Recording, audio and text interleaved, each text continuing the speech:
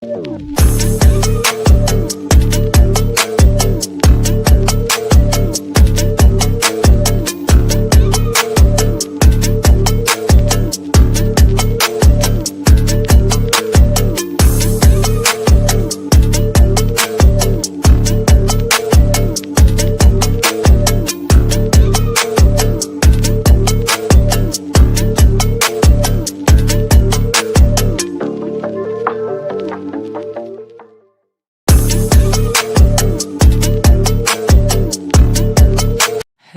DataBash, I'm Arthur from the DatenWG core team, and we are a bunch of dedicated Power BI, Fabric and Copilot experts who are really enthusiastic about Microsoft Data Platform and all the community stuff. This is B5, humbly we call us the Avengers of Power BI, and this is how we really look like if you want to see. Just feel free to contact us on anything about the Microsoft Data Platform and have fun at DataBash.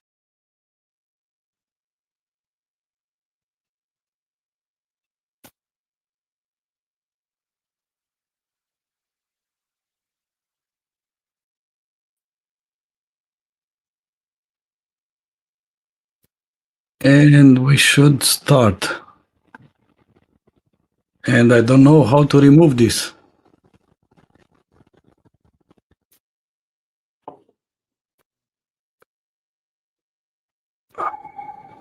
How do I do it? Scenes panel.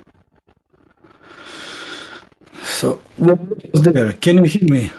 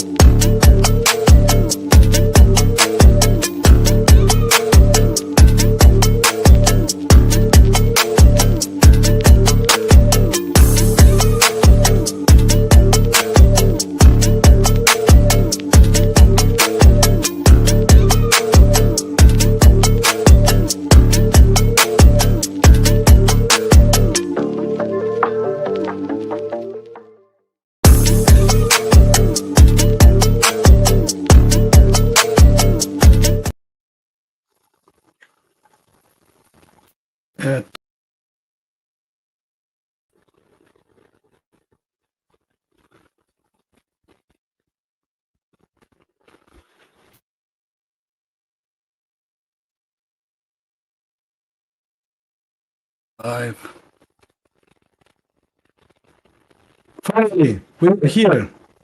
Welcome. Welcome to the fourth edition of DataBash with our first session. Uros, welcome. As far as I understood, this is your first appearance as a speaker at DataBash. So thank you for taking the time.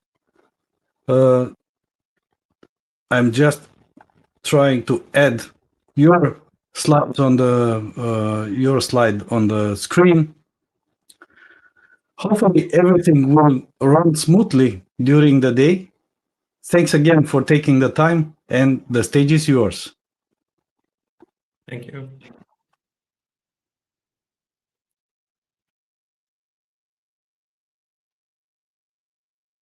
Yeah. So welcome everyone. The first session of the day.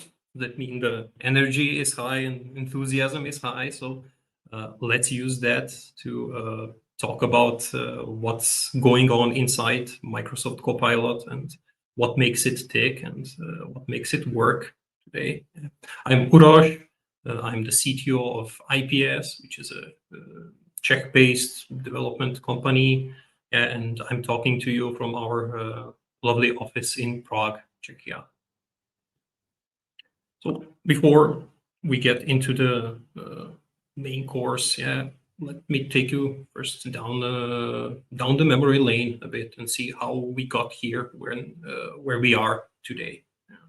So the year is 2022, and besides a lot of Argentinians being happy that year, since after quite some time they won World Cup, it marked sort of a breakthrough in a technological space. OpenAI released ChatGPT and basically opened a Pandora's box. it started an AI hype that lasts well until today, and there is no saying until when is it going to be this way. Yeah, it seems to gain AI is gaining in popularity almost constantly, and it's sort of already in the mainstream, you know. And the launch of ChatGPT marked that boundary between, you know, AI being strictly reserved for tech enthusiasts and people who like know data science, and on the other hand, you know, common people who have like no technological background and are sort of realize that, you know, hey, we can have actual meaningful conversations with what is basically a piece of rock, you know, that is standing in front of us. You know? So it was really a major breakthrough, and it started sort of the wave of AI that we are riding on until today. However, it didn't go without problems. The initial models that were available at that time were mostly wrong than right, and people soon realized that, you know, even though the outputs looked very nice, they seem to always know the answer to the question and always there to help you with your problem. After analyzing it a bit, you as a common user realize that maybe this is not correct. And you realize that this is happening so often that really the AI models and the large language models, you know, that were popular at that time, really aren't that good at like saying truth, basically. On the other hand, there was a complete distrust towards AI providers. You know, it soon, even at that time, OpenAI didn't even hide the fact that they used basically all the information that was available on the internet to train their models, without any respect to licensing and whether they were allowed to use the obtained information or not. And ever since then, there is, and it still lasts until today, there is a heavy distrust towards any provider of AI services. Even common folk are very reserved to provide any of their private data to any cloud provider or AI provider, as well as the enterprises themselves. You know, they want to keep their data private. They don't want it to be used to train AI in any way, simply because of the fear of somehow leaking the information, which might, you know, have consequences. In here comes the year 2023. Besides making one future US president very unhappy, since he was indicted that time, it saw the emergence of retrieval augmented generation platform. It wasn't anything new at the time. It just sort of emerged as a natural solution to the problems that we had with baseline large language models. And it, in its essence, it simply stripped the knowledge bases, stripped the use of knowledge bases of large language models, and allowed the sort of AI engineers and platform developers to provide their own data based on the requests from the user. So and the way how this data was retrieved was all up to the developers of the platform. You know, it could have used some full text search as it was common until then, but it also opened the possibility of using something more advanced, something that would look up for information based not only on the form of the information, but also based on the meaning, so that the right piece of information could be retrieved at any point based on the user request, provided as in the context to the large language models, and then some meaningful response would be provided to the user.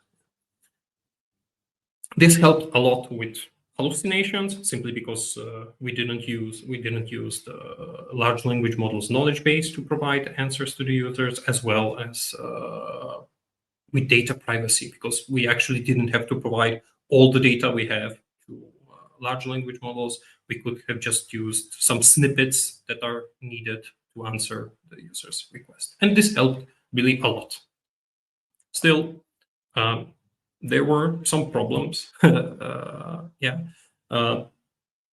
By this point and by the end of the year, sort of initial hype for the ChatGPT started falling down, and people realized that large language models are still sort of glorified knowledge base. They could just answer questions, they could maybe generate something, but there was no substance to it. Yeah. So you could have a conversation with it, but there was no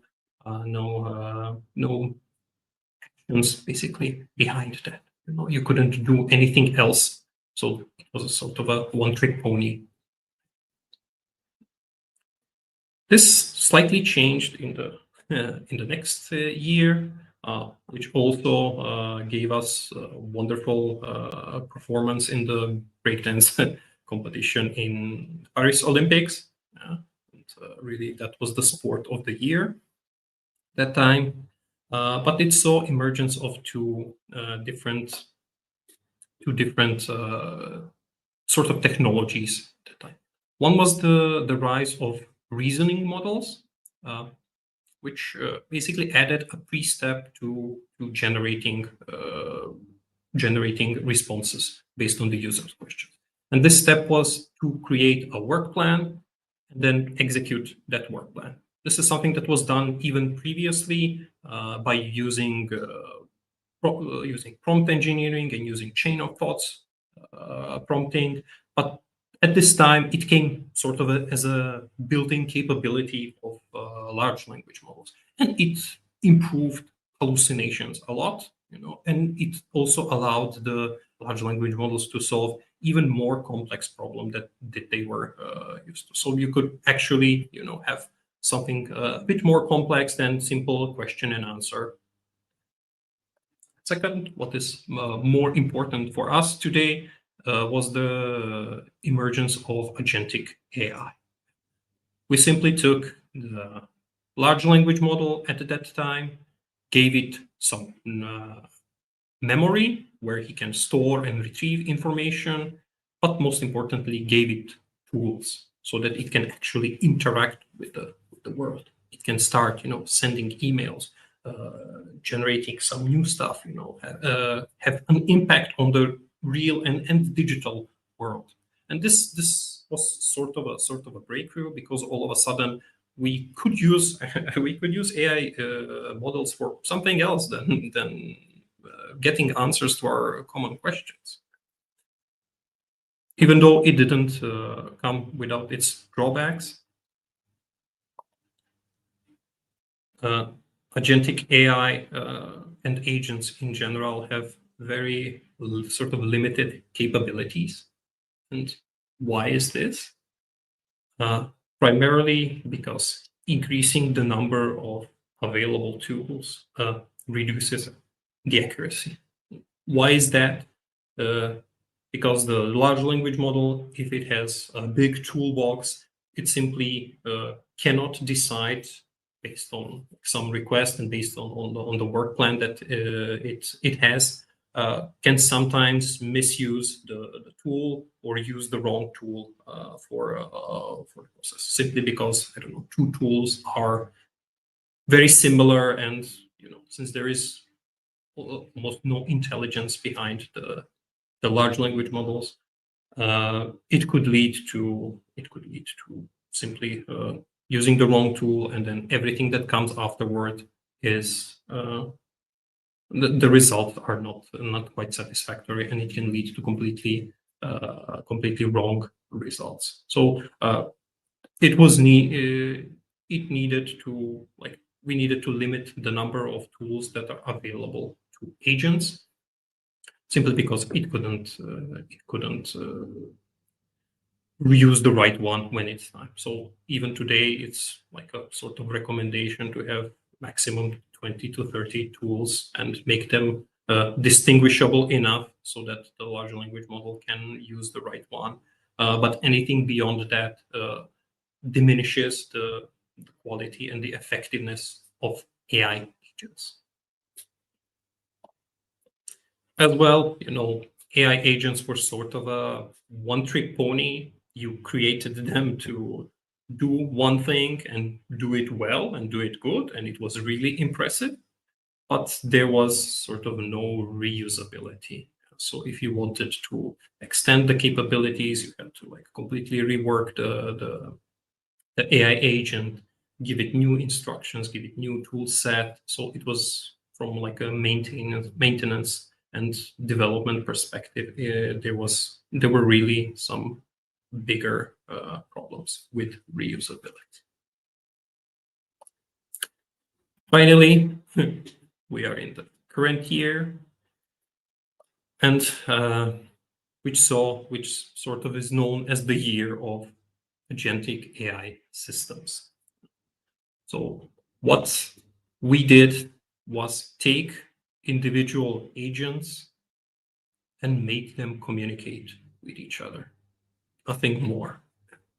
So all of a sudden, we could create some more complex system where each AI agent would be responsible for its own part of work, and then somehow communicate the results and communicate the whole flow of solving certain problems and responding to users' requests in a more meaningful manner. So the AI agents remained the same. We could give them the memory, we could give them tools, make them specialized in what they do in a certain area of their expertise, and then interconnect them with other agents and make them solve even more complex problems that require multiple steps in order to be solved. Yeah, and basically it allows us to interconnect even agents that are written in completely different languages, completely different frameworks. Yeah, it's more or less about the interconnection and how we orchestrate, because one emerging problem now is how do we organize this communication, and how do we know which agent is supposed to solve this piece of puzzle. And the prevailing problem in this area is the orchestration itself.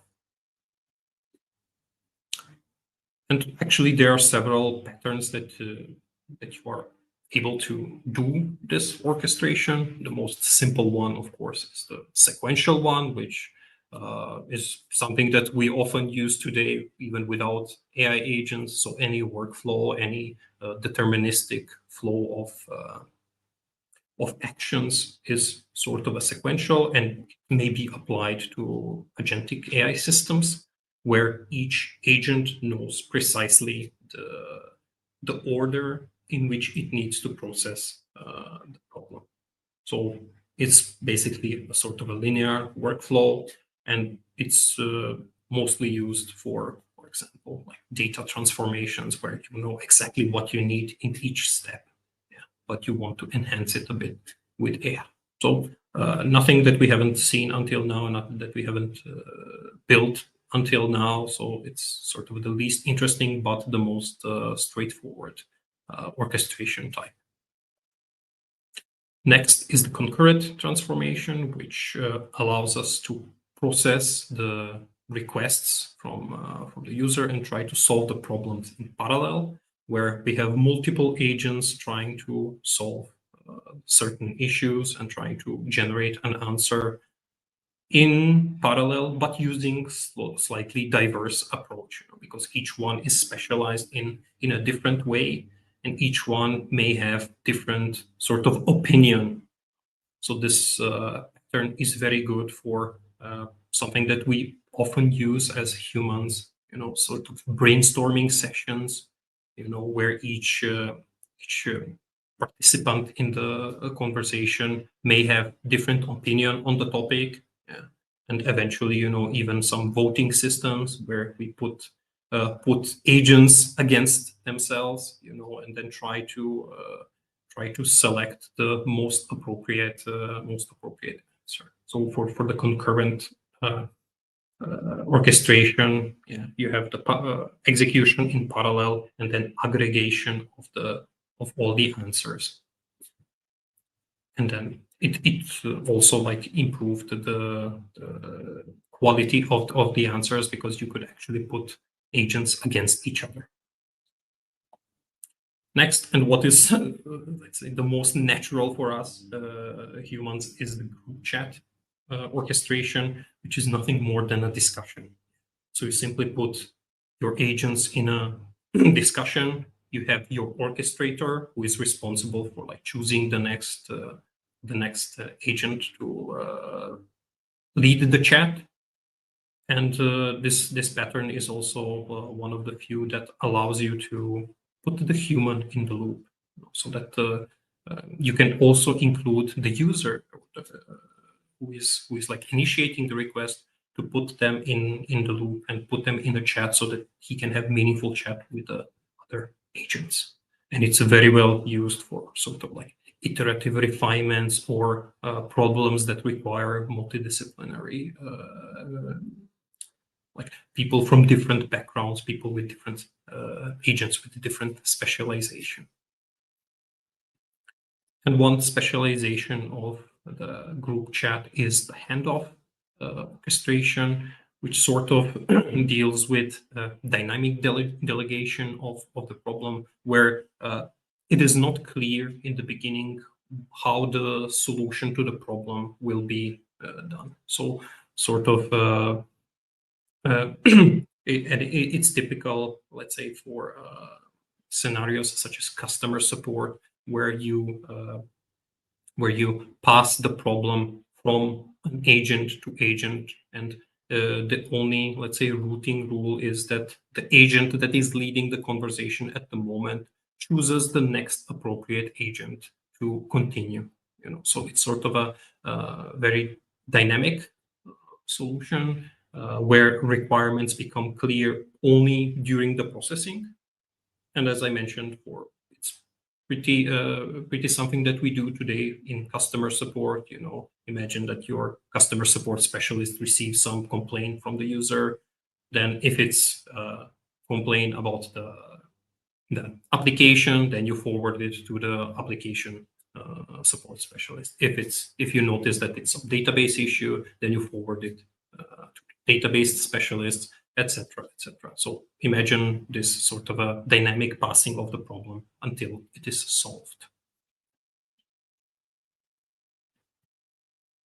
And once more, I return to the agentic AI architecture, and I must say that it came so naturally to us as software and data engineers, and there is a reason for that. It was almost immediately adopted by the tech community, and there is sort of a reason for that, why it came so naturally to us. So if you look at the agentic architecture and something like service-oriented architecture, microservices or anything like that, do you maybe see the connection? It looks pretty similar to me, and it's because we technically have been doing this for a really long time, with microservice architectures or other service-oriented architectures. We basically already built these small services that were specialized in doing one thing, and then somehow interconnected them with other services that were specialized in doing other things. And then all of them together, they worked on solving basically users' problem, which is exactly what the agentic AI system does as well. Only in case of like service-oriented architectures, most of the data flows that we had were pretty linear, so you could always determine which service is basically doing some part of work. In an agentic system, this is not clear all the time. So this has been slight of change of what we used to do, but it also allowed us to handle much more complex scenarios in a way that felt more naturally to us, you know, via conversations, via brainstormings, etc. So it opened it expanded our tool set with completely new tools that were able to handle much more different set. Yeah, so remember agentic orchestration. It might come useful in a couple of minutes, but now ending the trip down the memory lane, we can start with our main course, which is the Microsoft Copilot and Copilots in general. And I must say, when I'm talking about Copilot, it is not completely clear which one do I mean. Is it, you know, the Microsoft Copilot? Maybe it's the Microsoft 365 Copilot, or maybe it's the SharePoint Copilot, or PowerPoint, Excel, Word Copilot, or maybe even Outlook or Microsoft Teams Copilot, or maybe GitHub Copilot, which technically is owned by Microsoft, or there is a plethora of other Copilots in other Microsoft products, in Azure, in Entra ID. You know, I couldn't even fit them all in the same slide. So it's complete mess, yeah. But the good news is that more or less all of them are using the same baseline architecture. All of them are using the standard architecture, which consists of large language model that is provided with memory and tools. So this is what our agents are consisting of, plus, you know, some guardrails to protect the large language models and to protect the user as well, in order not to get any for any like security and purposes, because yeah, large language models inherently are very talkative. They will give you all the information that you want, and sometimes this is not wanted. Yeah. Plus, you know, the whole line of infrastructure, you know, which includes security, monitoring, you know, standard DevOps stuff that we are used to as data and software developers. Basically, all the products use some architecture like this. But for clarity's purpose, let's focus on Microsoft 365 Copilot Chat. And what I'm about to tell you is directly connected to the Copilot Chat itself, which is a pretty cool product. It basically can work in two ways. One is something that you're used to from like applications such as ChatGPT, meaning that it works purely based on the current context, current conversation, doesn't have insight into any of your private data. It has only access to information that is public, meaning the web. So this one is not so interesting at the moment. What is more interesting for us is the sort of work mode, where it actually gets access to your work environment, to your organization data, and allows you to solve problems that are related to your day-to-day work. So this will be the focus of our of the following section of the presentation. And let's just take a short look into how the basic flow of the interaction with Copilot looks like. So we have our happy user, which wants something from a Copilot. It sends a request, its own question to the Copilot about something. It doesn't matter what it is, what is it related to.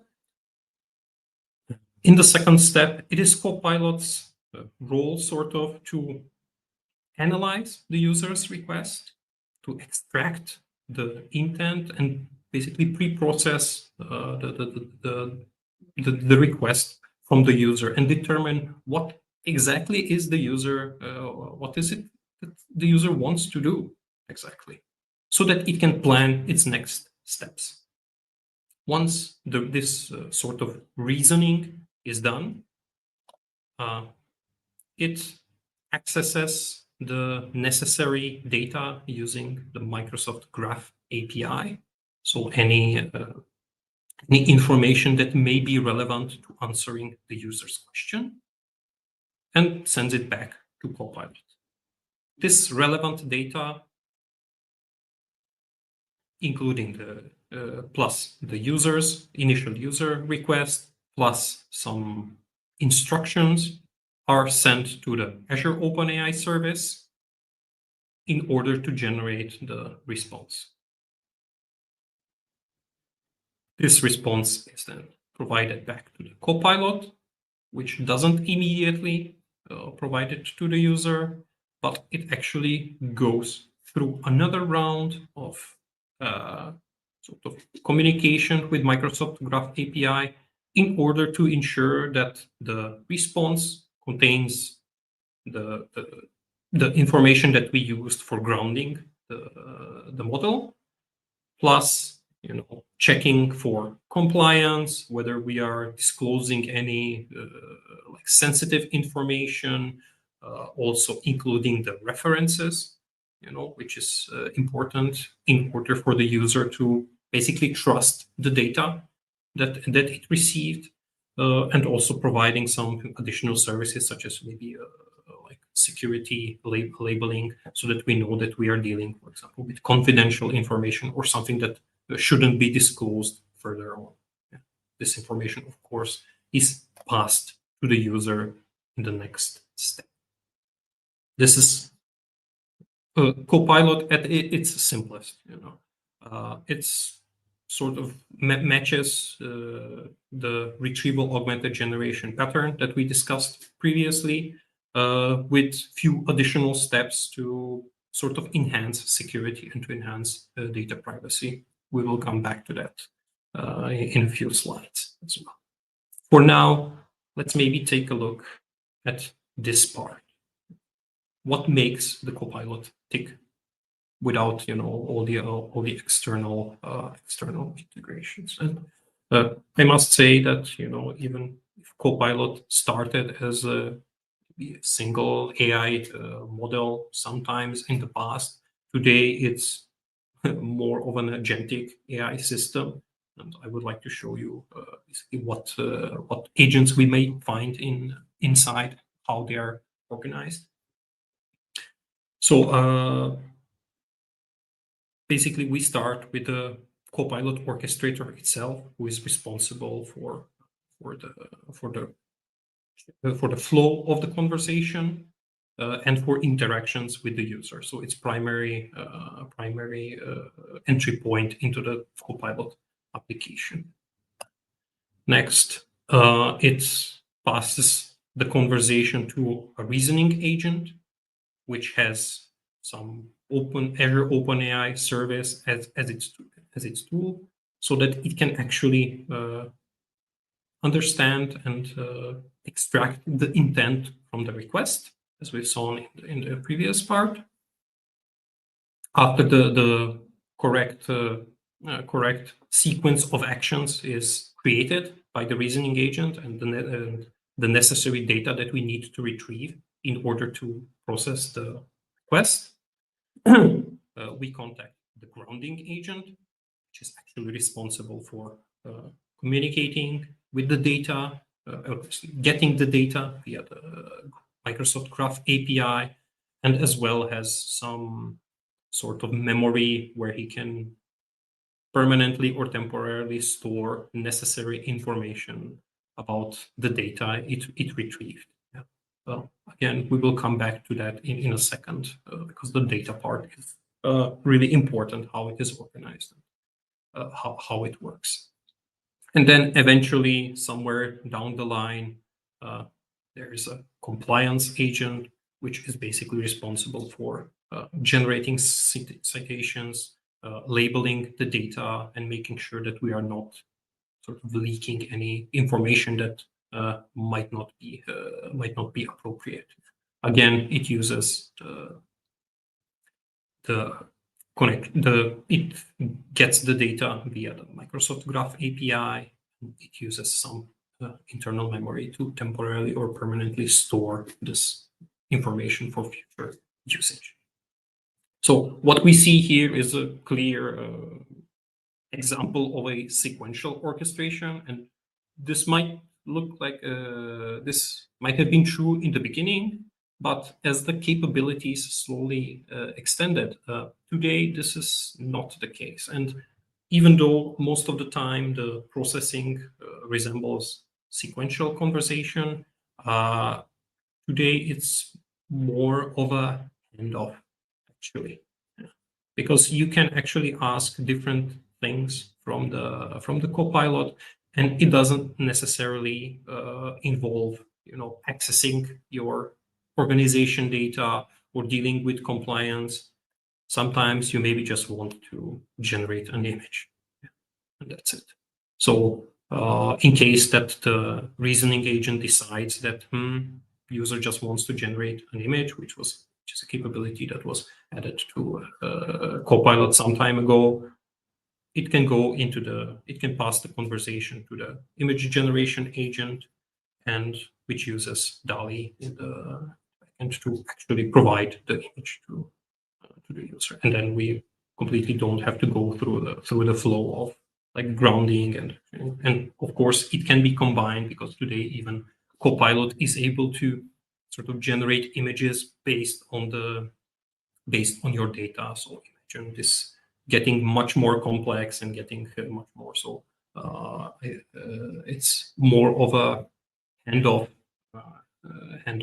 orchestration where each agent decides what is the next step in the conversation.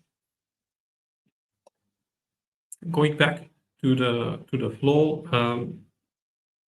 we talked a lot about Copilot retrieving the data and using your organization data to provide meaningful answers. But how does that actually work? Yeah. How does the Copilot use Graph API to access the data? Let's take a look. So in order to do that, in order to actually use the data in conversation, the whole Copilot ecosystem needs to basically pre-process all your organizational data that it has access to.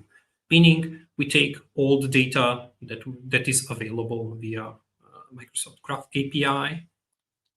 We calculate the vectors of it, calculate vector embeddings for which a specialized AI models are used, and then we take the vector embeddings plus all the references to the documents that are available in our organization, put it into something called a semantic index.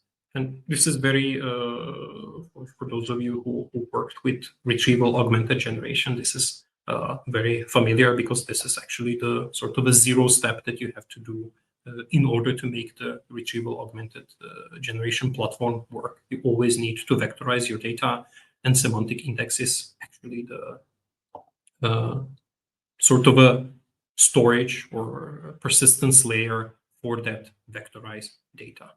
So it offers capabilities such as vector search, even capabilities such as keyword search, or even combining them into something called a hybrid search. So this way, the Copilot is very effective at finding that right piece of information that you need.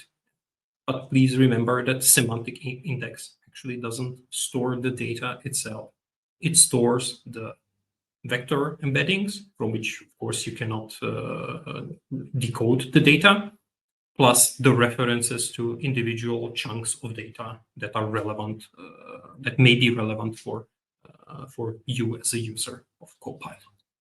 And there are actually two flavors of semantic index. One is sort of an organizational level, which deals with services that and sort of documentation storages that are managed by the organization, meaning your SharePoint sites, pages, libraries, SharePoint lists, and maybe even SharePoint activities. All of this data, if sort of the administrators of the platform would allow it, is taken, vectorized, and put into the semantic index, organizational data. And the next part is sort of your personal data in the organization. So your emails, your calendars, your Teams conversations, messages, chats, files that you've shared via Teams, your OneDrive files, whether they are in your private OneDrive or shared with you, and even notebooks from OneNote. Yeah. This is all data that is directly related to you, still belonging to your organization, but somehow more related to you. Again, all of this information is processed, vectorized, and stored in a semantic index. And so we see that semantic index is something that is really cool for searching for relevant data. It's really fast. It might point us in the right direction. But as I mentioned, it only stores the actual embeddings plus the references to the document. You may ask, why doesn't it store the data itself, since we want to retrieve it and we want to use it at a point? And the answer is very simple. The AI models are not reliable. Yeah, we've seen many times in the past how you can trick them. Copilot is not any different. There might be new types of attacks. There might be new issues with large language models, and it's simply today they don't offer the level of security that is expected of Microsoft products. And let's take a look then how your tenant data is protected from exfiltration by AI models. And the answer is very simple. It's nothing that we haven't seen a couple of times already. It's by using the Microsoft Graph API. Simply said, the Copilot, when it accesses the data, it uses your identity. Actually, it does so on your behalf as a user, and it is allowed to retrieve only the information that you as a user have access to via the Microsoft Graph. Nothing else, nothing more. So if it even tries to access some information, if you somehow trick the AI model to retrieve some information that you maybe don't have access to, it will be stopped at this point, which is completely, compliant with all the Microsoft data privacy and data access policies. Yeah, so there is sort of a non-AI layer on top of this, which is fully compliant with all the rules that is set by Microsoft and by your organization. So even this is the reason why we don't store the content in the semantic kernel, because if it was actually stored there, the large language model and Copilot might access it without going through this layer. And this helps a lot with data privacy. And this is basically how Microsoft rolled out sort of an extra protection for your data. And now talking about data privacy and compliance, you might think that Copilot is a really rigid platform and that it really doesn't have any space for like extension, but it's actually not true. There are actually several ways how to sort of customize the experience of the Copilot without breaking any of the data privacy and compliance rules that we have set in place. So you might add additional knowledge sources using Microsoft 365 Copilot connectors. So basically, you ingest additional data that might not even belong, that is not even in your tenant, that might belong to some external service, such as SAP, Salesforce. Imagine those kinds of enterprise data and those kinds of enterprise systems. If you want to use them, you can easily ingest them using Copilot connectors, and then use them in the same way how you use all the other Microsoft 365 tenant data. Again, purely via Microsoft Graph API, so that the data privacy and compliance is enforced, but sort of expand your knowledge base in case that you have data outside of the Copilot ecosystem.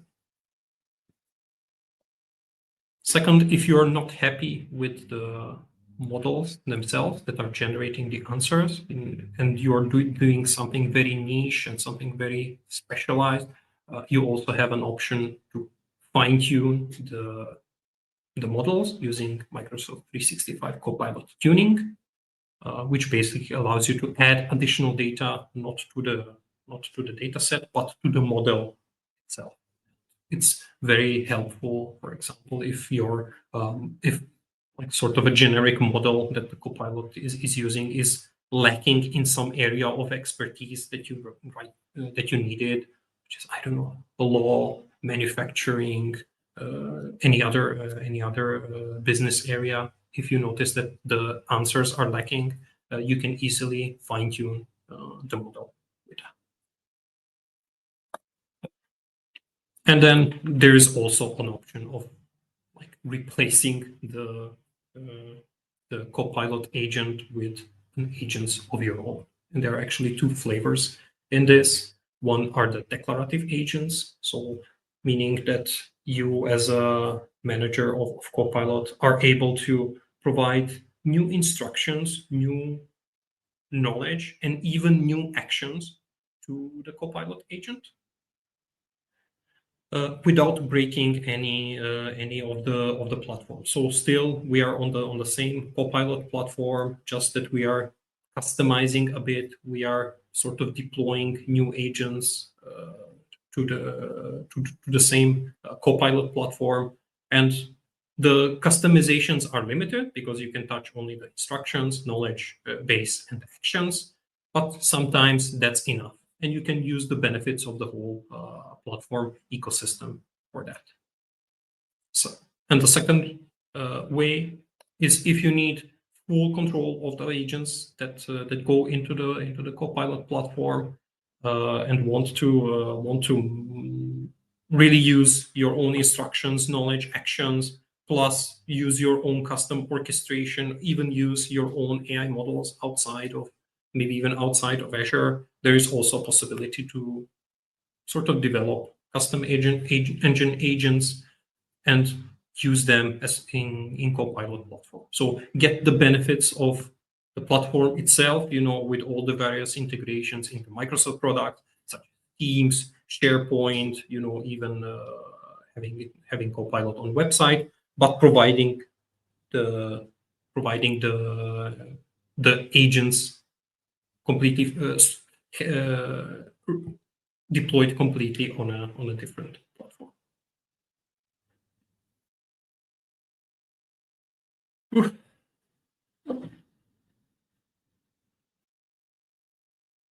So now that we know where Copilot is today, where do we go from here? See several ways where Microsoft Copilot is generally heading. One, recently we saw the addition of sort of pre-built agents, so not just using the standard one, but actually addition of more agents that you are able to use in the same ecosystem that are pre-built and offered by Microsoft and available to you by default.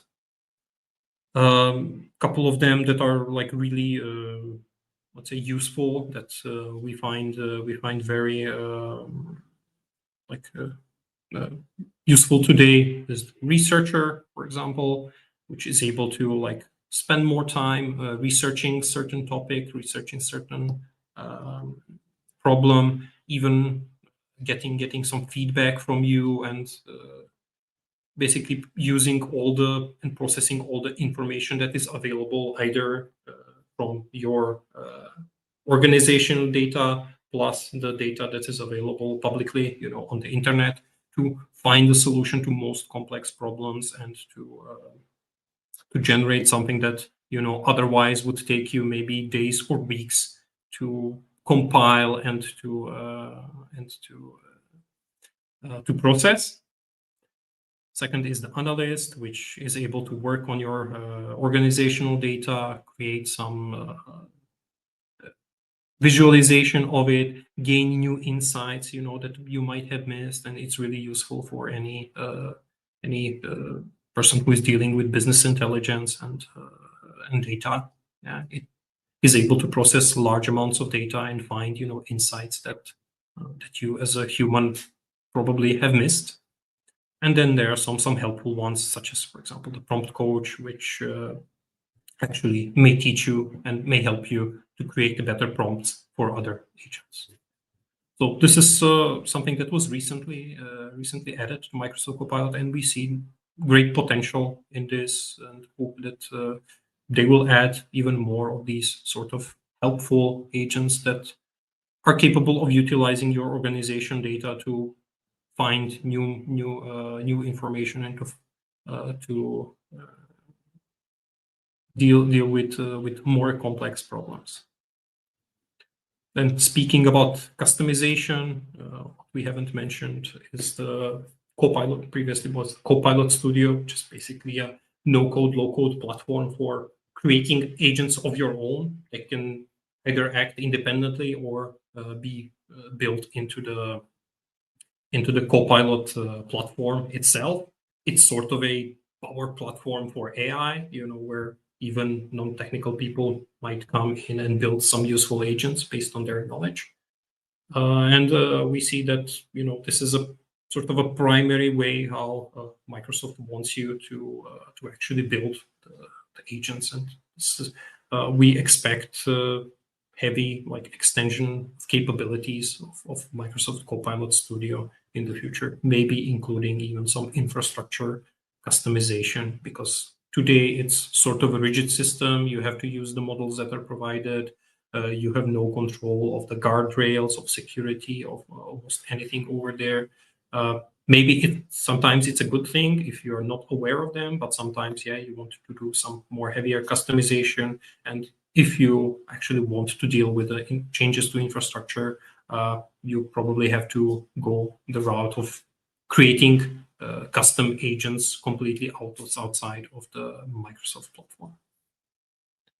And finally, we would like to see more interoperability between the agents and between the Copilot platform itself. So today we have a lot of nice protocols that allow exchange of data and information even across different vendors. One of them, for example, is the MCP, which is sort of a standard for connecting AI applications to external tools and knowledge bases. Actually, MCP is today supported in Copilot Studio, so you can actually build agents with MCP capabilities, but on the core Copilot platform, it is still not there yet. Second, yeah, A2A, which is again a protocol to enable communication and interoperability between agentic applications that might not be even made from the same vendor. We would like to see this come in the future, and then maybe, you know, support for NN8, which is intelligent workflow automation platform. We would love to see this capabilities of Copilot, you know, and especially with Copilot applications, you know, such as Excel one, Word one, PowerPoint one, be a bit more open, and so that we may use them, for other solutions than as only as part of the Copilot platform. Of course, Microsoft deals heavily in security, compliance, data privacy is very much a concern. And sometimes, these tools are lagging because of that. So hopefully the smart brains in Microsoft manage to solve these problems and allow us to use all of these wonderful tools in a much more better way and much more interoperable way with our own AI platforms. Saying that, we have reached the end of our presentation. Thank you for your patience. We still have a couple of minutes left, and I'm really open to answering any of your questions that you might have.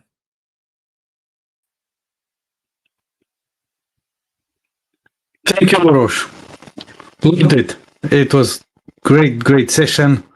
And let me add the links with the feedback so everybody can fill up the form. We have a short link for feedback. I don't see any questions in the chat, but we can stay for 1 or 2 more minutes and see if we have any additional questions. I loved it, and I was totally surprised about the number of co-pilots that we have and the naming conventions. I think everybody is the co-pilot everything. You don't even know which one is the right one that you should touch, right? I think you can create the whole presentation just to go through all the copilots that are today available in only to Microsoft. Only to present them, right? Yeah, only to present them, no explanation whatsoever. Well, I don't see any additional any questions on the chat, so thank you very much. We'll take a short break, 5 minutes break, and then we start with our next session. Thanks again for joining DataBash 2025. It was a pleasure. Take care, everyone. Have a nice day. Bye, everyone. Stay online.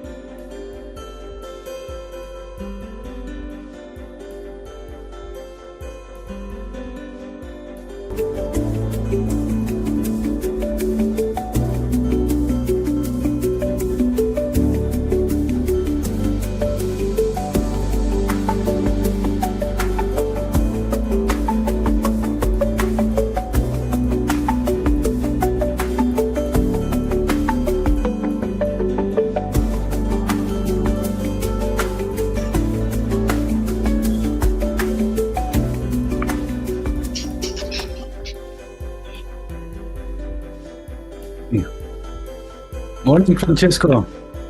Morning. How are you? Welcome to DataBash 2025. Thank you. Thank you. Well, it's 10, so we should start, right? Mhm. The stage is yours. Good. Just one. Okay. Good. Hello. Hello everybody. So I'm Francesco Marino, and today, yes, I want to speak about 3 ways to improve the relationship with your internal customers and stakeholders. I will speak a bit about me. I will speak a bit about my experience in general, and this is, let's say, the main message. Good. So who I am personally. I'm Italian, living in Switzerland. I'm an husband and almost father. So there is a baby boy arriving in around 2 weeks. So yes, my wife is on the other room. Hopefully she will not be today. And I'm servant of 2 cats, as I said. And I like several things. So you can read here down, but if you have any question, you can still ask me. Professionally. I'm currently data analysis platform lead in a Swiss bank. My main expertise. Okay, I can see my camera. Christian, should I restart?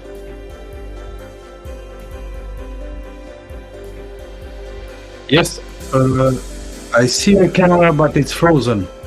Let me restart. Please stop it and start it again, so everything runs smoothly.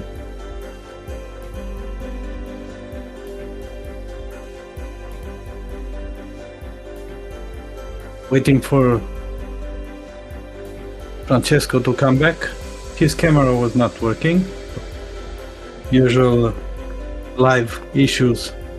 So we are coming back soon.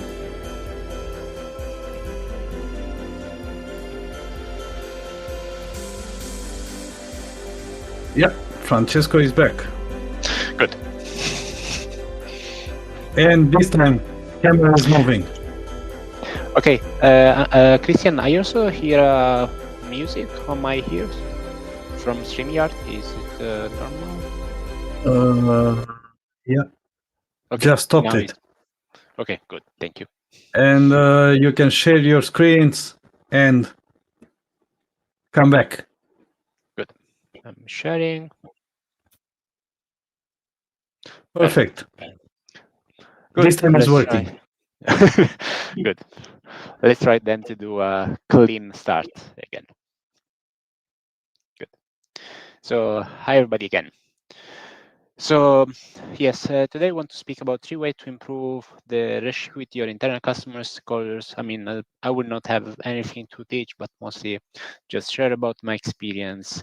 And yes, I hope this session will be useful for you.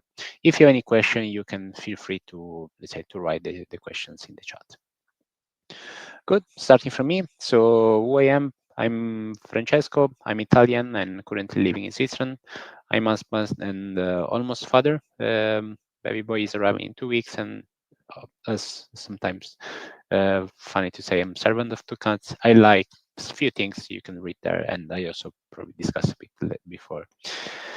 Professionally, I'm currently data analysis platform lead in a Swiss bank. My main expertise is Power BI. I started with Power BI, let's say now a long time ago, and I love especially Power Query, and I'm learning a bit more on Fabric. I'm Fabric certified. I also have, of course, knowledge when you start with Power BI, you then get knowledge about data engineering, AI, data governance, and a bit of Power Platform. So to have a bit of a look about how I interact in my working environment is I like technology, but for me the impact is much more important than the technology. So yes, let's use technology, but let's use to create a real impact. Impact can mean different things for different people. So I don't want to give a definition here, but for me it's not about using the best technology, is about using the best technology to reach the goal we want to reach. As a person, I like to managing projects from, let's say, from scratch then. So we have a goal and we try to achieve it. I like to enable colleague growth. This is a bit sometimes an issue, especially in big corporate, because good people don't get the right visibility or don't get the right chance to shine. So this I try to help, and yes, of course, I'm still a technical person, so I like to solve the technical issue. Beyond work, I write a technical newsletter, Better Data. This is the logo you will see everywhere, and I organize an in-person conference about Azure Data Platform. Data Conference Switzerland is on the 22nd of October. So if you're interested, feel free to look at it online. Good. Let's go deep on the presentation. So today we are really to understand which are possible ways to improve the relationship with your internal customers and stakeholders. So the main message is, I mean, my main experience is in big corporate. So, but this message you can apply as if you're in a consulting company or any role you're working on, because in the end, let's say the way to improve the relationship is more or less the same in even different kind of environments. Yes, but this is quite important to focus on this. One caveat: just my experience. I'm not here to teach anything to anyone. I will not be for sure in this position. I'm just here to share my experience. Also, what I try to speak about my experience, the experience might be totally different from different people, and people has different style of interact with other people. Also, stakeholders often are different each other, so you cannot apply everything one by one, but maybe some of the input I give might be useful for you. So again, this is just my experience, and I hope it's useful. Good. Let's speak about the background. So again, I said I will speak about my experience, not because I like speak about me, honestly, I don't like, but it's mostly because this is what I think can be useful. So to tell a story about what was working for me, and then you can decide what's useful. So the background is I was managing a data analytics platform and a team that was managing the data analytics platform. So a team of around 10 people. Now is 3 years ago, and I was managing the platform for around 1 year, and I was on the IT team. So the idea is our platform was provided by different, let's say, to different business area inside the company I was working on, and it was quite important to improve the relationship there, because especially when me and the team arrived, the platform was not perfect in a good shape. The relationship with the stakeholders was not perfect. They were expecting something more or something different, let's say. So improving the relationship with them was quite important. So to summarize, the background is, and the experience I will tell about, is mostly the experience of a high team manager on a corporate that manage an analytics platform, where analytics platform is mostly a platform where take the data, transform the data, visualize the data, or have some machine learning model that can provide additional data. just to give a bit the background when I speak about this. Good. Then the first question is why you should care about it. Because you can say, okay, I deliver my things. I don't care about this. It's not precisely like this. So, I mean, in my case, what was, let's say, what improved is that both my team and customer team were happier. So it was just nicer to go to work. I mean, it's nice if you go to work and you don't have someone that tell you, oh, you're not doing enough, or this is not what I was expecting. It's nice that we are on the same page. We are everybody happy, both on my team and both on the, let's say, on the customer team. The second one is we got trust. So this means that when we got trust, you might have a bit more influence on the book of work. So if we say we want a more robust applications, then we can say, look, we need more time. We need more time to make the application more robust. This means that we can deliver better, and this means that in the end we increase the impact. So even if the user in the beginning wants something else, in the end we were able to say, look, we can do better by doing this, and we can influence the book of work. The last one, of course, is we improve a bit of our reputation. So this means that we could work also in other projects we like. This means having opportunity to work on new technology with new people, and in the end, this grow faster because you see more cases. So at least this is why, in the end, it worked for me, and why you should care, in my opinion. I think the slides are a bit strange, but okay. I said mostly establishing a good relationship is often more important than delivering more functionality. I'm not saying that delivering more functionality is not important. In the end, our work is deliver business impact via technology. It also means building more functionality, but delivering one more sometimes or tomorrow is not as important as really have a good working environment with your customers in the end. So if I should finish the presentation in the next 3 minutes, what I will do is just will present the slides, and that's all.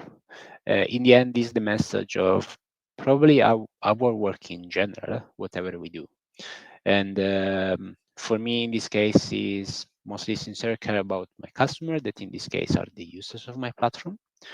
Sincere care about professional goals, their concern and their victories, care them about as a people, and try to be one of the supporter.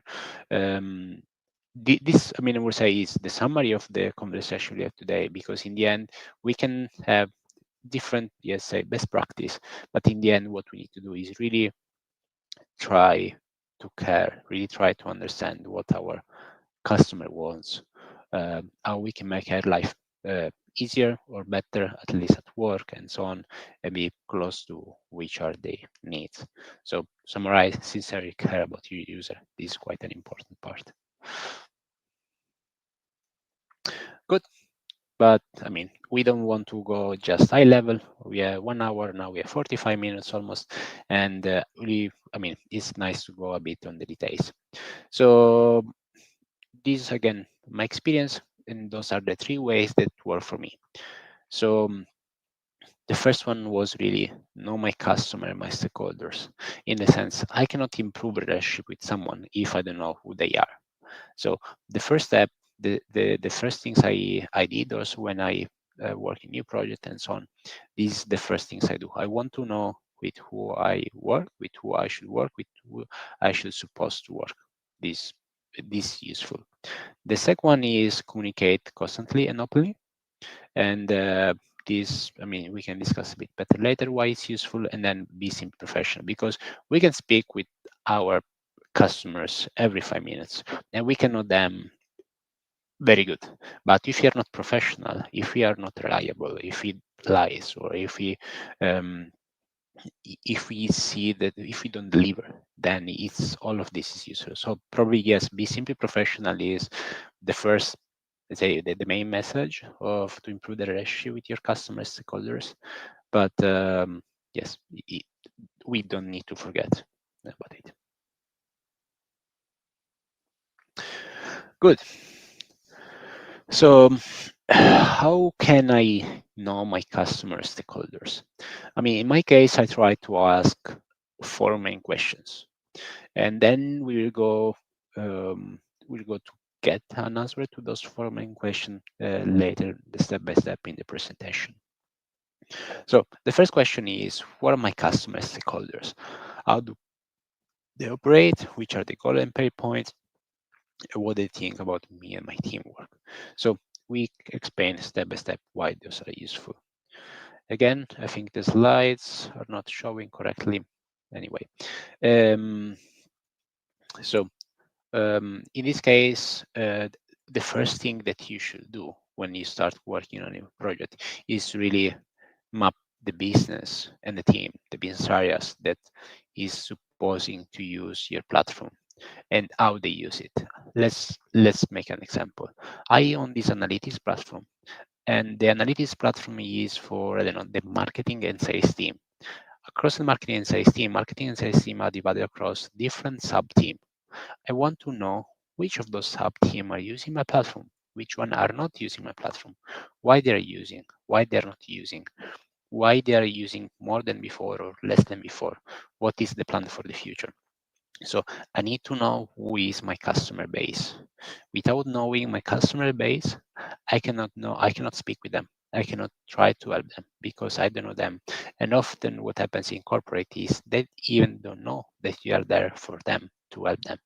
So it's really important that you know who are your potential customers. And this is, let's say, one example of the type of exercise I do. Okay, we are the marketing team. The marketing team is divided into online marketing and event sponsorship. Okay, I spoke with the online marketing team. They don't use the platform I own, but they rely on external tool. Okay, that's good. They let's say they solve the issue anyway with external tool. They don't need me, and that's totally fine. On the other side, the event sponsorship team, they use parse Excel file. They are not interested. I mean, they will be interested in the platform, but they don't have much time to look at it. This is not okay because we can create value for them. We can maybe automate some of the process. We can avoid operational risk of wrong data. We can improve the data quality. So this is something we can really create some value. In this case, maybe it's better to establish a connection to contact them and try to see if we can organize something. Again, another case, we have the sales team. Sales EMEA team is, say, use the platform, they only use 3 reports, but only half the team. The usage is going down every month. No, it's not okay. Okay, good. I know this information. It does mean that I need specifically to do something, but at least I know this information. And then again is our customers base. And then we have the Sales Americas team. So the team is the main user of the platform, but the management is involved in this. The operation team also like to grow on analytics. So all good. But I know, let's say, which team is doing what, how they're using the platform, and why. So once I understood really what is my customer base, I really need to know information about, mostly need to ask me, let's say, 5 main questions. The first one is, who are the most frequent users? Who are the users that use the platform for critical tasks? And who are the most influential users? Why those specific 3 questions? For me, the specific 3 question is for one main reason. We don't have always infinite resource. So the focus should be on the most important users. Who are the most important users for me? For me, the most important users are the ones that really can create impact with the, let's say, business impact, or I say, I don't want to give a definition, but business impact with the technology, with the platform we provide. And for me, this means mostly impact is created by 3 things. The first one is adoption. So the more user you have, the bigger the impact you have. The second one is what are the critical tasks. So if the platform does critical tasks, then it brings quite an important business impact. And the last one is, who are the most influential user? Influential user doesn't mean the most senior. It means the ones that can define the book of work. It means the ones that can increase the adoption. It means several things. It's not specific who are the most seniors. Why? This is important because those are the people that in the end has a word on what we are doing, and they can really increase the business impact of the platform we are using. So asking those questions help us to to really understand how our users are using the platform and how we can help them. Good. The other two questions I was promising. So the fourth one is, which target user not using the platform and why? Oh, we saw before, there is a different teams. One team was not using the platform because they use something else. That's good. I mean, we don't have to do anything. But other team are not using the platform because they were too busy on something else. But this means we can do something for them. And again, impact is higher when adoption is bigger. This means that if we can increase the adoption of our platform, so if we can highlight what is the potential audience and why the potential audience is not the same as the real audience, then we can work with them and we can create impact. The last one is sometimes a bit not I mean, it's a subtle topic, and this comes from my experience, is what the most technical users. Why to have a good relationship with the most technical user for me is mostly they understand the technical challenge. So you can have, let's say, you can have conversations with several stakeholders. Sometimes the ones that are not technical at all, they don't understand the challenge or the process that are behind. And this can be frustrating. While if you have someone that between your customers that is a bit more technical and you are from a technical team, they can understand they really can understand your challenge. They really can translate your challenge to the rest of the say your users, and this is quite important. The second point is they can give you suggestions. Sometimes it's difficult to have an open view from the user. So in this case, they can really tell you how you can improve your platform from also from a technical point of view, if there is something missing or easy that you're overlooking. And the last one is they can be the first adopters and testers. So is you want to develop a new functionality, you think that something might be useful for the, let's say, for the team, they can be the people that can tell you, oh yes, it's useful, or not, it's not useful, and they can test this new functionality. Again, it's not always the case, but I think it's always useful to know which are the most technical users. Good. Second step, now we know who are our customers. We know who are our users. We need to understand how do they operate. Again, this is not always common when you come from an IT team to say, okay, why should I need to know how do they operate? I mean, again, it's not always useful, but this is what they suggest, this is what was working for me. For me, knowing how do they operate, it helps me to understand if I can help them a bit more. If I can proactively provide a new functionality, suggest something else, or coming with them with additional questions that can improve the way they work. So understand how they operate, how can we do? Again, we should just ask questions, or we should ask them questions. So the first one is, what do they sell to whom? What is the value they create for final customers? And the value you create for final customers is not always the same. So let's say we have a retail. If you're retail and work for a discount supermarket, maybe what you care is about reducing the price of the product or reducing the cost for us for the product. So the focus might be on efficiency. While if you're retail that focus on quality, maybe you want to find a good product that might be best selling in our supermarket.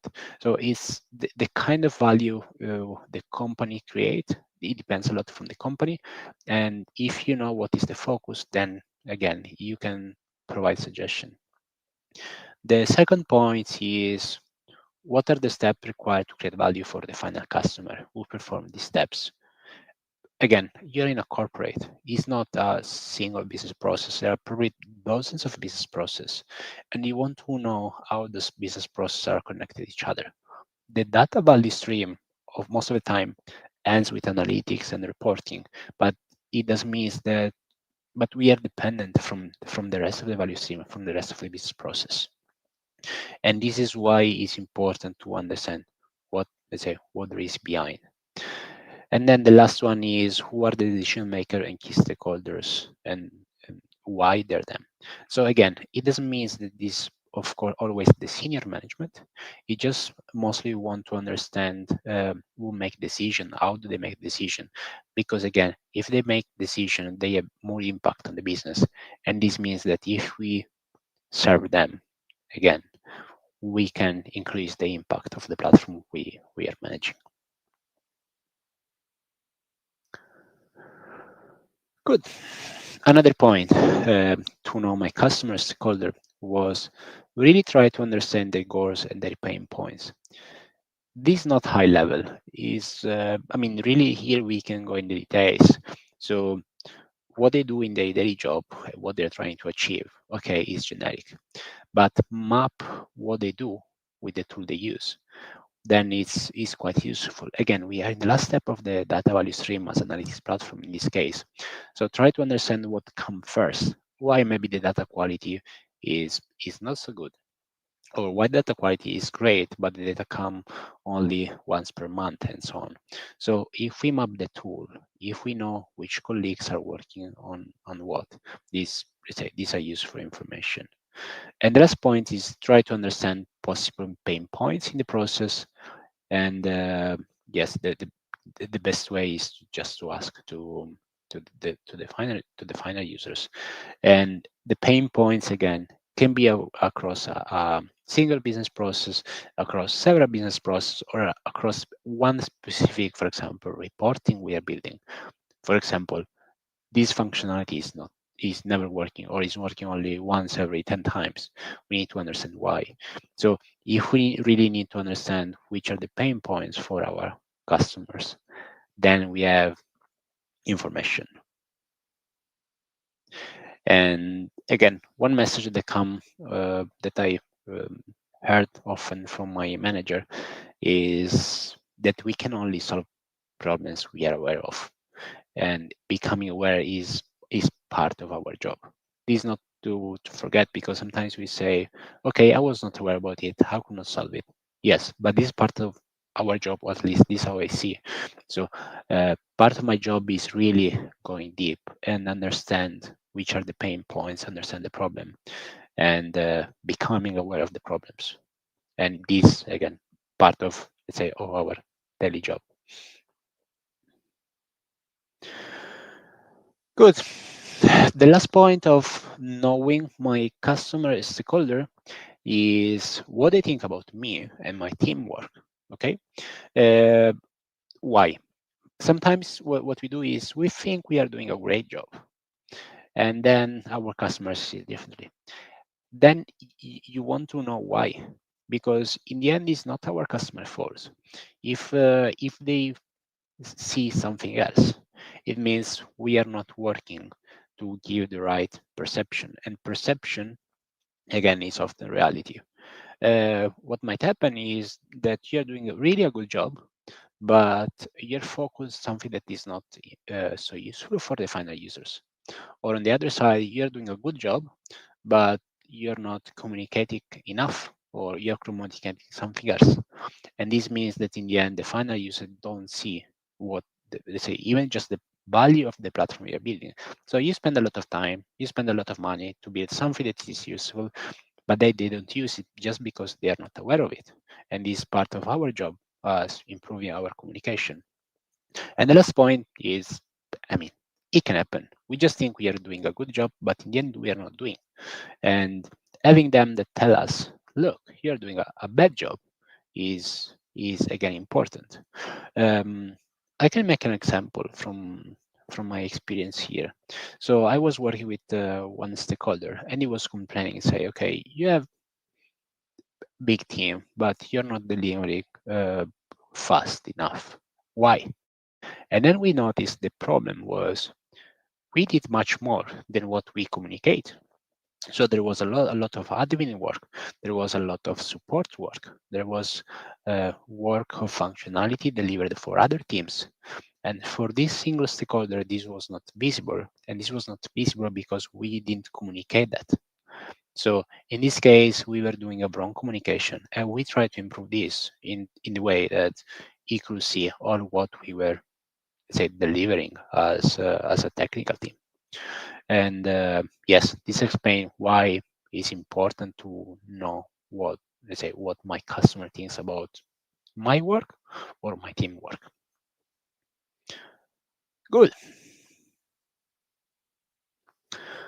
We finalized the first part. So we said 3 ways to improve the customer relationship. The first one is we say, know our customers. Now we know a few tricks that can help you to know your customers. Again, this is just my experience, but I hope it's useful for you.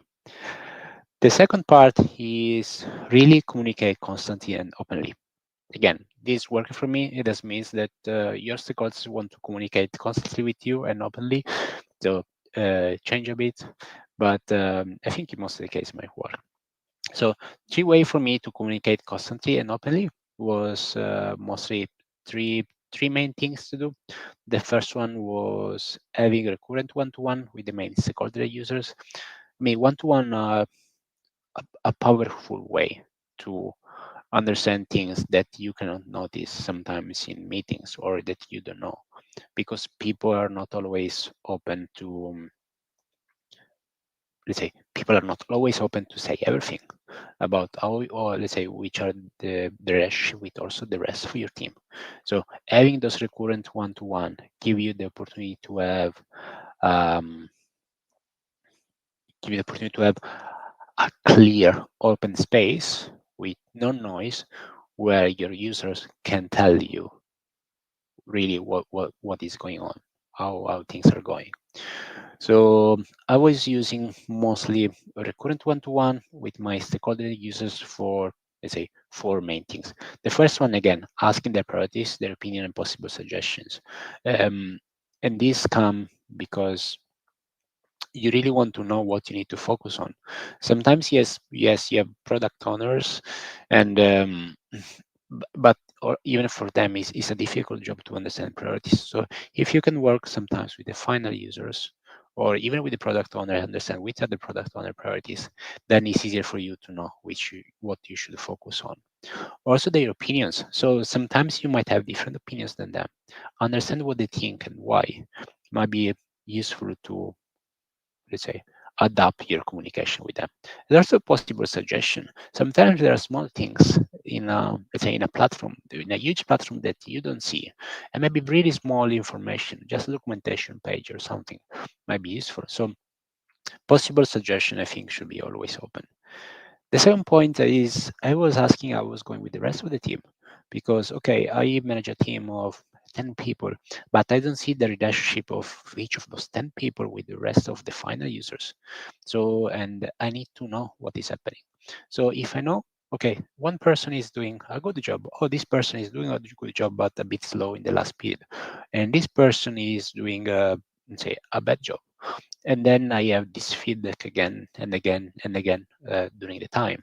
Then I start to create a picture for me. Of course, it doesn't mean that what my stakeholders know or see is the same as reality, but at least I have another point of view. I have another input that I can use by myself, and try to understand if I can even do a small things that can improve the way we're working.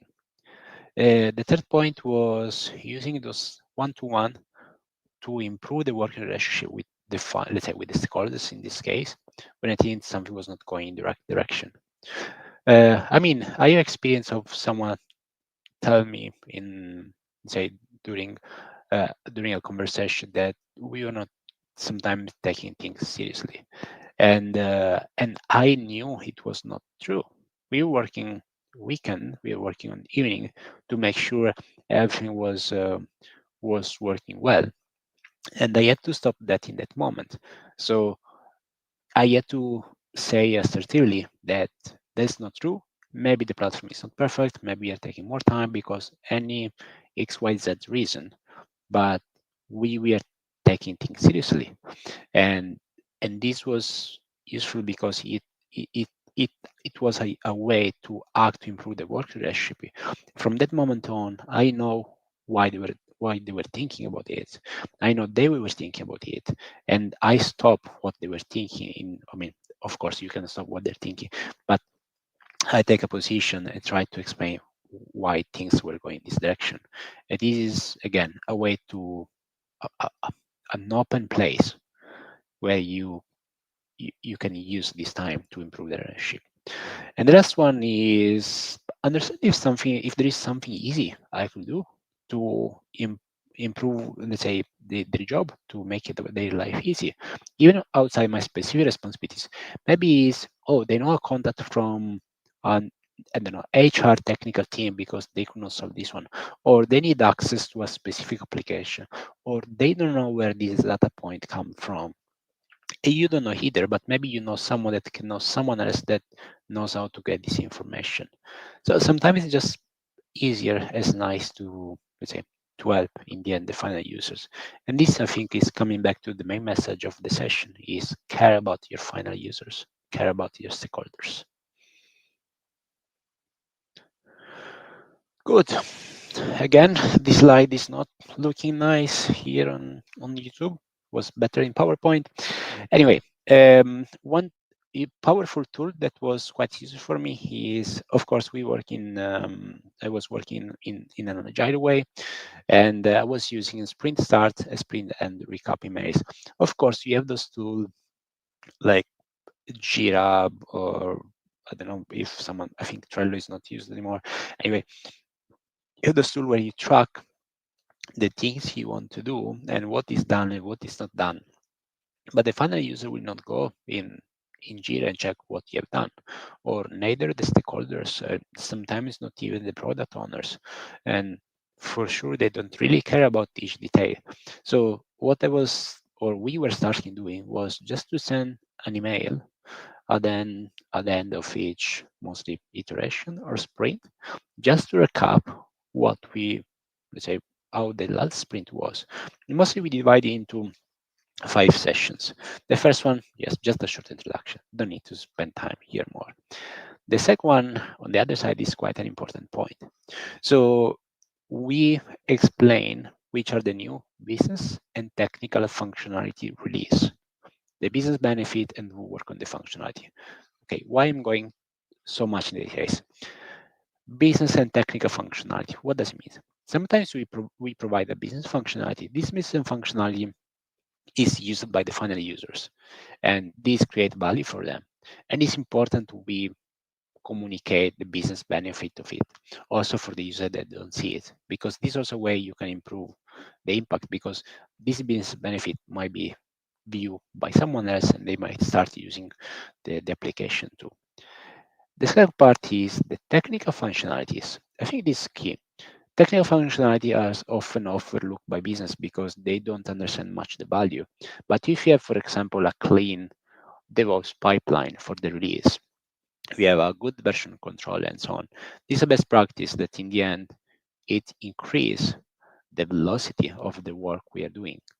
And in the end, there is a business benefit, because next time, if they need to deliver something, let's say if they want something, we can deliver in a faster way. Or if there is issues in the production environment, we can figure it out a bit quicker. So even if their functionality that final user don't see, is important to understand and to clarify why we are doing those and which are the business benefits. And of course, we work on the functionality. I think this again come back for one of important topic for me. It's important to clarify and to give visibility, to do a good job on what, and also who does a bad job on what. In the sense, if we develop a functionality and then the functionality is not working well, then the person knows to who to complain. Let's say so. Transparency is quite important.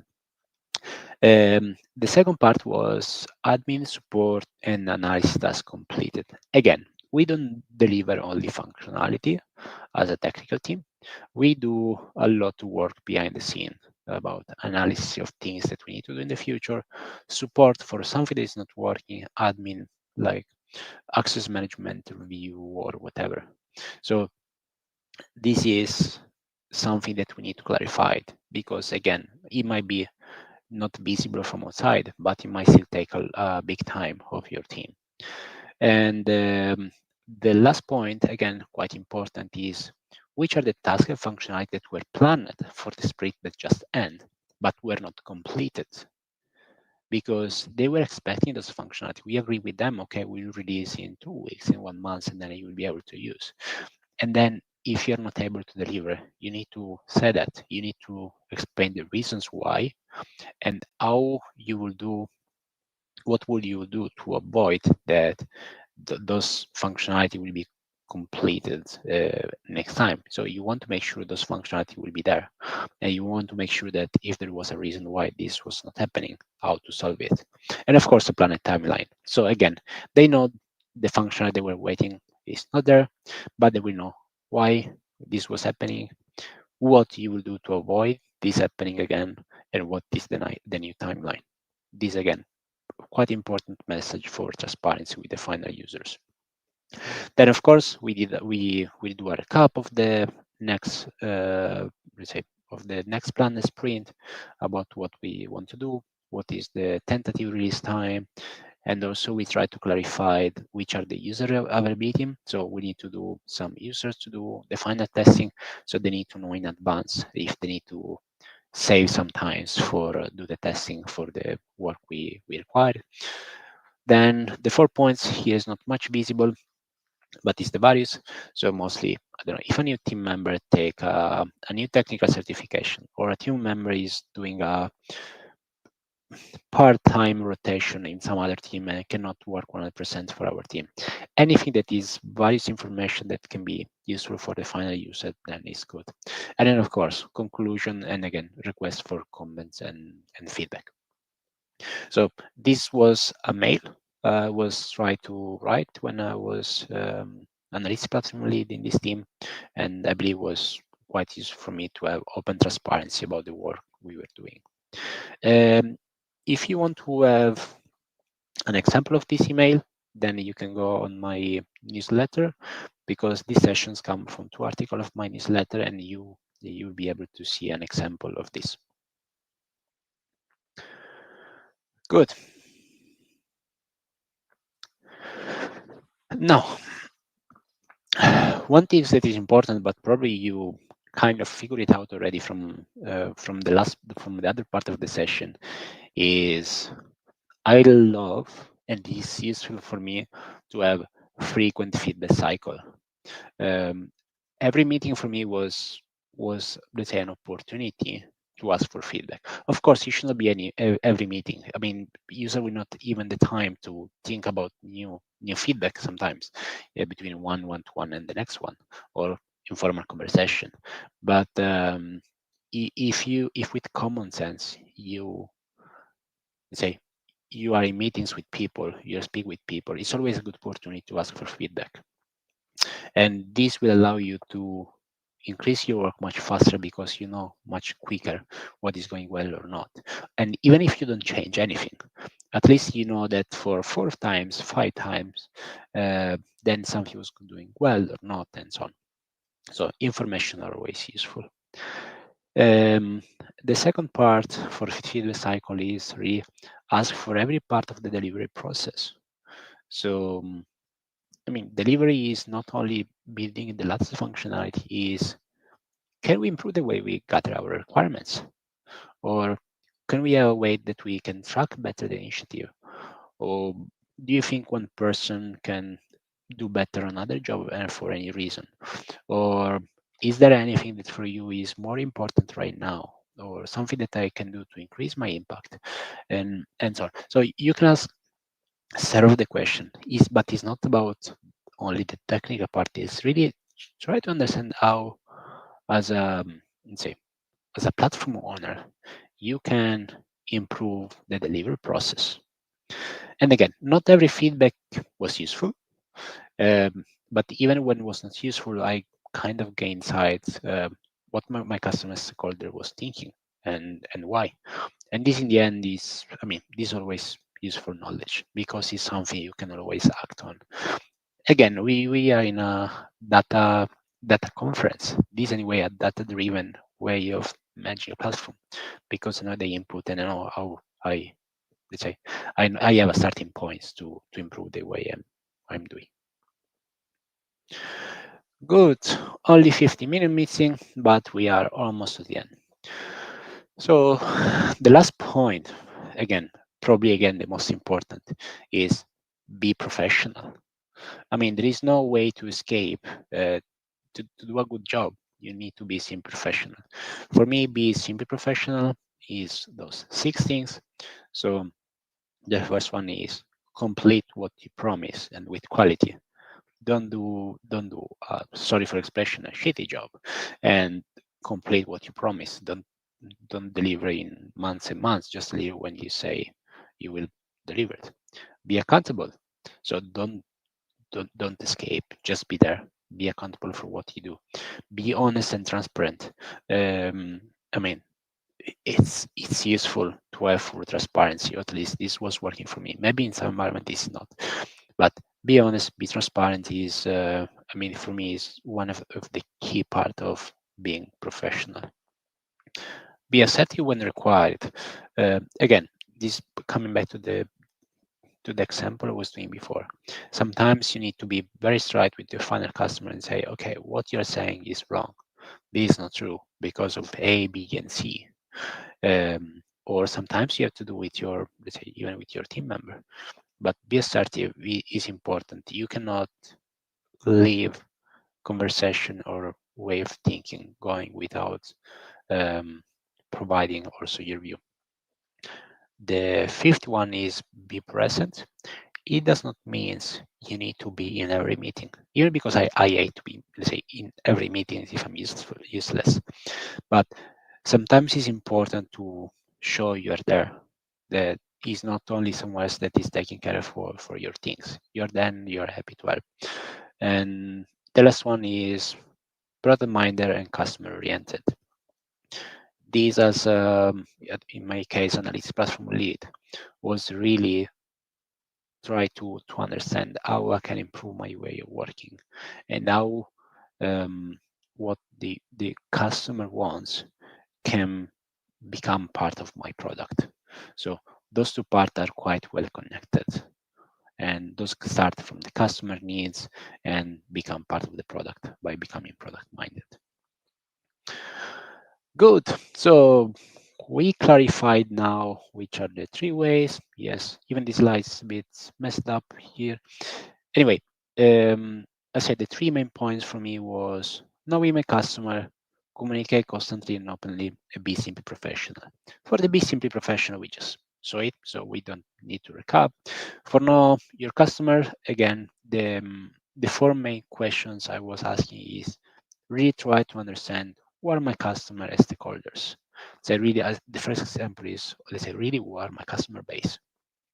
The second part was how do they operate? What do they do precisely? Which are the goal and their pain points? This is how we can help them. And then what they think about my work team. This is also part of improving the relationship.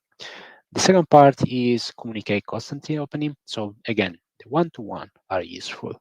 Use it because it's a safe space where anyone can be open and tell you what they think. Sprint start and sprint end recap email. This again provide transparency and accountability on the whole team, and then a frequent feedback cycle. The most frequent feedback, of course, again with common sense feedback you receive, the easiest is to act and the quickest you can act on what the let's say the final customer wants, or now you can improve your way of working.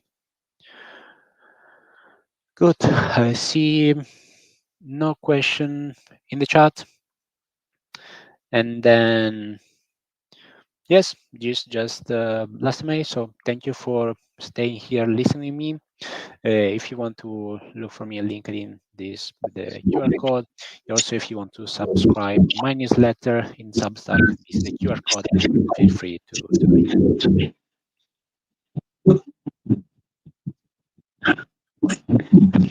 Hi, Christian.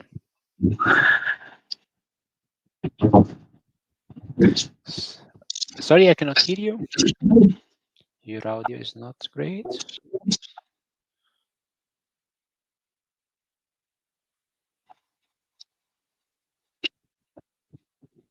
No.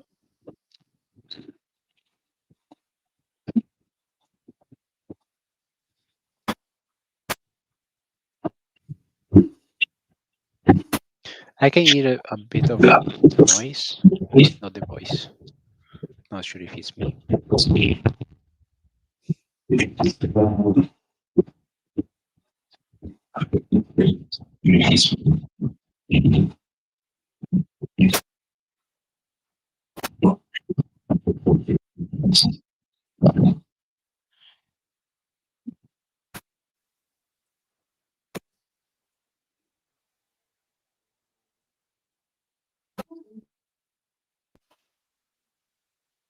Now, Yes. finally, I just changed Yes. the microphone. Thank you. Okay, good. Thank you again for taking the time. And your session resonated very well with me because I'm coming from the business world, and I was either on the part requesting for different things and not always getting anything or everything that I wanted from IT. And then after some years, I was in the IT part doing the work for others, so I knew what to ask, how to translate the requirements for other IT team members. So the session resonated with me very well. Good. I see we don't have any additional questions in the YouTube chat, so thank you very much. It was great having you at DataBash 2025, and see you next time. Thank you. Thank you, Christian. Bye.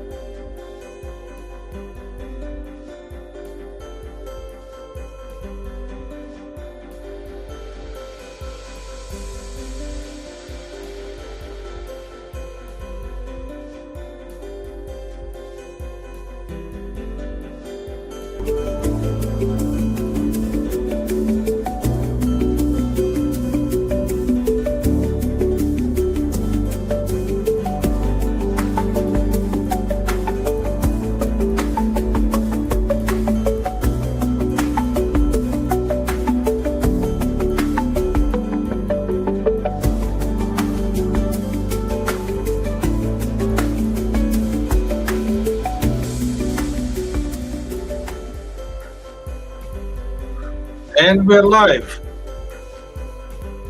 Yes. Morning. Good morning, Morning, Mr. Jasmine. Happy to have you here. Well, I hope my sound is good because yours is perfect. And yours Yes, is now the I one can that- hear you perfectly. Yours is the one that matters. Thank you, Jasmine, for taking the time. Welcome to Data Bash 2025, and happy to have you here. Yeah, thanks for having me. I'm also really happy that I'm here. Well, the stage is yours. I will remove myself from the scene, and the stage is yours. Okay, so then let's start.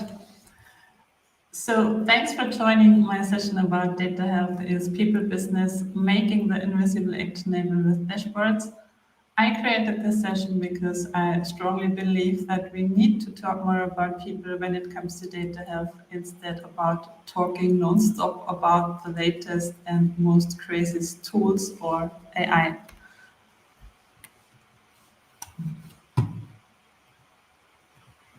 My name is Jasmin Simara. I have a diploma in civil engineering and a master in business administration. I'm a BI consultant with a focus on data health, data governance, and dashboard excellence. I do help organizations with the implementation of BI and AI. I also do have a YouTube channel where you can find a lot about Power BI and Power BI tutorials if you want to get better with it. And I'm also writing a weekly newsletter with data deep dives on LinkedIn. What we will do today, we will talk about understanding the importance of data visibility and dashboard when it comes to data health. We will talk about data quality and how to get the context right for data quality. We will discuss biases and ethical considerations in data because this is super important in my opinion. I will show you some tools and techniques for measuring data quality effectively. And in the end, you will get the challenge for next week and we will do a short wrap up. In my opinion, when it comes to data health, dashboards are like mirrors. You can imagine that like looking in the mirror in the morning and you do not like your hair. And it's not the fault of the mirror. But what I can see often in organizations is we start to build out dashboards and visualizations, and then we see things we do not like missing values, bad data quality, and we blame the people who build the dashboards. But the truth is, we have to blame the data because the data is not healthy, and visualizing data also means visualizing the data quality. I will show you that with an example now. Here I have a table with sales volumes for 3 different regions. And if you have a look at the table, you can see some numbers, some months, and some missing values, but you do not really get the feeling what's going on. If I show you the same data in a visual, you do immediately see what's going on. You can see that for region B, we have a data issue because there are data missing from May on. And you can see for the other 2 regions, we will also have some issues because there are constant values from June. Region C is performing better or best of all the 3, but you can immediately see what you have to do and which actions you have to take regarding the data quality. So in my opinion, visuals are the superheroes in data communication. Nobody can find data issues in raw data tables. And if we really want to work on the data health and see the issues, we need data visualization. The question I often get then in the end, if we visualize the data and we see the data quality issues, is this bad? And in my opinion, it is not bad because it's the perfect occasion to make things better. Because it's like the mirror in the morning. If you do not like your hair, you take actions to fix your hair and to look better during the day. And if you didn't see it, you will walk out with messy hair all day and people will look at you and you will think, what's going on? So it's really the best opportunity to visualize data, to visualize also the data quality issues and to fix them. And what I can often see then is that the messenger is killed. So the BI team starts to visualize the data, and the BI team finds the issues and creates the first charts. And people tell them, oh, in our Excel files it looked different, our Excel files were working, your dashboard is wrong. But this is the wrong reflex we have on these things, because the data was broken before, and Power BI dashboards are just showing it much clearer than any Excel file can do that. So if people come to you and tell you about data quality issues, you should really take the chance to get better and to ask what the issues are and to set up some meetings and discussions about it. What can also help in organizations is building data literacy across the whole organization, because often data literacy is only available in BI departments and in IT departments and, let's say, in the controlling, but all the other people in the process do not have the data literacy to find out that the data quality is off or that we have some data health issues. And data health really depends on people understanding data effectively. So they should be able to read, interpret, and question data, because if they can do that, they can find out the issues very early, and they can also start the discussions we need to have by themselves. And literate data teams are able to identify data issues very early and ask the right questions. And you also have to create a culture across the whole organization of continuous learning and a positive failure culture, that people dare to ask the right questions. I have also experienced some cases where I was sitting at a customer in a kickoff meeting, and I was super happy because the customer told me, oh, we had the master data project last year. We did everything right in the case of data health. Our data is healthy and we really have a good data quality. And I was so happy in this moment that I thought, great, with this customer, I can really build dashboards fast and we can really go fast into the dashboard building process. And what happened then was I was starting to work on the dashboards, and I was really surprised because there were so many data quality issues in this dashboard that I first did not understand how this could be if they had a master data project last year. I was going back then to the people and asking what happened, and the funny thing is that nobody told them what they have to do. So they just had this master data project, but nobody told them that they have to remove the null values, that they have missing keys. Nobody checked the data before.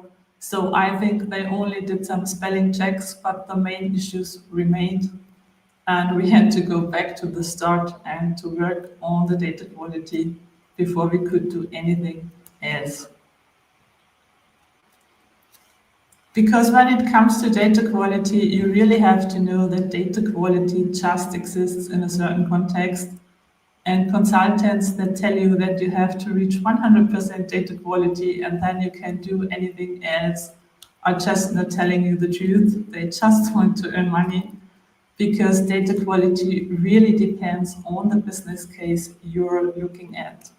There are some dimensions you can use to measure your data quality, like accuracy. If you think about blood groups, for example, and you go to the hospital, you will get some lab results where your blood group is recorded and you will have a patient report. And these two, for example, should match, because otherwise you will get into troubles. Then you can check the completeness, because missing values always cause additional work or manual work, and this costs money. You can check the consistency, for example, naming conventions. Your product should have the same names in all your systems. Your customers should have the same names in all the systems, and also your companies. The next thing you could check is the timeliness, means is the data for your business case up to date? Because if you only update your data once a week and you run out of stock earlier than once a week is too less, but not every data has to be daily updated. So you just need to check that and define that for your business case. You can check the validity, means is the data in the right format? Are dates only in the valid format? Is the date even existing, or is it possible that there are written other text strings into these fields? You can check the uniqueness, because the same customer should also have the same customer ID. There should not be duplicates in the customer ID, because otherwise your analysis will be corrupted. Then you can also check the integrity, means are your relationships working? Is your data model right? And can you connect tables? And last but not least, you can also check the traceability, means also the data lineage, because you should know in any case where the data is coming from, which data is used, and who is responsible for that data. If you have known now your dimensions for the data quality, you have to find out more about the business case and question what people really need. The best thing you can do in this case is you can set up a kickoff workshop, and in this kickoff workshop you should really talk to the people and with the people about the business case and find out what they have to decide, what they need for, and what they're doing in this specific case. Because too often we talk about the data, but we do not talk about the process or about what people are doing. And this workshop is the perfect occasion to really focus on the business and on the decisions we have to make. What can help in this kick-off workshops are user stories. For example, as a sales manager, I need to do this and that, or I need this, that I can do that, because this helps a lot to keep the discussion grounded and to drift not into the data topics too much, because in this kick-off workshops, you should really try to find out what the users need and think, and you should not go into deep technical discussions. And the kickoff matters so much because only if you understood what the business needs and what the business case looks like, you can define which data you need, you can define the thresholds, and you can find out the data quality dimensions that apply for this specific business case. If you have done the kickoff meeting or before the kickoff meetings, you should also find out your stakeholders and their pain points. I often define personas for that, so I identify everyone who touches the data, let's say sales, product management, or the management itself. And if I have these personas, then I can set up interviews or workshops, and in these interviews, I can ask questions. I can find out the pain points, the data they are missing, the processes that are not working, and the workarounds they are using at the moment. Because if I know that, then I get a much clearer picture of what I have to do and how I can help them to improve the process and how or which data I need to be successful in this case. And what's really important there, what I often see is people go to the managers and the team leaders because they want to have an easy life. Because if they do that, they only ask one person, and this one person needs to know. But the truth is, it is much better you go to the people at the front line who really work with the data, who talk to the customers, who create the data, and not just to the managers. The next thing what you have to do then is you have to translate the business case and the context to guide into measurable requirements. Because if you talk to the people, you will understand the dimension priorities, you can rank them, and you can find out which ones are applicable to your business case and which ones are not. And then you can also define the thresholds, means how actual must your data be? Is it allowed to update daily, or can it be done weekly? How many errors can you tolerate? And so on.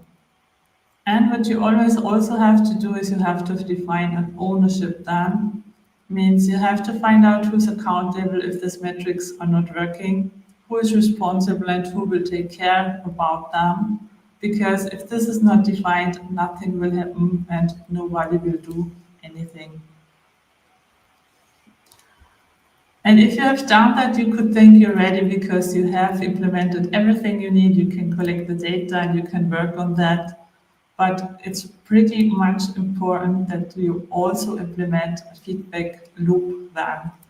And in my opinion, there are two loops. One is a technical one, and the second one is a human one. The technical one could be done in BI tools, in a dashboard or something like that. You can use scorecards for that, because you can measure your dimensions you have defined and the data quality with KPIs. And the second one should be a meeting in person with the people monthly or quarterly to really find out if the actions you've taken are working, if you have to adapt things, or if they need additional things. Because you really want the people to work with these things, and they will only work with it if it is helpful for them. And what is often also underrated is communicate in plain language. What I can also see often is when BI or IT gets in contact with the business, they are using tech terms, they tell them something about ETL processes that did not work, but most business users do not really understand what they're talking about. And as soon as they do not understand them and you do not communicate in the business language, you will have a gap, because maybe they will not dare to ask you questions and they will get out of this conversation and the communication will be broken. So data quality will only work if you try to speak the language of the people you are working with. Because for being successful in data health, you need data quality, which is a technical issue, and the people.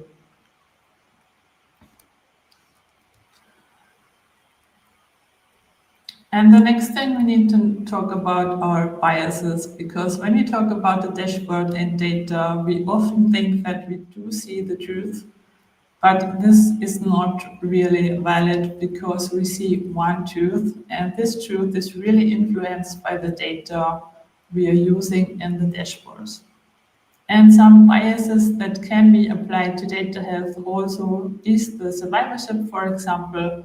Means we do only look at the successful data, let's say like employees who are still in the company, besides of looking at employees who have left. So if you make a survey how happy people are and you ask only the people who are still here, you will get a different picture than you will get when you ask people also when they left.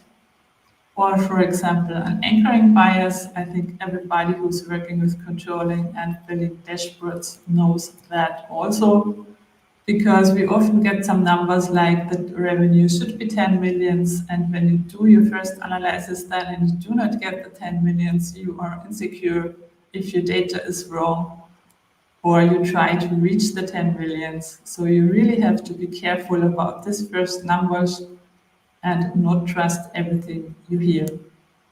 Then we have a gender and a cultural bias. This is also applicable very much in medical data, because when it comes to women, we always see that we do have too less medical data about women in studies. So if you want to apply this data to women, you will find out that this is not working and that you're causing problems.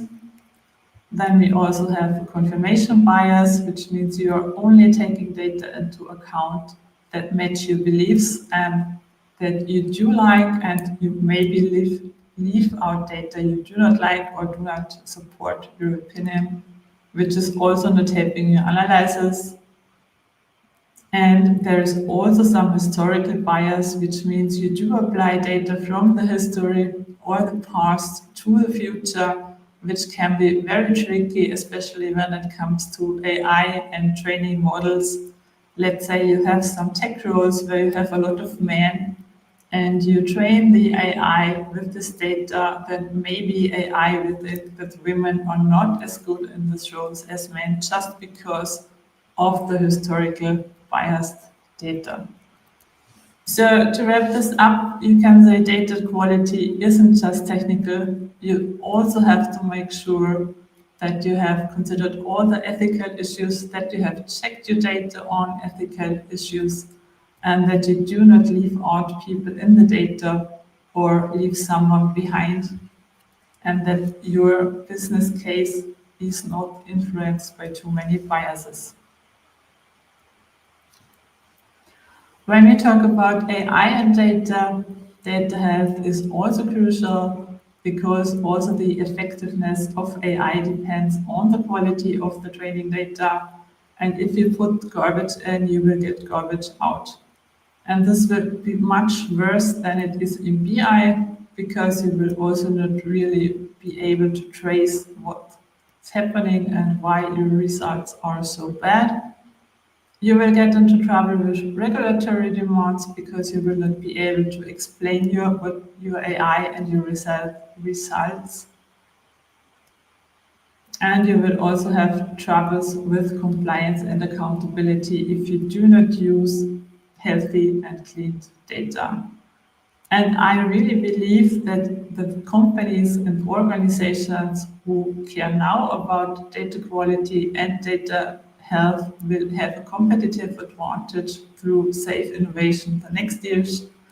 And also Gartner is saying that 60% of the AI projects and initiatives will fail the next years because of missing data governance and data quality.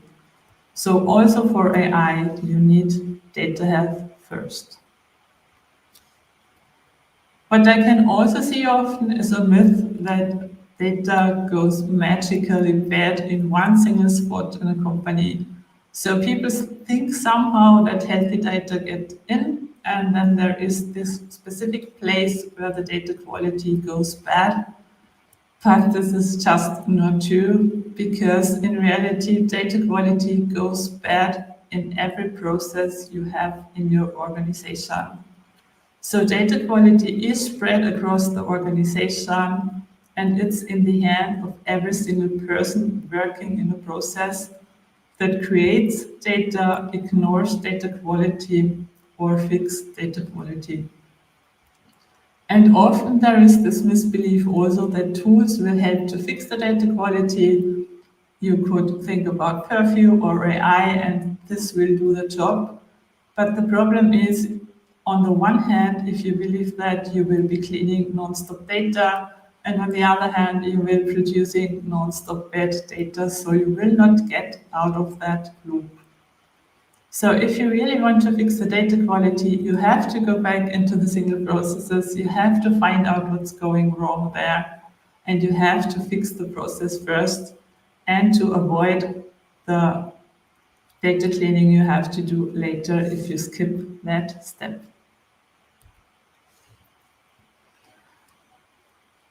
I do also believe that if people are the sources of the data, they must be part of the solution. We had a case when there was the big question if the sales is using the software wrong because they had customer IDs and they deleted or reused this customer IDs. So when a customer left and they got a new customer, they reassigned the customer ID from this customer to the new customer. And what happened was that new customers suddenly got history and bought things they never had. And we could not see that customers churned. We only saw that we have different names and that we could not understand the data.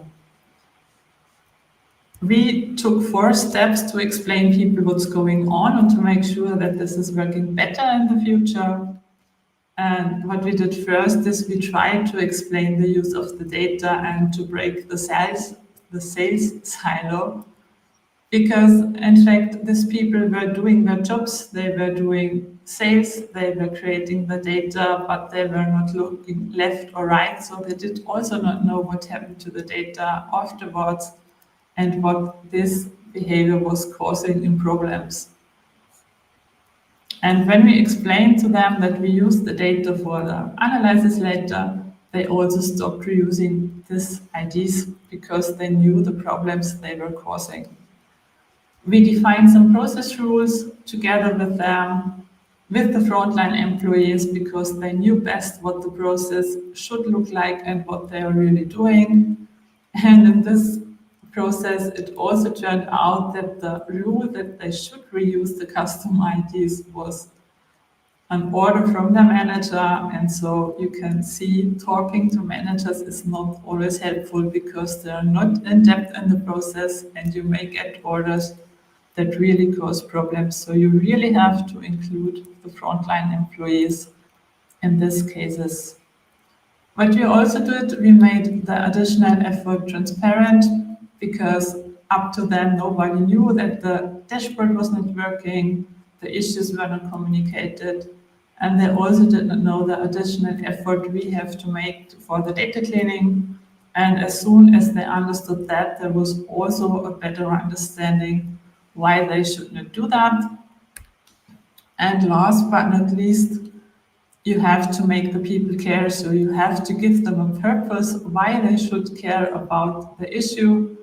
And in our case, we pointed out the lost opportunities on the revenue because the customers could not be identified right and we could not set all the right sales activities we had to do. And we also deleted some unnecessary steps in the process, which lead to much lesser work for everyone, and people were pretty much happy. And so they are also motivated to go deeper in this process now and work on the next process because they had an advantage of doing so. Bad data also comes with the cost because, like I said before, it's causing lost revenue through wrong decisions and missed sales. You have additional manual work on data that costs also money. And what's super important also, you will lose trust because as soon as people find out that the dashboards are not working, that the data you're giving them is wrong, they will not come to you and ask. They will find their own ways to get to data because they think they can do better, and you will get some shadow BI, which you also do not want to have. And last but not least, again, your AI projects will also fail if your data health is not working and if you have data quality problems. So to wrap this up, you can say in an organization, if we all touch data, we all own a piece of its health. So there is no single place in a company where data health is created, and every person touching, creating data and working with it should take care that the data is healthy, and we should all together have the discussions what we need to achieve data health. The main question now is, how can we find out if our data is healthy? I personally am a big fan of dashboards and of data health dashboards because in these dashboards I can immediately see the status and I can use them to create awareness for the data issues. I can use them to talk to people because we can have a look together at the dashboard. Everybody's seeing the same and we have a good basis for a discussion. And I can also measure the data quality with KPIs and see the trends over time. If I build a data quality dashboard, or you have to be aware that not all checks are easygoing. If you use Power BI, for example, because it's available and you have it already in the company and you can start fast, there are some things that are easygoing, like timeliness, completeness, uniqueness, or validity. And there are some things that are pretty much complex, like traceability and integrity. For the easy things, you can also use automated tools, and for the complex things, you see that you need business know-how and the people, because for the traceability, you have to know where the data is coming from, in which systems it is stored, and for the integrity, you have to understand the data model and to find out how the business case works. In the middle, there are not so easy things like lookup values in some lists or postal codes and regular expressions. To regular expressions, we will also come later because Power BI does not have some native regular expressions. And so you need some workarounds in Power BI to be successful with them. I will try to show you now a dashboard I have made for some Easter sales. In this dashboard, I used a fact table with Easter sales, and I tried to find out how the data quality is in these tables. You can see here that we have 68% corrupted data, and 36% of the corrupted data are making the delivery impossible, and 31% are causing additional work. Then here you can see which Revit was responsible for the corrupted data, and you can see that Puschl was the one with the most bad data. So if you visualize also the person who's responsible, you can also set some actions and make sure that people are working on the data quality. What you can see also here is that orders are included until the 4th of April. This is something that you can do very easily because you just create a measure with the maximum date in the fact table. And if we have the 4th of April today, then everything is fine. But if we have 1 week later, we know that data is not up to date. What I also checked is if there are some duplicates in the dimension tables, because if I have duplicates in the dimension tables, I can't connect the tables in the right way. And here you can see that 29% of the data do have duplicates. And then I was checking here the fact table with some measures, and in the fact table I was giving the table name, the name of the column, and then I was checking for missing values, for wrong values, and I was defining the effect on the delivery. How did I do that? The missing values are more or less easy because for the missing values you can just count the blanks and count the rows, and then you will get the percentage of the blank rows, and you can say something about the completeness. For the wrong values, it's getting more complicated because for the wrong values, you have to set some rules. And you can see here, for the wrong values, there are also included the missing values. And for the cities, I was just checking the length of the values. So if the trimmed value and the original value are the same, or if it is blank. And if the length was not the same, it is an error, or if it is blank, it was also an error. For the colors, I had a problem because, like I said before, I cannot check regular expressions in Power BI. So if you want to check colors, you can only check the length of the colors. You can check if there are specific characters like the hash included. Or what you could also do, what I did not do here, is you can check against a list. So if you want to check against the list, you need a list with all your color values, and you can check if the color written in the row is in this list, and then you can say it's true or not. And last but not least, I did check the effect on the delivery of the wrong values. So if the quantity was missing, I said I can't deliver anything because I do not know how much I should deliver. The same for the city and the same for the customer ID, because then I do really not know where to send the things they bought. When the color was missing, I defined some actions that are taken, like we will send the best-selling colors. But, you know, also with this, people may not be happy. So we have set some actions, and we do not maybe lose the revenue here, but we are not sure if the customer will buy again. And what I also did here is I was writing down the affected rows. So I can go back to the table, can go to these rows and check what's going on here in this column. So this is a very easy way how you can build a data health dashboard. What's pretty hard in this dashboard is you can't say something about the data lineage, so you still do not know where the data is coming from. And you cannot say that much about the integrity without going back into the data model.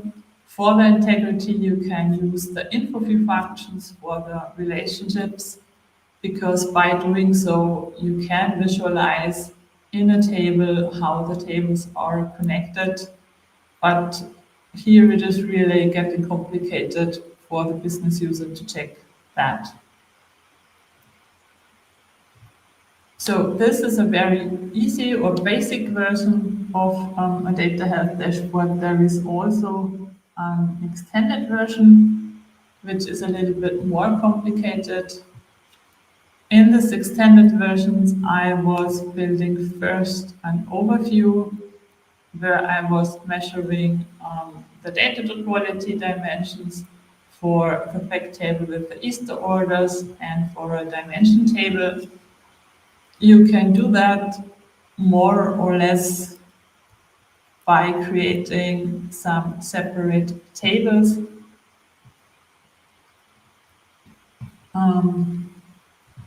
Like here, let's say we check the customer ID, and for the customer ID, I will checking some rules that have to be applied. So I know that there have to be some special characters in the customer ID.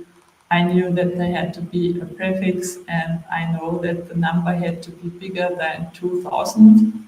And by using that, I could check that. And then I created a table for the customer ID where the row ID was written, the value, and the result of the data quality check.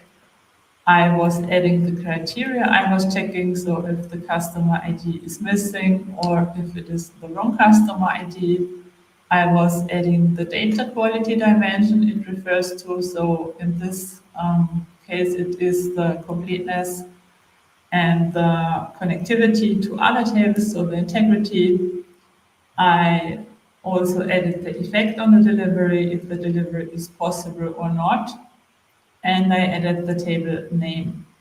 By doing so, you get a lot of tables that look like that, and you can, in the end, union these tables to a big table with all the data quality issues in the Easter orders fact table, and afterwards you can connect this table in the data model to the Easter orders.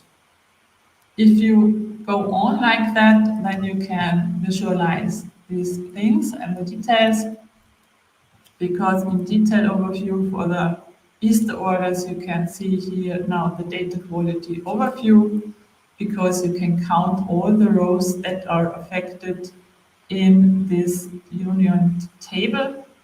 And you can see here also that we have 107 critical issues, we have 441 issues that cause additional work, and we have 639 issues that do not have an impact.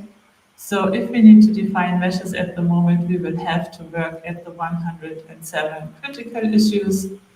You can see also here the trend over the weeks. So you can see in calendar week 15, we really had a lot of troubles, and now we can go back and find out what happened there. You do here also see again the impact on the delivery.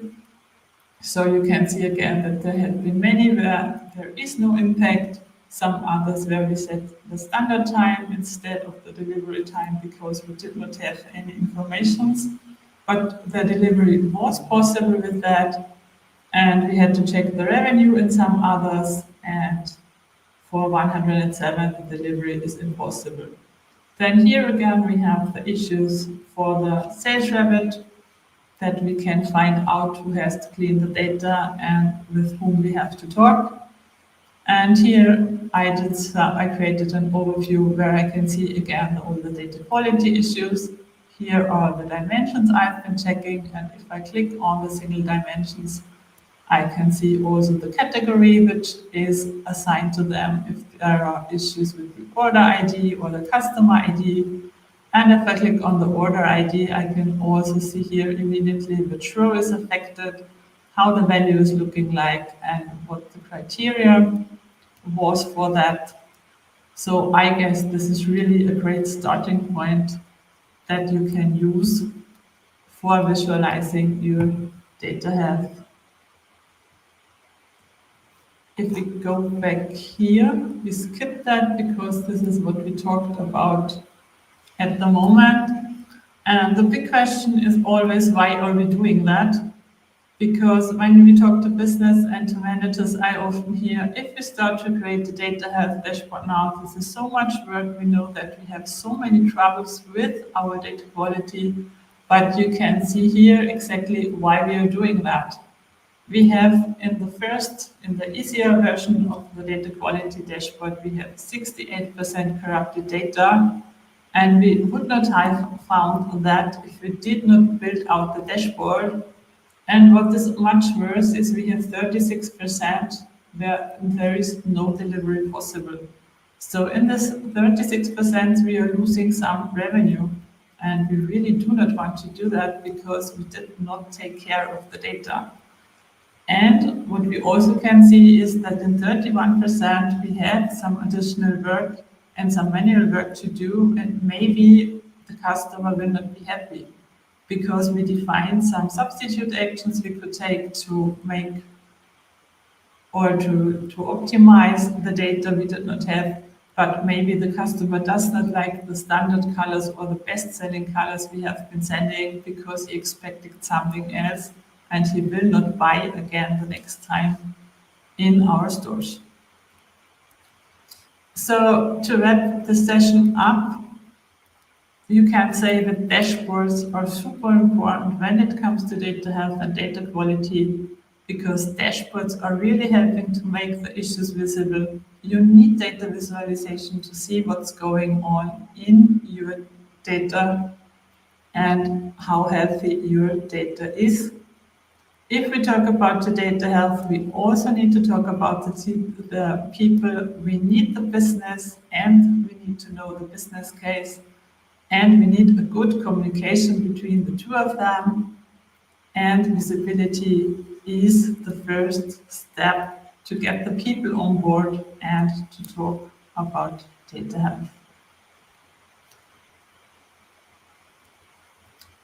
When it comes to people and data, communication beats data every time, because if you bring them data and show them, they will think, yes, this is nice, but you really need to talk to them. You need to make them understand what they see, and you have to have a good relationship to them that they will believe your data. You have to take care about ethics and biases when we talk about data to make sure that you do not use biased data and that your truth is not reflecting the truth. You have to fix the process first if you talk about data health and not go into extensive data cleaning instead of working on the process. And most important, data health starts where we really talk about data and data health. So I also have a challenge for you this week because, like I said, talking about data health and dashboards is the most important thing you can do. So pick one dashboard this week, look at what it's telling you about your data health, and talk to one of the persons that's included in the process that is also working with this dashboard, and find out what you can do together to make the data health in this specific case better. So thanks a lot for listening now, and if you have some questions, I'm open to questions now. Well, thank you for the session.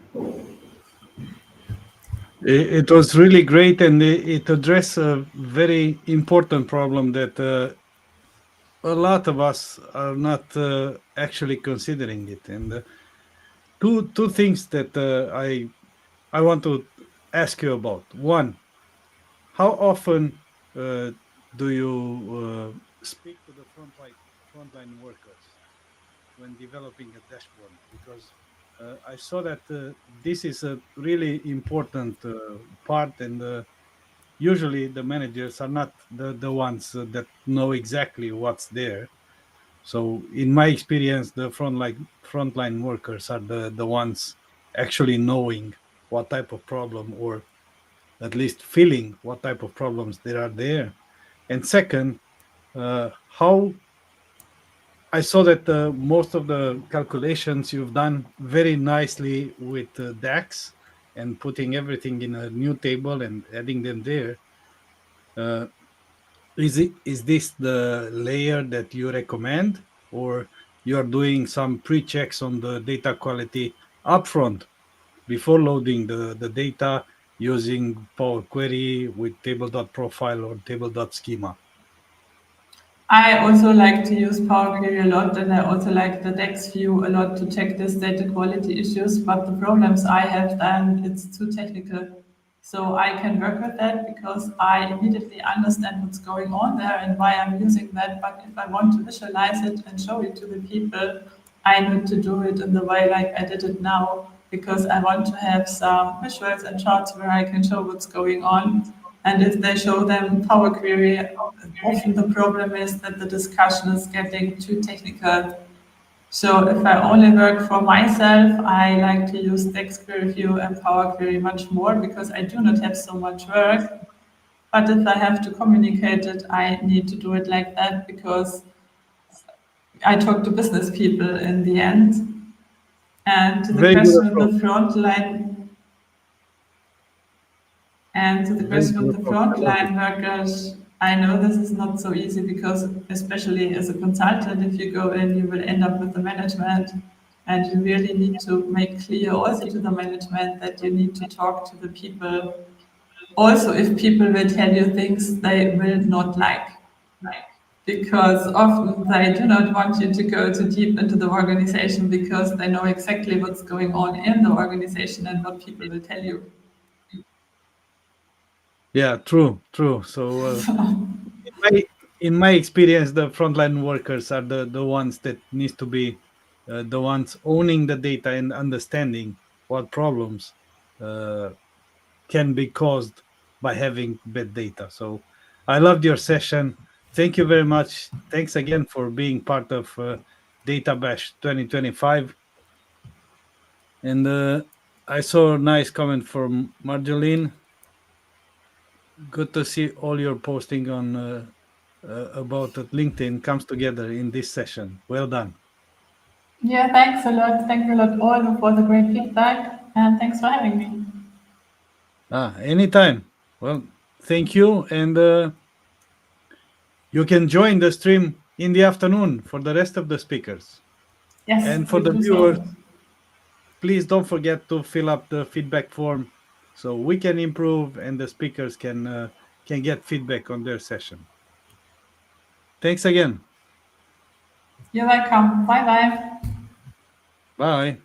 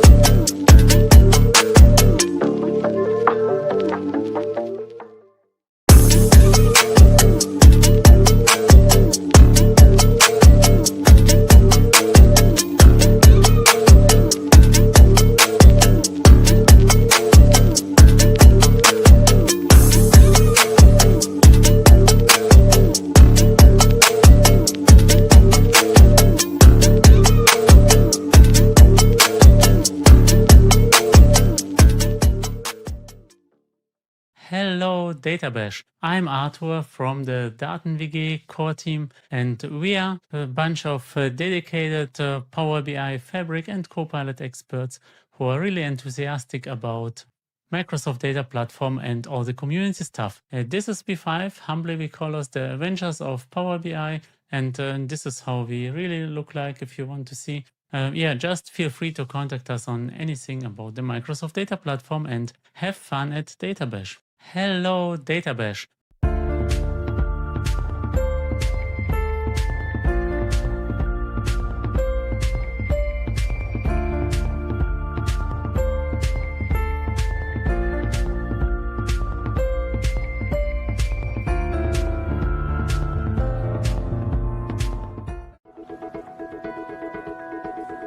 Timișoara este un oraș cu peste 350.000 de locuitori.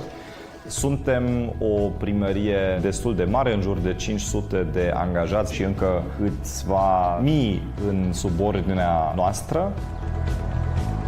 Ne ocupăm cu digitalizare de documente. Primăria va fi la fel ca și o companie multinațională care are sisteme foarte avansate.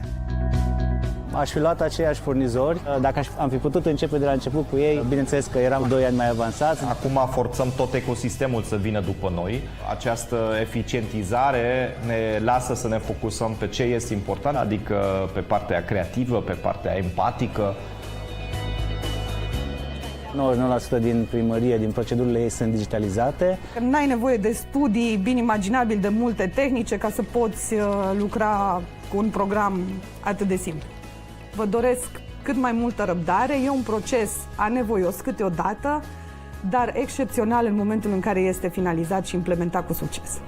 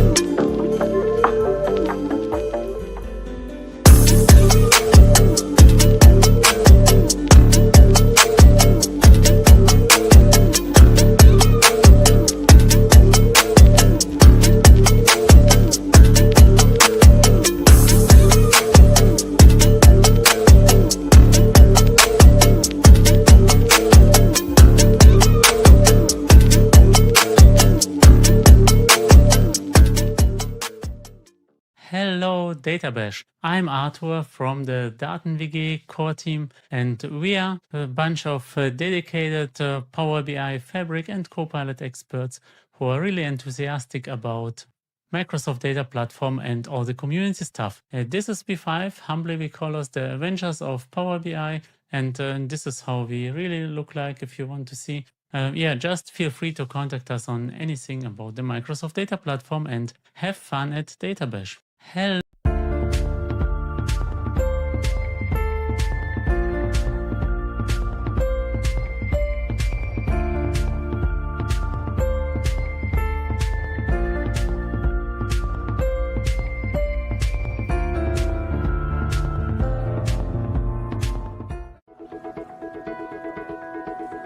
Timișoara este un oraș cu peste 350.000 de locuitori. Suntem o primărie destul de mare, în jur de 500 de angajați și încă câțiva mii în subordinea noastră. Ne ocupăm cu digitalizare de documente. Primăria va fi la fel ca și o companie multinațională care are sisteme foarte avansate. Aș fi luat aceiași furnizori. Dacă am fi putut începe de la început cu ei, bineînțeles că eram 2 ani mai avansați. Acum forțăm tot ecosistemul să vină după noi. Această eficientizare ne lasă să ne focusăm pe ce este important, adică pe partea creativă, pe partea empatică. 99% din primărie, din procedurile ei sunt digitalizate. N-ai nevoie de studii bine imaginabil de multe tehnice ca să poți lucra cu un program atât de simplu. Vă doresc cât mai multă răbdare. E un proces anevoios câteodată, dar excepțional în momentul în care este finalizat și implementat cu succes.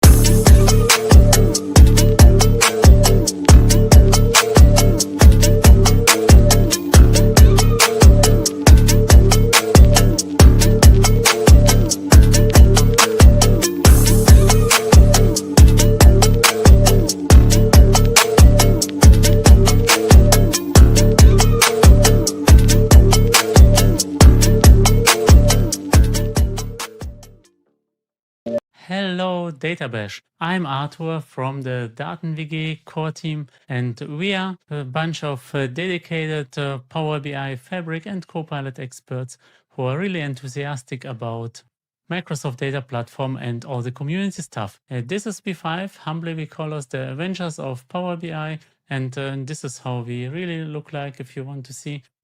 Just feel free to contact us on anything about the Microsoft Data Platform and have fun at DataBash. Hello.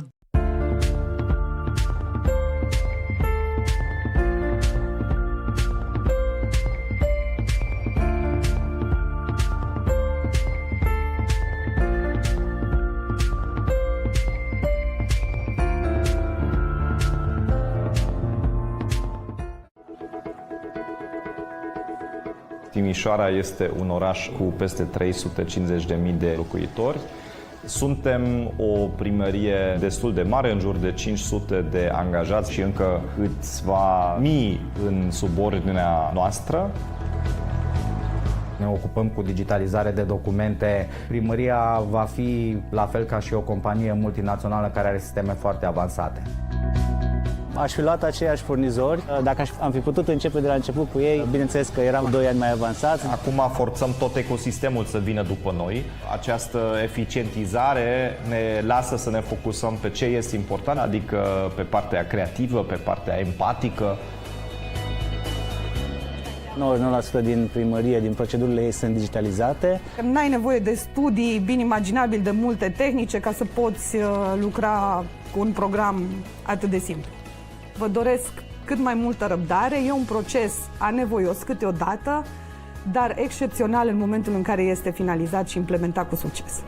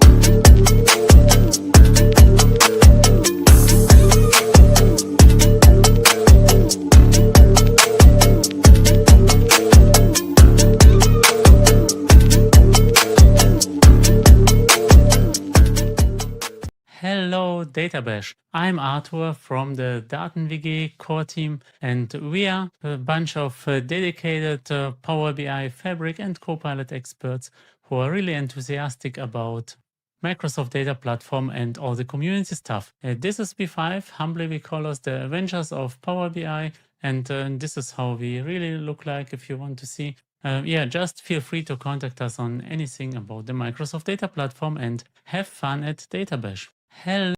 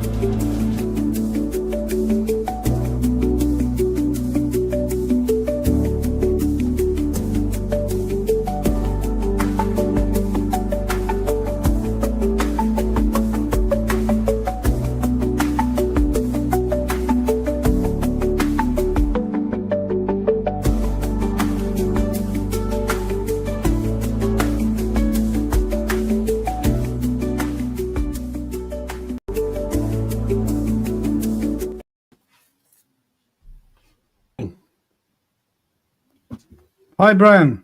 Hello. Welcome. Thank you. Welcome to DataBash 2025. Thank you for taking the time to come to present to us. Sure, always. So without any further ado, the stage is yours. Thank you. And I have like 20 minutes or something, right? Yeah, 15 actually. 15. Okay. I'll just do it in 15. That's no problem. No. Thank you. And thank you for having me. And thank you for having me at DataBash yet again once this year.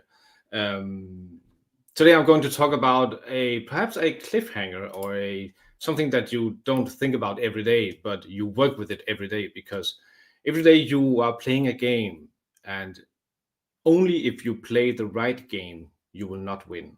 It sounds counterintuitive, but you will understand it when we're done with this session. So hang tight and buckle up, because you're in for a ride for the next 15 minutes.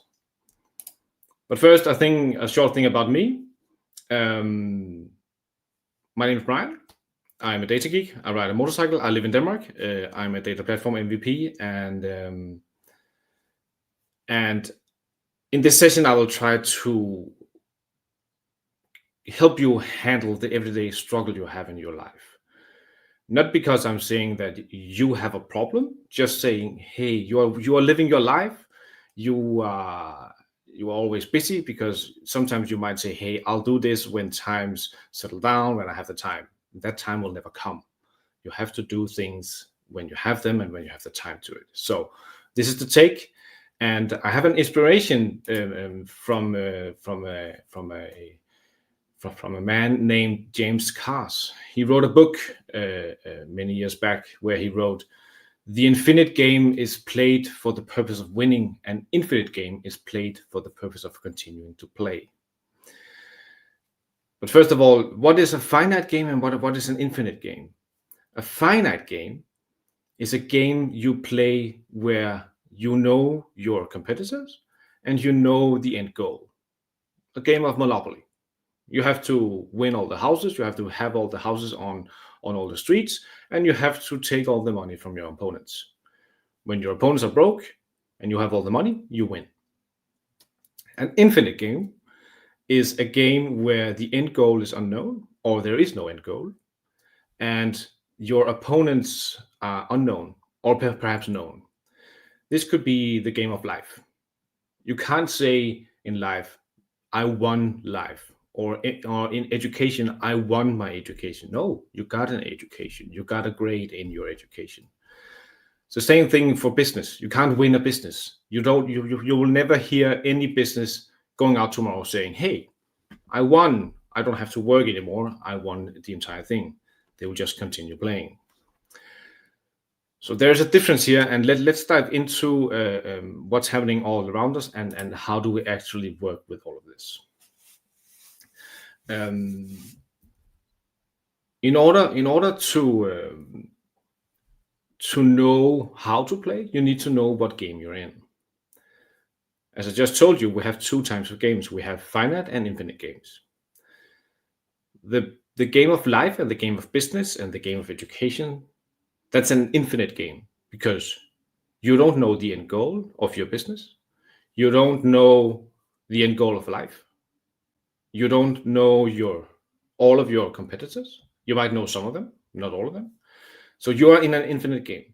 As long as you know what game you're in, then you can begin to play that game. And this also means, how do we settle ourselves up for the intermediate goals towards the goal we don't know? What is my edge? What is your edge? How do you live your life? How do you live your business? How do you do your business? And what does growth means to you? If I wake up tomorrow without any thoughts or any ideas, what would I do? What is my end goal for growth? Where do I want to be tomorrow? Already talked about finite and infinite games. These two types of games where we have both the finite and the infinite game, and we all play that game. And now we have to choose how to play. No matter how you play, you're not going to win, because we are in an infinite game. You can't win life. You can't win education. But what really, really matters is how we play that game. And yes, the ticker here in the bottom, if you have any comments after this session, just let me know and we can have them afterwards. So what matters is how do you play this game? How do you play the game of infinite, the game of life, the game of business? As I just told you, you can't win school or business. You can't say, hey, I won this grade. No, you got a good grade, and congratulations on that. I truly support you. You don't see any business executive wake up in the morning saying, hey, we won this. We won we won the game of business. No, perhaps you won a client, or you won a product marketplace, or you won something else, but your business did not win. The key here is to stay in the game and be better every single day. But how do we actually be better? How do we become better every day? Normally, we begin to compare ourselves with other people. And this is quite natural. We can't stop comparing ourselves. I do compare myself with other people all the time. I say, hey, he's doing a great job. How can I be him? I don't envy him. I just say, hey, he's doing a good job, or she's doing a good job. I can be inspired by what he or she does. That's a natural thing of our body and our mind. We can't stop comparing ourselves with others. And that's quite fine, because that motivates us to be a better place tomorrow. But what happens in life is, even though you get as good or perhaps better as your component, there'll just be a next one. There'll just be a next one you would look up to. There'll just be a next competitor, a next type of business you would look up to. So what I would try to convey you is, hey, stop comparing. Stop comparing yourself with other people, and start playing the infinite life and the infinite game. This is not an easy game, but I'll try to help you understand how can you do that. So, an approach and some ideas. First of all, advance a just cause. Where do I want to be? Do I want to move forward tonight or tomorrow, or where do I want to be in a month? Set a goal for yourself and try to reach that goal. I have a saying from Simon Sinek. If you know him, he has a vision. A vision is something that you can see, but you can't reach it. You can only envision it. It says, we imagine a world in which the vast majority of people wake up every single morning inspired, feel safe wherever they are, and at the end of the day feel fulfilled by the work that they do. Imagine working in a place like this for Simon Sinek. That would be amazing, because here we don't have, I want to earn money, I want to be the best, I want to win the world. No, I want to inspire people so they are safe every day. And an analogy of this is building trust in teams. The coffee shop, you have two different people making coffee to you. You have the person just doing his job, being at the coffee station, handing you the coffee. And then you have the other person. Perhaps she is energetic. Perhaps she asks you how you're doing. Perhaps she gives you that second service that makes you feel happy by her service. The reason she does that is because she's being trusted in what she does. The other, in the other coffee shop, this is just an imaginary thing. In the other coffee shop, there might be a team of managers where they point on all the errors that he is doing.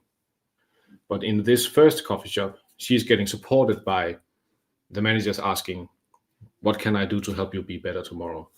What can I do to remove barriers for you in your daily work? How can I help you? Imagine that workspace. I would rather work where she works compared to where he works. Of course, you will have to study your worthy rivals, because you will have rivals wherever you are, both in personal and in business.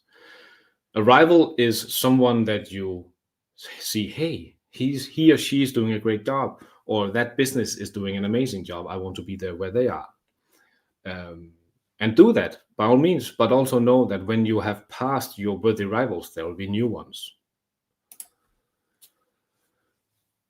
Know that you have existential flexibility. Don't focus on one fixed set of goals. Be flexible on what you want to do in your everyday life. This is actually an image of the first prototype of a digital device you could plug into your computer, and then that would move the cursor around on your screen, and then when you clicked with your index finger, you could interfere with the items on the screen. We know that now as a mouse. When Steve Jobs saw this at a technical fair many years ago, he stopped all innovation on his current work on the Mac in Apple, and then he created the digital mouse that we have today. We all use that today. That has also been translated into the trackpad, but the digital mouse was an existential flexibility that Steve Jobs took on him. He invented the mouse, and we're using that every day today. Also, don't be afraid to have a courage to lead.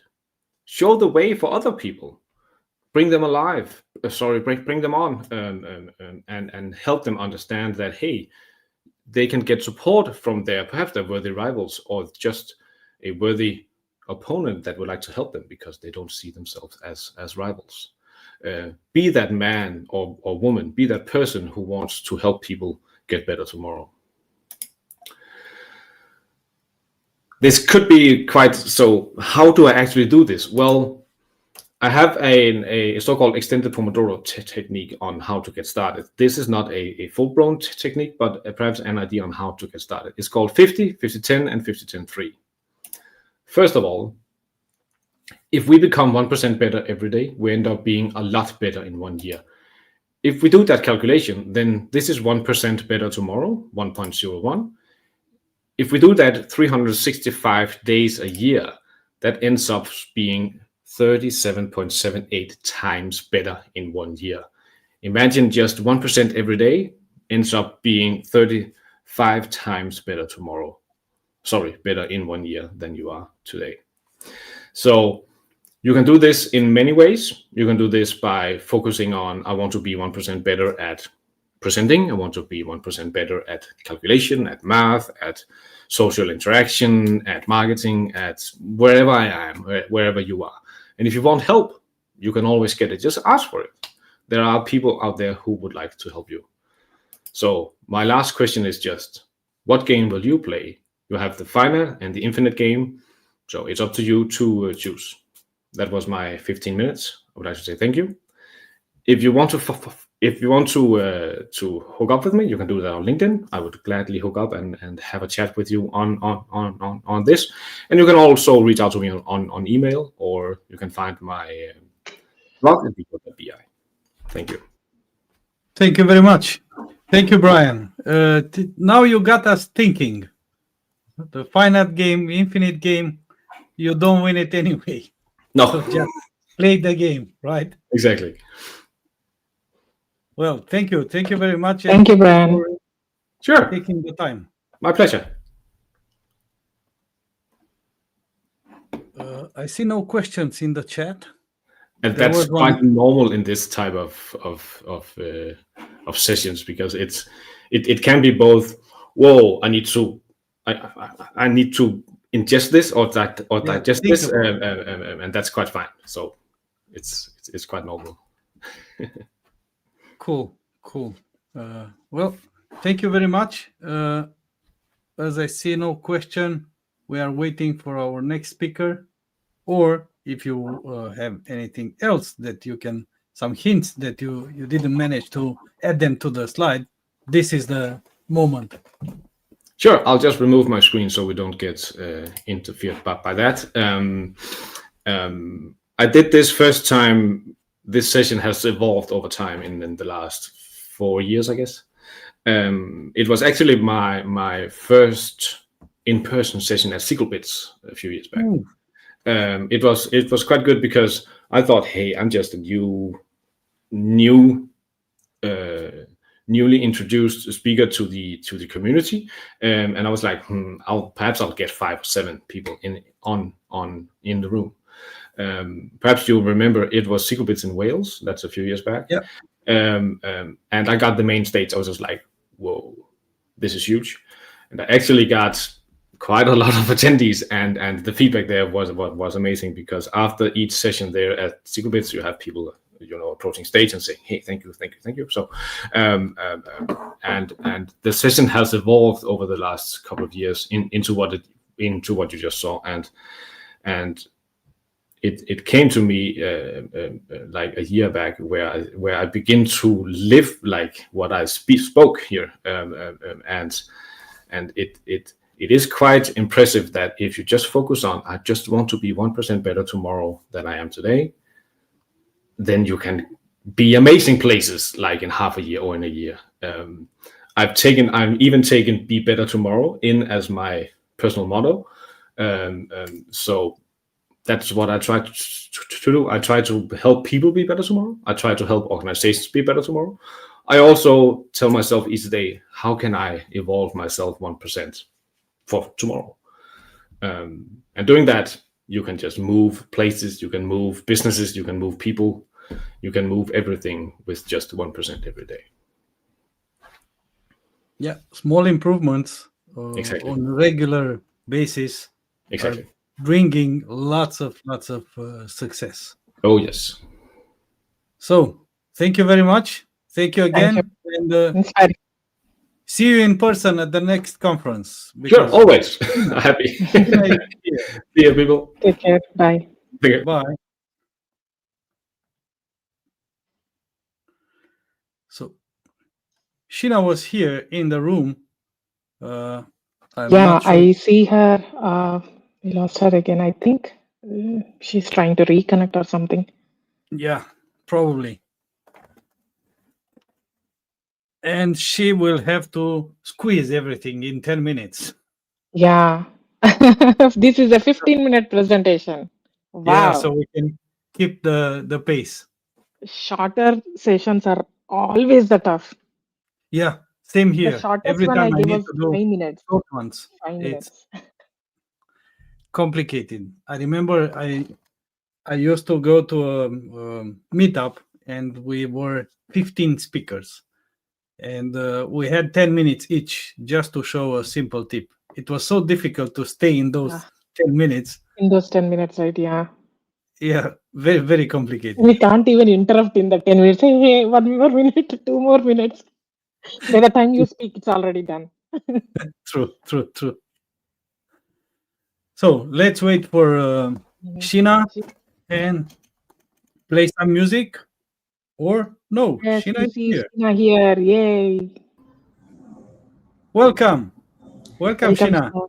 Hi, I'm really sorry.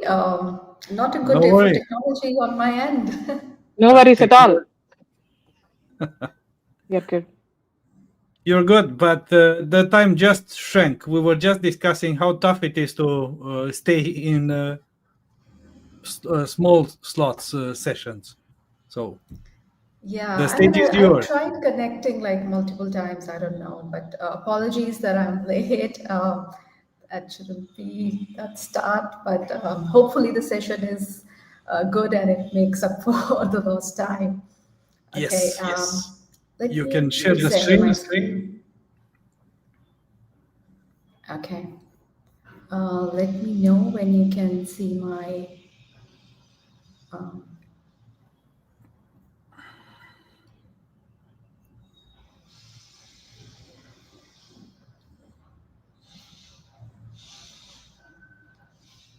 Yep.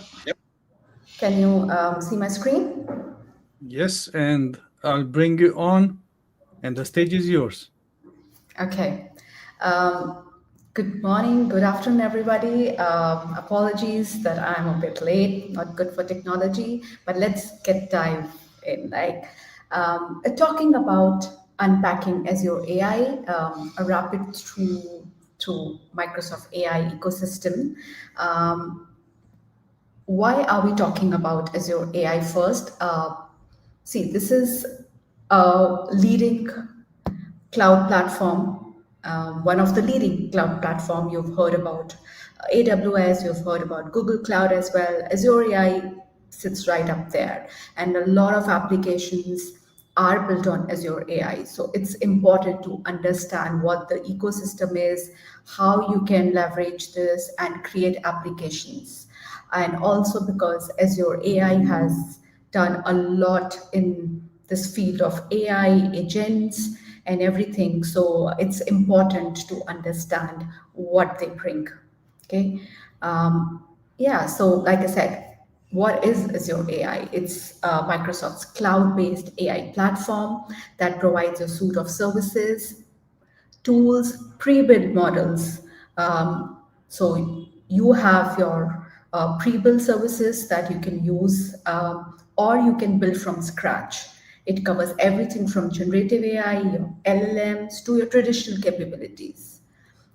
It is for all audiences, your developers, your data scientists, business users. Like I said, either you could just consume your services or you can create them. So it actually offers everything for your developers or your business users. And the best part is that it just integrates seamlessly with all your Microsoft products. You will hear, or you've been hearing about Copilot probably in this conference or somewhere else. So Microsoft product has integrated Copilot with everything to make it intelligent applications. So yeah, it's a complete end-to-end ecosystem from your data to your Copilots. It's integrated very well, and it also is responsible. So we hear a lot about AI these days, but we also have to think about how responsibly we are using AI, what are the different guardrails. So it offers a lot in that area as well. Yeah, so this is what I call the big picture.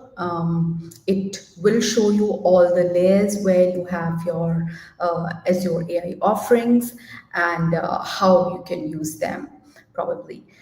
So yeah, the first layer you see down below, I call this as your fuel layer.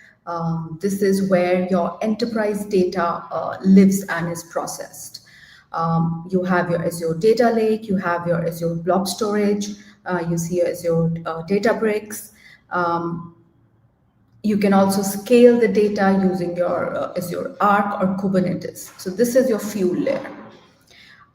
Layer 2, I call it your engine layer, which is where your AI models and services are built on top of your data.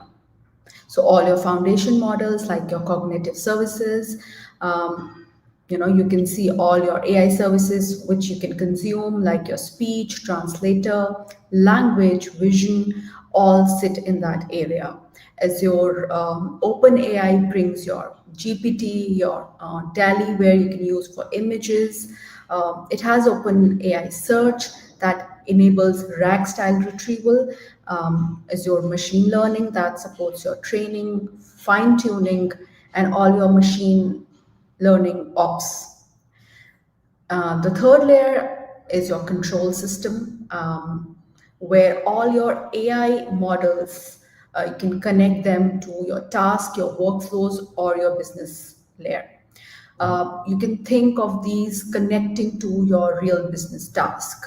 So here you have your Azure AI Foundry, you have your Copilot Studio. Copilot Studio helps you create your own assistants, like they're already created. If you want to build something for your own system, you can do that. AI Foundry has your semantic kernel, AutoGen, which you can use to build custom agents, your chain workflows, and you can integrate data. So this is where it's the control system. It uses these different services, the data and everything, and brings your business use case to life. This is your application layer. This is where the user interacts with AI in the real world. Your everyday use cases where you actually experience AI. Businesses can create their own industry-specific copilots or bots here, or you already have a lot of built-in. Like I said, Microsoft integrates a lot with your Copilot. So you have your GitHub Copilot, you have Microsoft 365 Copilot. You also have your Power BI platform where you can actually create business applications and see how your data brings meaning. The top layer, responsible AI or governance, it actually sits across all the layers. This is where you ensure that everything is done safely, fairly, and ethically. So it has all your content safety as your monitor, as your purview. So this is where it keeps checks on how the AI is not going beyond what needs to be done. So yeah, this is your big picture where you can understand which layer offers what. If we zoom in, this is your AI ecosystem, where you see you have your machine learning studio that prepares all your data. This is your AI foundry, and you have your Copilot. So you can see all your multimodal AI, your search, text, document. It has a full suite of model catalog. You have your OpenAI family, you have Microsoft's Phi, Mistral, Meta, all the ones that you've heard of, or you have your open source ones using with Hugging Face. It also offers your low-code, no-code options with your prompt flow, auto ML. So these are rapid prototyping, quick drag and drop options where you can quickly create something to see whether it's actually helpful for your use case. The top layer is your Copilot. Like I said, it's integrated with everything in Microsoft.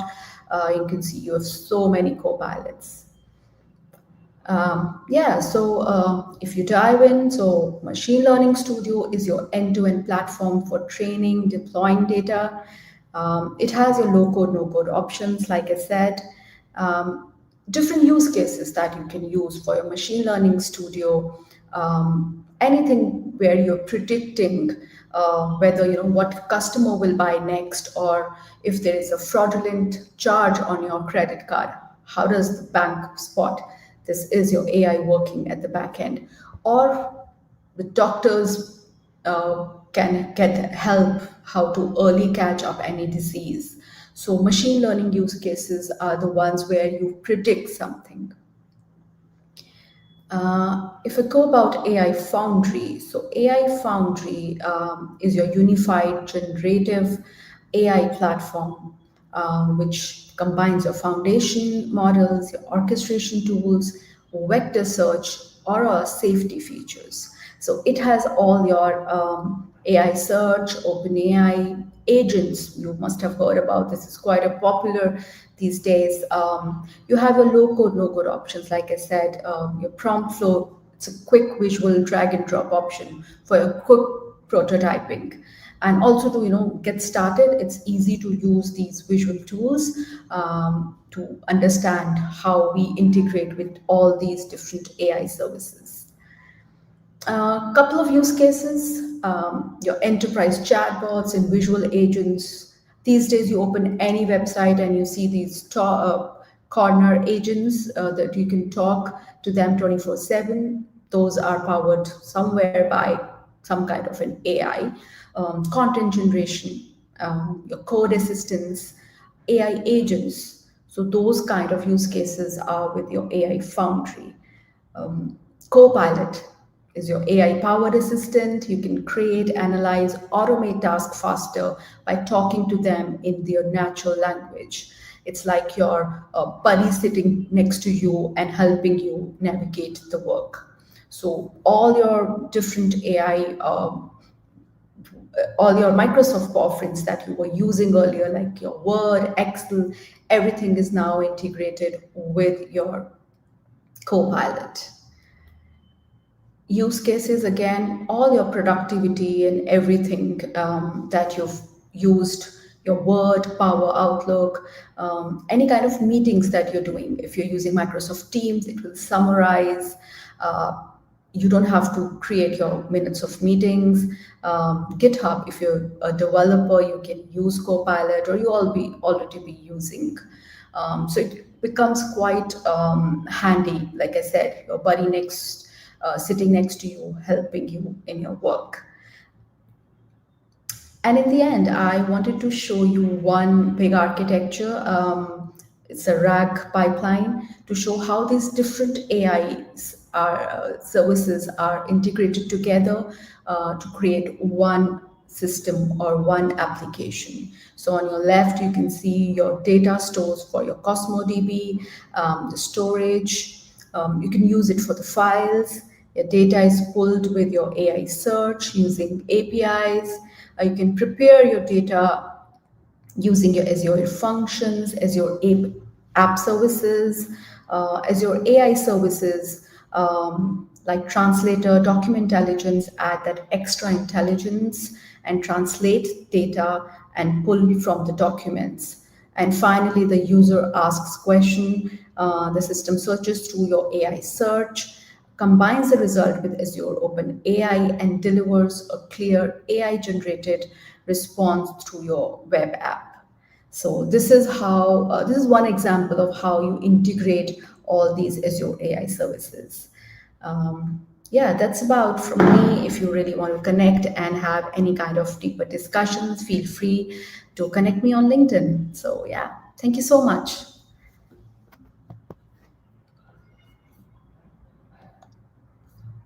Thank you, Sheena. Thank you for the great talk. You're welcome.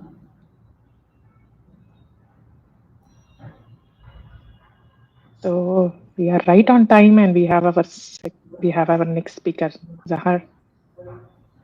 Yeah. Thanks again, and see you in the next Thank you, Data Sheena. Bash. All right. Thank you, everyone. Thank See you. you. Bye. Bye. Hi, Zahar. Hello. Hi, How are you doing today? All good. Thank you. Looking forward Welcome to Data Bash. Thank you for speaking for us. Thank you for inviting. Pleasure for me, and the first time at the Data Bash. Oh, this is your first time. Correct. Yeah. Oh, Not first time speaking on the conferences, but first time at the Data Bash. Hopefully, you can speak for us in the coming years as well. That will be a pleasure for me. Yes, thank you very much. I'm not frequently attending the online conferences, so I have much less experience without the eye contact with the audience. But I will be very glad to answer any questions or go into the conversation should there be any comments or questions or challenges. So feel free to challenge me. Yeah, we are a bit late, but hopefully we can catch along with the schedule. So we won't stay in your way. The stage is yours, Zahar. Yeah. Thank you very much. Yes, I think I will not use the whole hour, as it was a lot of time here given to me. I think we will be through my message much shorter, and then if there will be no questions, then I think the audience will have a chance to have a short coffee break before the next speaker enters the stage. So let's start. And I will first introduce myself, my topic, and then go through the content I prepared for you. So that's me. My name is Zahar. Originally, I was born and raised in Tallinn, Estonia. That's the small country there in the north of Europe. And I started my career being a software developer, a web developer, over 25 years ago, so in the previous century. And this web development career transformed several times, and the major transformations were from being an employee to being an employer, an entrepreneur, and then becoming a manager in the large international company. So that's where I am now, being IT project manager at EPAM Systems. EPAM Systems is the large multinational IT service provider with about 60,000 professionals working globally. I'm working there for about 10 years already, so even as you can see, more than 10 years already, and I live and work in Switzerland, in Schaffhausen. That's on the border with Germany, between Switzerland and Germany. As you can see, I'm not a data guy. So actually, who am I? And what is my touch point with the Power BI? So I can describe myself being a Power BI power user. And mostly, so I'm not designing the dashboards or reports. I'm mostly or only consuming the reports, and I'm doing so using the Power BI online service that is available for me on my Mac through the browser. I was a user, but after this exercise that I went through with my colleagues that I will be talking about in a few minutes, I think now I have this brackets saying the power user, as I think I definitely learned something about the Power BI that hopefully places me on the next level of the experience.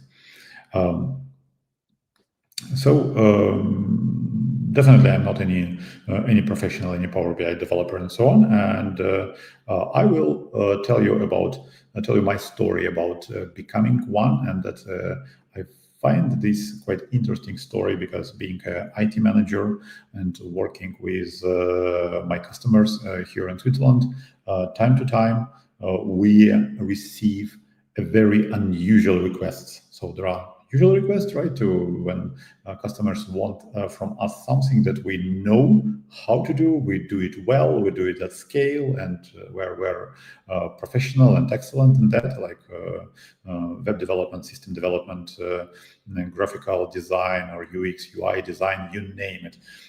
Pretty much all kinds of IT services can be provided, and I have a bunch of skilled colleagues who can be assigned to it. And sometimes clients really can surprise us by bringing us challenges that we never solved before. And this story is about one of such challenges related to the Power BI. So the challenge, how the client explained it to us, you can see it now on the screen. I will narrate it. Basically, the challenge was that client had a kind of a 10 plus Power BI users in their company. They were distributed among different departments, different floors, and even different towns who were producing the reports. They were basically, every Power BI user were producing probably only a handful of completely new reports per year. So that's not something that they do like every day from morning till evening, designing new reports. No, they're working with the reports, but the new types of reports emerging not very frequently, not every week, and probably not even every month. And so those Power BI users also had a very different experience with the Power BI. But what they had in common, they had that the reports that they produced were quite inconsistent in style. Particularly, they were not following the corporate brand book. So how this looks like, you probably know it yourself, or you have seen such reports when the different visualizations are put together onto the screen, and then somewhere to the upper left corner, a logo is placed, and you know that the corporate style of your company is red, and then you kind of add there a couple of red colored lines or buttons, and that's pretty much it. So that's how the situation was also with our customer. So reports were inconsistent, and especially they didn't look nice when printed. And once the senior manager who received such reports, she brought to the attention that, we need to do something. They don't look professional. They look very different, and probably there could be a good opportunity to make them unified, make them consistent, and make them to follow the style guide. However, when the team of those users received this task they understood that they don't have a skill to design, so they don't know how to design a custom unified style, the unified template that they could cross-use inside their organization to produce the reports and dashboards in a consistent, eye-candy, nice-looking design that is also looks cool when printed on the black and white or colorful printer. So they were not skilled for that. So they approached the corporate designers. Obviously, my customer was a large corporation, so they had also internal designers, internal marketing team. So they spoke with them, and also they found out that nobody is from the corporate visual UX designers marketing team. They're not skilled in Power BI that much to take a task to design something. So they also considered hiring someone from the market, but then that hire was not commercially justified. So that kind of looks like a one-off deal, one-off assignment to design this report, but there will be not much work for the professional Power BI designer. So that option was considered, but decided not to pursue. And when they asked whether internal Power BI users have time and interest to research this topic and produce, again, nobody was up to this gig, mostly because people are busy, they have their job duties, they are not sure if this will be well rewarded, and how to produce this task. So they were not able to solve this problem internally, and that's why they brought this challenge to us, their vendor, their contractor, who are developing together with them their business information systems. And they asked if we have the skill internally.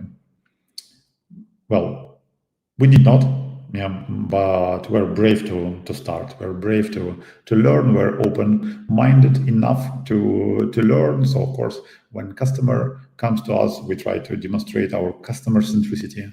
That means that we try to say yes to the customer and try to embrace the topic and provide the best possible result. I kind of quickly Googled, and the quick Googling showed me that what customer is asking is feasible. So Power BI supports custom themes, and there are some examples of the custom themes around, and there are even some marketplaces where different templates and themes are being sold.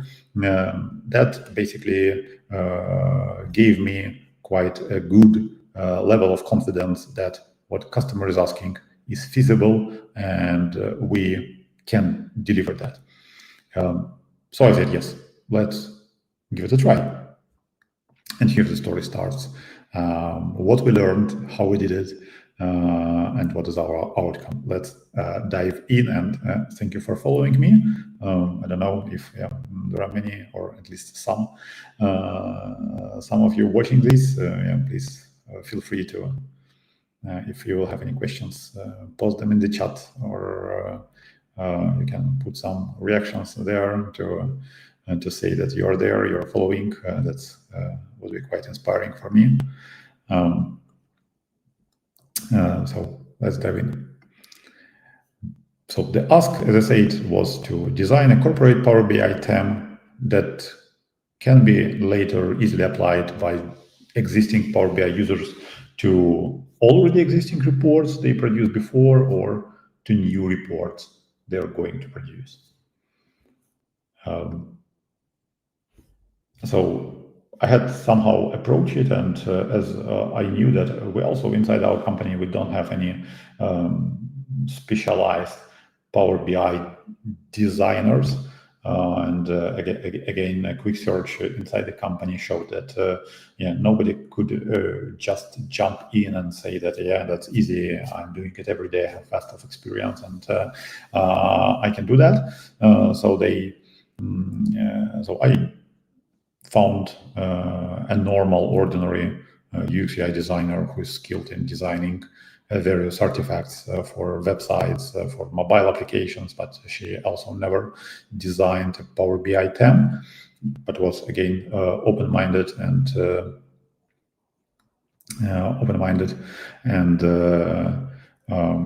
curious to learn. So we onboarded her, and then I jumped as a Power BI user. I thought that, okay, I know at least how to navigate inside Power BI, as I say, Power BI services, not Power BI desktop. So I know something about it, and that helps me hopefully to be. So my approach typically when I'm facing the new task, I try not to throw there people in the cold water. So kind of throwing anyone being alone without any support, that would be overwhelming. So I try, as a manager, I try never do that. So we need at least 2 people so they can collaborate together, they can speak to each other, they can challenge each other, ask for the feedback, support each other. Just be a rubber duck. So that's why we decided to approach these together. And obviously, a customer asked us like, what is the timeline when we can expect the outcomes to be delivered? And we said, well, probably like 2 weeks. A typical average sprint should be sufficient for us to do this. And you can guess whether we met this deadline or not. Please make your guesses. How much time it took in reality? But at least we committed on the 2-week sprint, and we jumped into this journey. Customer obviously provided us with something to start. We'll see. I will not tell you the answer now, so you may post a comments there with your guesses, and we'll see later the answer. It will be on the final slide. So customer equipped us with their existing Power BI report that they sent over the email, and also they sent us a corporate brand book that's like a typical PDF file. That describes the fonts, the colors, the fonts, the colors, some logo and other artifacts that they were using, and that basically we thought that would be sufficient to deliver the work. However, when we opened those Power BI reports, we figured out that actually they were opening pretty much as you can see here on the right-hand side. There were some widgets appeared, but actually no data loaded because the data was carefully removed from the report, as the data was quite sensitive, and the customer didn't want to share with us, given that they're sharing the reports outside of their organization to some vendor, and this vendor will be using various people working on the reports. They were that was a Swiss company. So they are obviously very much concerned about the data privacy. So the data was removed from the reports, and when the data was removed, and if there were any dynamic data sources, we obviously were not able to connect to them, as we don't have access to the customer infrastructure. So it didn't work well. And also what we learned that to work with those reports, we need a Power BI desktop. But both designer and myself, we were using MacBooks, and we figured out that even Microsoft products, they are very well adopted for the macOS ecosystem, but the Power BI desktop is not. So Power BI desktop exists only for Windows, and for Mac users there are various Fabric and Azure signups and Power BI services, whatever, but they are totally useless to do the same work that our customer does with the Power BI desktop. So we were not able to even start working on the report on our Macs. And yeah, for the brand book, that was good. Fonts, colors, logos, but not infographics. So I doubt that any, probably some, I don't know, Google or Microsoft brand book really has a content for the infographics, but the brand book of our customer did not. So obviously they were just a color palette, but so the color palettes were there, but not something that we could just apply to the dynamic data sources, like the graphs that may have many data points or variety of the attributes and so on. Yeah, I see the comment there that very good tools to quickly create JSON tags. Yeah, we will discuss them now in the upcoming slides. Yeah, sure think that's a good point. Yeah, so that's basically how we approached the issue. So first, before we even started looking for the tools, we had to approach the issue with the resources we were provided. So we had the reports that customer provided us. Finally, once we were able to open them on the Power BI desktop, we at least identified top 10 most frequently used visualizations. As some of you who are Power BI professionals, you know that there are like probably about 20 plus, 30 plus different visualization components available in Power BI. Various cards, charts, buttons, panels, etc., etc. And designing all of them again could be overwhelming. So we decided that we will identify the top 10 most frequently used across the reports that were provided to us, and we will start with them. So we'll design for those top 10, and then we try to apply more or less consistent styles to the long to the long tail. So that we calculated. Then we understood that designing without the data, so when designing for some abstract visualizations makes little sense. So we went to the public data. So every country nowadays has a of course, yeah, we were thinking about what data should we take? Should we go to Kaggle and download any of the data sources available on Kaggle, or should we go to the Swiss Open Data Initiative and download some data? And we decided that it would be much easier to use this data from the same business domain that our client does. So, for example, if the client is in the logistics and they produce the reports for the logistics, then it will be useful to get the source of data from the logistics industry just to facilitate the dialogue with the customer, so they see the familiar data, they see the familiar data items, familiar visualizations, familiar problems solved.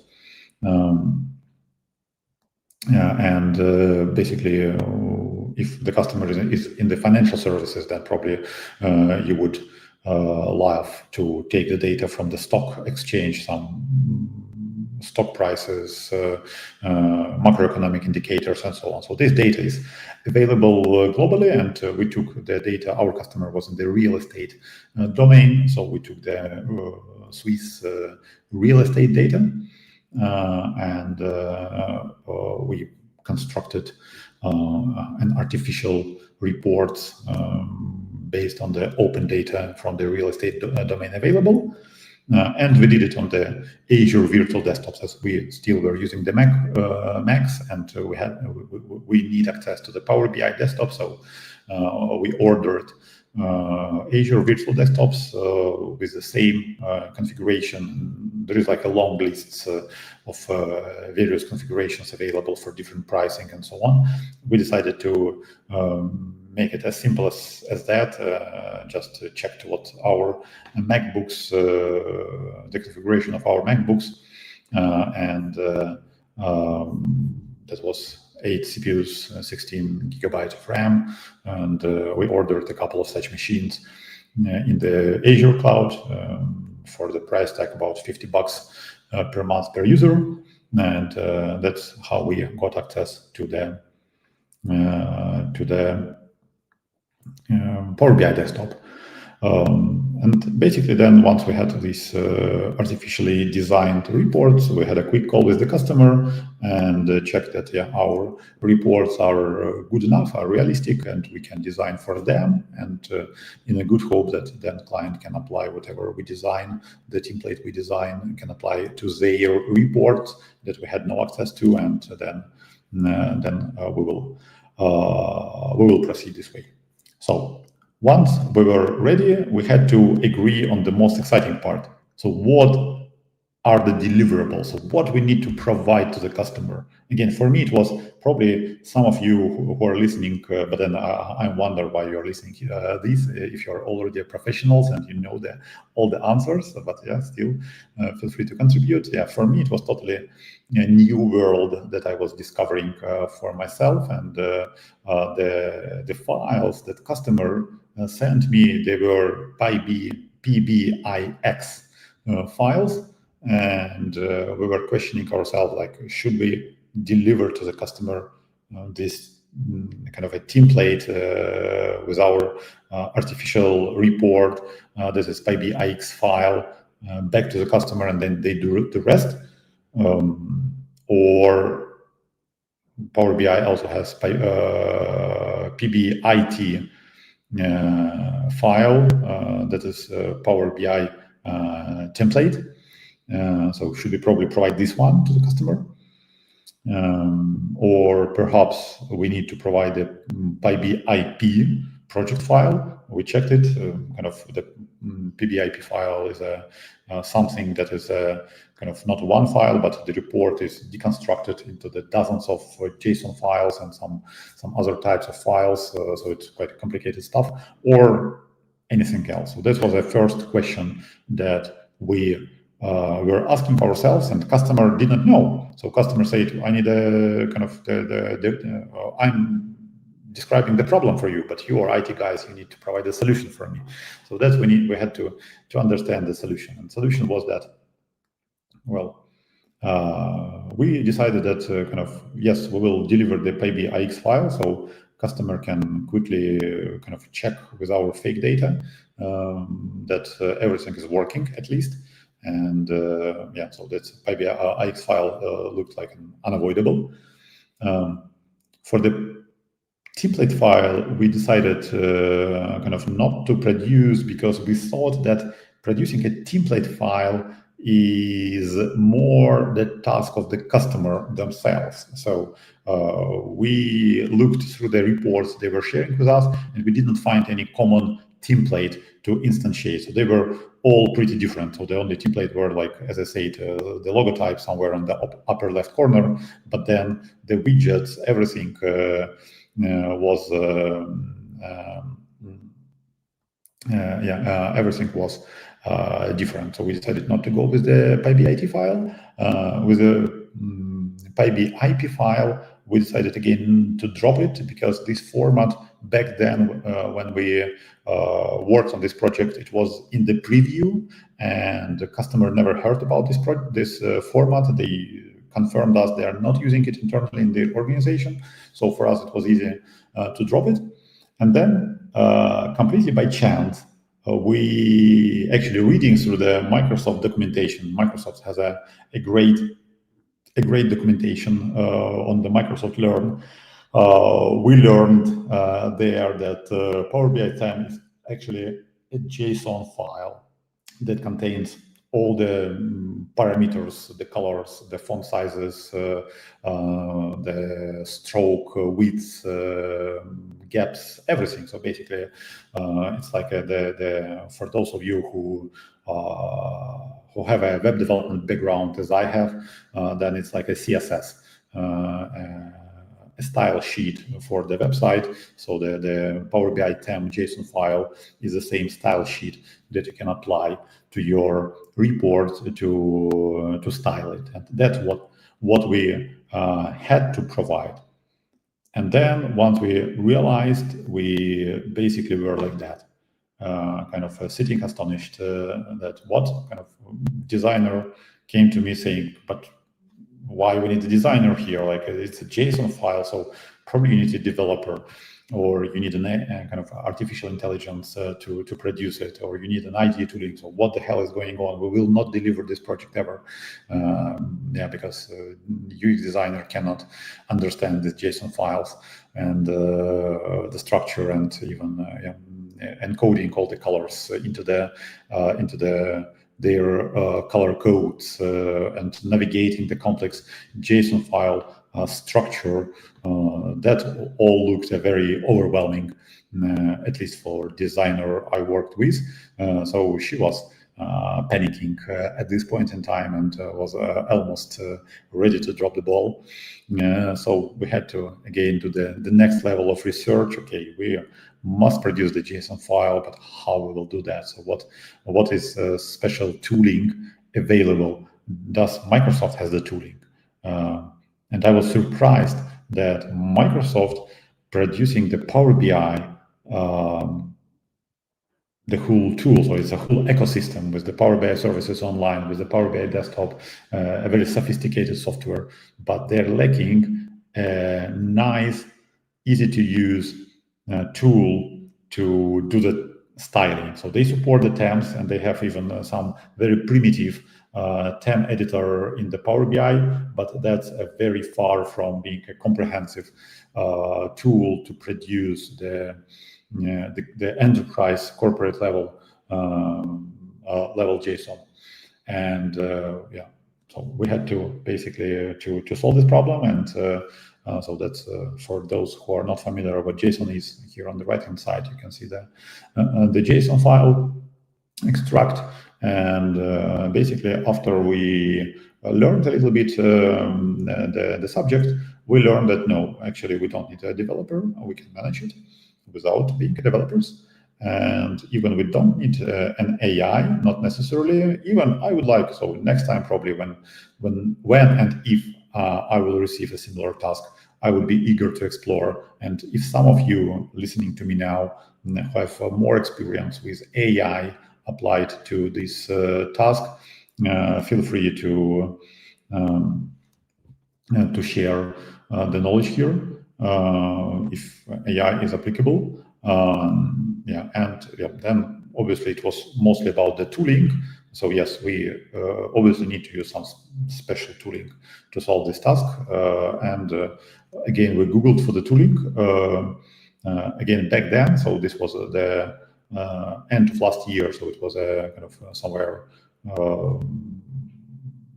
before the client was preparing the end of year report, and we were somewhere in November, December last year, 2024, when we were facing this task. So back then, I did a quick research, and we found that there are 4 tools available. I see now in the chat there is some new tool emerged in the preview this July. But back then we found 4 tools. One that we really liked was PowerUI.com. That's a commercial tool. You see the pricing. Doesn't kill anyone, at least if you are in the corporate world, then $15 a month is nothing. There, even the annual license is a good one. But back then it was still in development or in some testing. So we decided not to opt for it because we did not hear any feedbacks about this tool, and we decided not to pay for the tool that probably will not deliver and probably we will face some issues. So we don't want to be the testers of the new tool. So we decided to skip it. The second tool was quite a nice one, tems.powerbi.tips. Again, commercial tool, looked nice and kind of relatively feature rich. So totally could be considered. Then there is a bPro temp generator, the third link here, completely free if you sign up for the newsletter. And the fourth that actually we went with, that was a kind of, for us, it looked like the most battle tested. So there were a plethora of positive feedbacks available online. I'm not affiliated with this tool, so don't read me as an advertiser of this tool. The tool is completely free, developed by German consultants, small consultancy around the Power BI. The only warning sign as of today, so I checked specifically before when I was preparing this presentation, I checked whether all those tools are available. Yes, they're all available. They're all online. And the only issue I have with the last tool that we actually used is that it was not updated since then. So as we were in the Q4 last year, and the tool was updated in the July of last year, that was totally okay. So we saw that the tool is being constantly upgraded, updated, and free to use. So for us, it was an easy choice to embark with it. Now, after I see that the tool was not being upgraded for more than a year, yeah, that's probably a little bit of the worrying sign. Either this company is out of business, or the tool is already very good and doesn't require any updates. I don't know. Yeah, so be careful and choose wisely between the tools. I'm not advocating for any of them, but yeah, we went with this free to use web TEM generator online. That was a very easy, user-friendly, and relatively quickly we were able to learn it. A matter of probably one day or even a couple of hours to learn it. So it was like an easy choice, and we started to design. So we decided, given that the tool and that we need to produce the JSON file, obviously we don't want to overload our customer with the JSON before it gets ready, the final version. So we decided to opt for the pretty standard design approach. So we use the Figma as a tool. We created a sort of the mood board there just to gather different design ideas from the existing customer reports, from the designer experience, how to show it. Then we extracted various icons, colors, palettes, logos of our customer to that Figma tool, and designed a color schema. Then we were able to test it by printing the color schema on the grayscale printers, on the color printers, to see how readable are those widgets.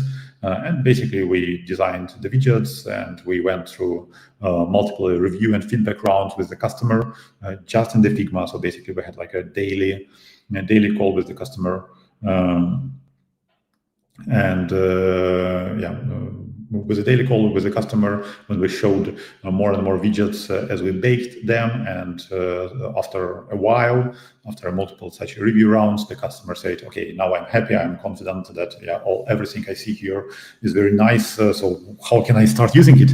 Give me the file to use." And then basically when we transitioned into the development phase, so we were quite a waterfallish, not an agile. We were quite waterfallish. We first completed the design phase, got a checkbox ticked, and then moved to the development. Of course, be aware, if you will be following our path, then be aware of the typical risks of any design project. The design phase may be never ending, and the customer may tell you that, "Oh, I need to take it to my boss. I need to discuss it within the team. Let me come back after 3 days or after a week," or I don't know, decision maker is on the vacation. So there are typical risks of any design project. So if you will take it as a fixed price project and the fixed timeline, you must manage the customer, you must manage the timeline and the milestones very, very well. But I would not take this project if I would not have a strong experience managing the design projects, or I would take it as a time and material project, and basically customer just pays for the hours of the designers used. And so it's up to you, but be aware that if you do this way, then this design phase can be very, very long and very slow. So once we were through it, basically that was one of the dashboards that we constructed that was approved. We had like a multiple different screens prepared. This is how the outcome looked in Figma before we started implementing it, and then we changed to this Temps designer in the browser, and that was basically again a quite dull phase because nothing happened. I had to sit down and basically copy paste the different numbers from the Figma and the color codes from the Figma into this tool and translate it from Figma visual language into the Power BI TAM. Of course, I would be dreaming about some connector between Figma and any of the tools here. I don't know if probably some other tools provide such a connector, not this one. So here, really physical copy-paste work, a lot of copy-paste work had to be done. And then every now and then I was downloading the JSON, applying it to my Power BI report that I had, and saw if everything is nice looking. If I saw any bugs, then I were giving feedback to designer to adjust, and then basically rinsing and repeating this way over multiple days. We were able to move the Figma design into this tool. We were able to produce the JSON. Again, be aware that this tool even doesn't have the registration. So if you create something there, but you forget to download the TAM and you refresh the browser or whatever else happens with your computer, especially if you're using the Azure Virtual Desktop or any other remote environment that may suddenly hang up or stop working, then all your work will be lost. So you really need to download quite frequently there. So thankfully, we did not lose our kind of outcomes. So we were downloading frequently, applying the changes, and basically we were able to produce this JSON. Again, as you can see in this tool, then on the left-hand side, so in the column, it has all the visualization nicely listed. So once, as I said, we identified top 10 visualizations, we were very quickly able to identify them in the list, design them, and then we applied the similar design to other charts that were not much frequently used by our customer. And then basically when we had time, we tried to produce the ultimate JSON TAM and then applied it to our template, shared with the customer, secured the feedback, and basically as a result, what we produced. So we produced this Power BI JSON TAM. It was 16,000 lines. Thankfully, we did not write any single JSON line ourselves. So all these 16,000 lines and 9 megabytes of JSON, it was produced with the tool.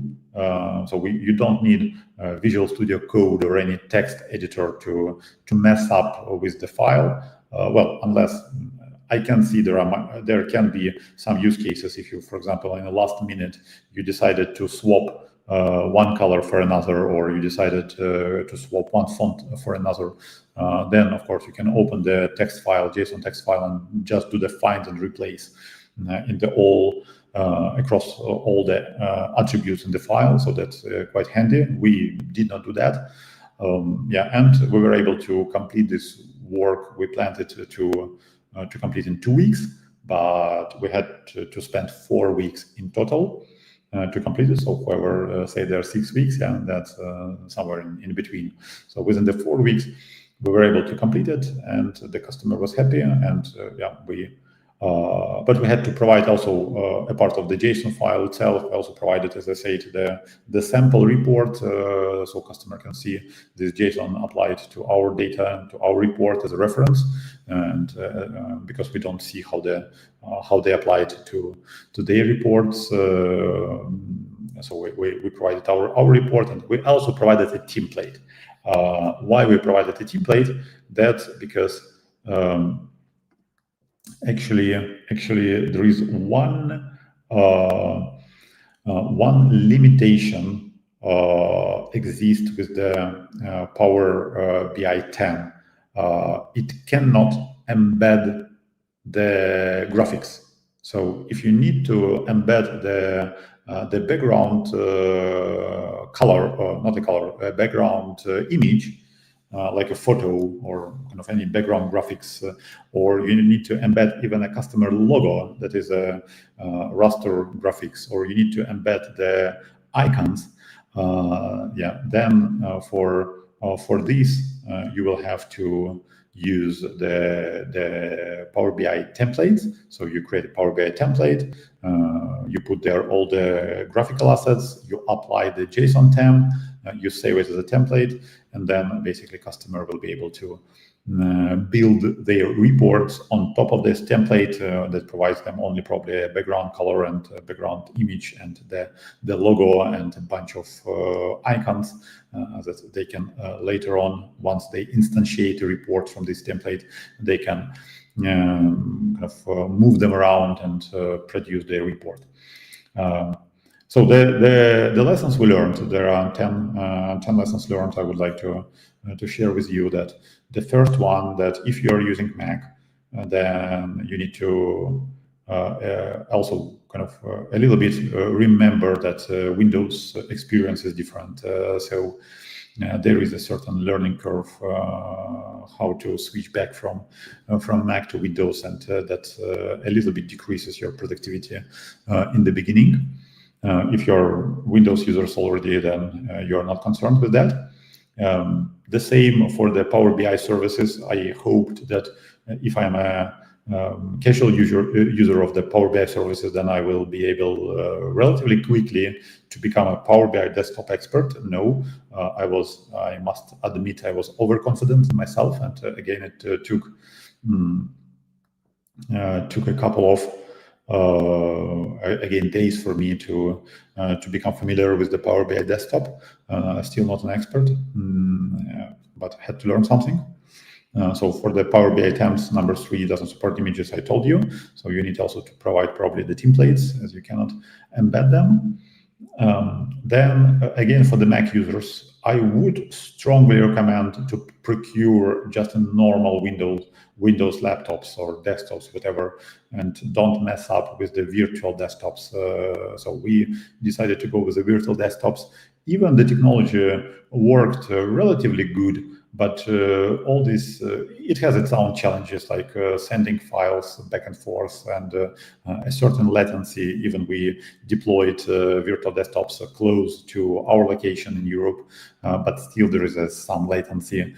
And especially when you're working with Figma, and you need to either open everything in the virtual desktop and do the work there, or you work on your Mac with Figma and with the JSON temp designer, but then you move the file, the JSON file, you need to move it to the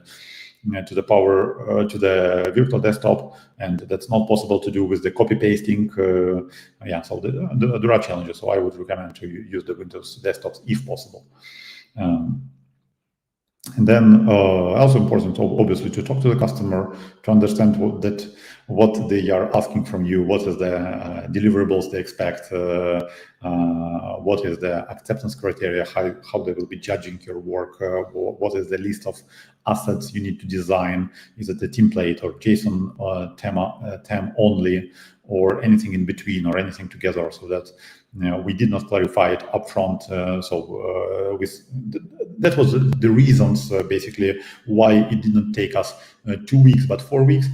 I still think 2 weeks is a reasonable time you can produce the temp. So why we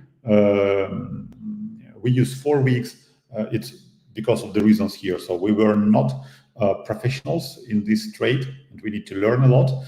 We used the not best-in-class technology, so kind of we were using these virtual desktops and some the Figma and all this copy-paste, all this mess. We had to talk to the customer, we had to research, we had to kind of create from the dummy data, we had to create additional reports to work with. So this all we underestimated, and it took extra time before we got fully productive with the real task at hand.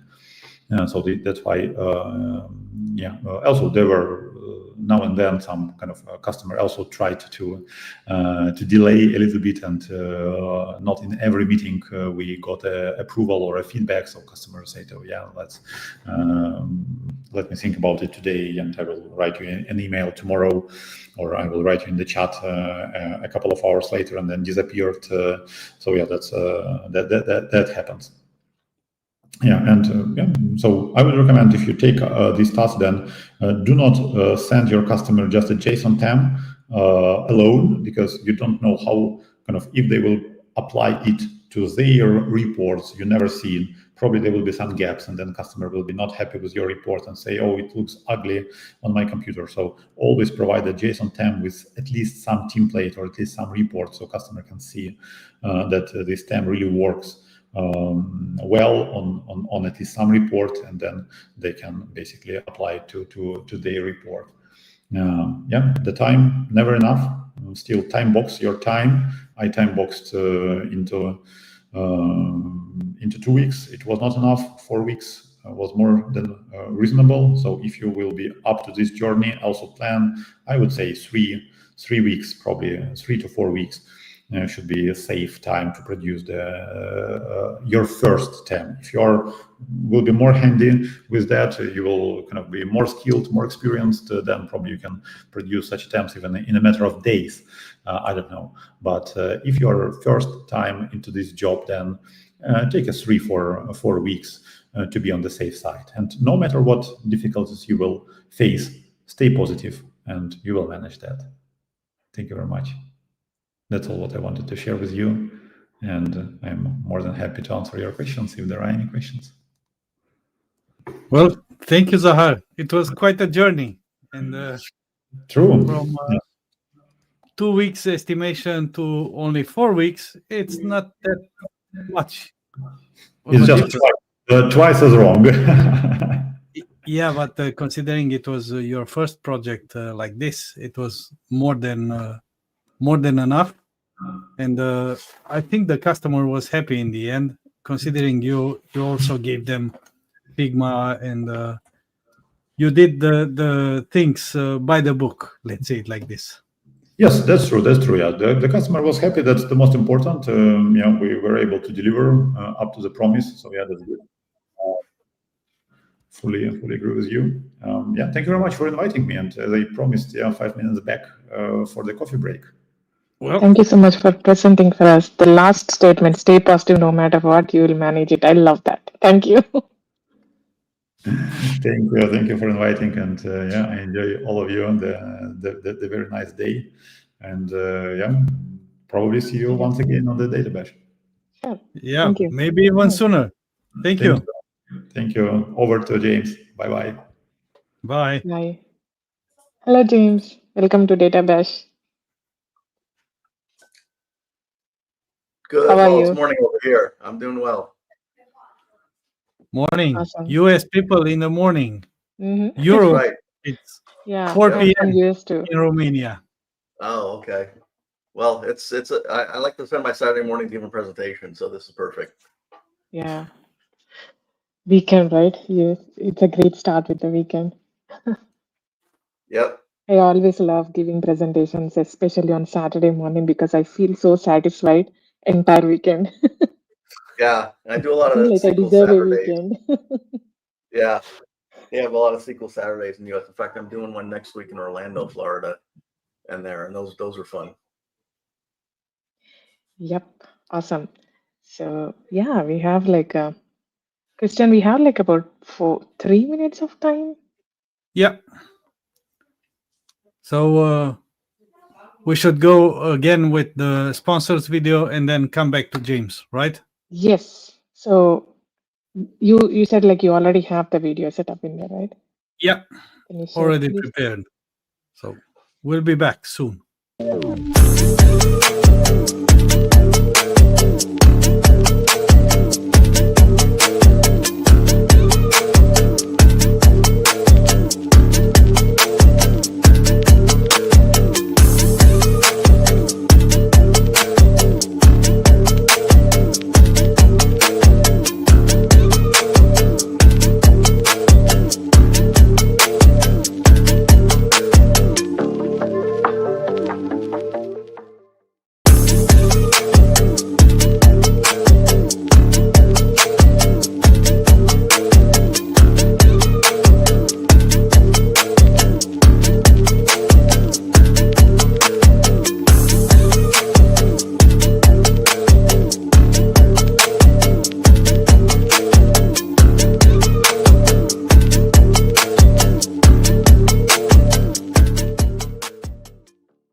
Hello, DataBash. I'm Arthur from the DatenWG core team, and we are a bunch of dedicated Power BI, Fabric, and Copilot experts who are really enthusiastic about Microsoft Data Platform and all the community stuff. This is B5. Humbly, we call us the Avengers of Power BI, and this is how we really look like if you want to see.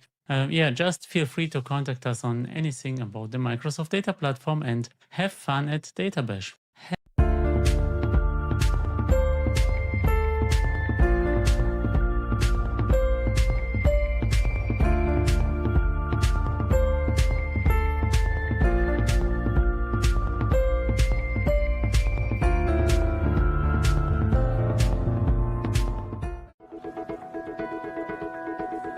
Timișoara este un oraș cu peste 350.000 de locuitori.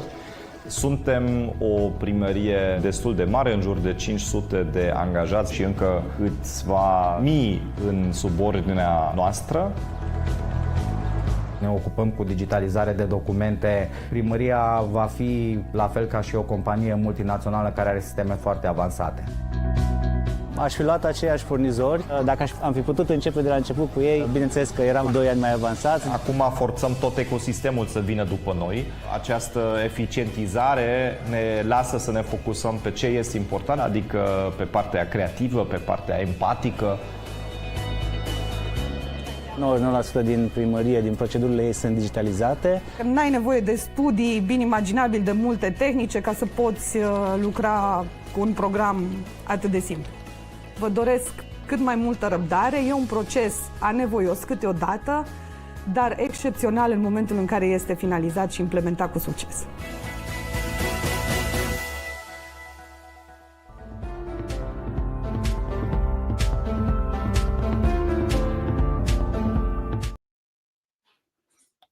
Well, coming back to the session, James, welcome. We are right on time. So thank you for taking your time to present to DataBash. I'm not sure, is this your first DataBash? I've been doing this for a while. The event for a while. I think it may be my first one here, though. Mm-hmm. Yeah, I think it's the first DataBash. Yeah, I thought so. I've seen the schedule from last year, and I haven't seen your name there. But I've seen some of your presentations, and they are all great. So without further ado, the stage is yours. All right, awesome. Well, you hyped it up pretty good there. So thanks. Welcome, everyone, to Data Architectures and Microsoft Fabric. My name is James Serra. I'm a data and AI solution architect at Microsoft. I recently moved to a new area called Defense Industrial Base, where I work with U.S. government contractors. Before that, I've been at Microsoft 10 years. And if you want to see my history, I can go on for hours about it. But I've been doing this quite a long time, 40 years now. I will go back in my COBOL days, but I've at times been a developer and a DBA and an architect, and came to Microsoft about 11 years ago working in pre-sales, educating customers on the Microsoft products, and in particular architectures, which I'll cover today, and the products to use for those architectures, which today's presentation is talking about Fabric on that.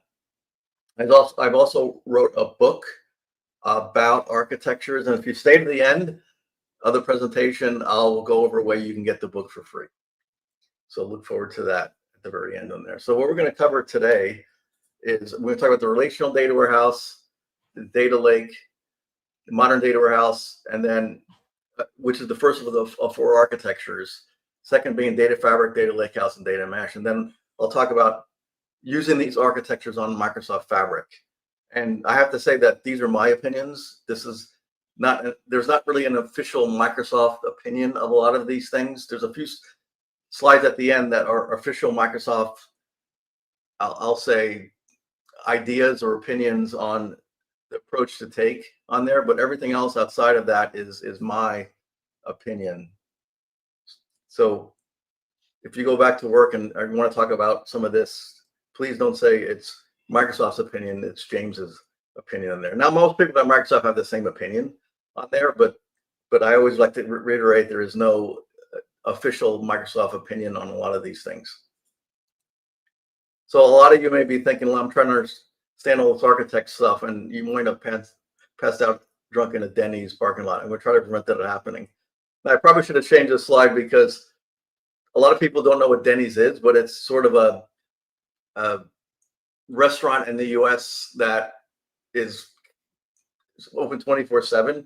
And so at times I've realized too late, like today, that you may not understand what that is, but I'm going to try to make it more understandable as we go through this, because there's a lot I'm going to throw at you, but I try to make it where you can understand this at a high level, hopefully, and hopefully it makes sense.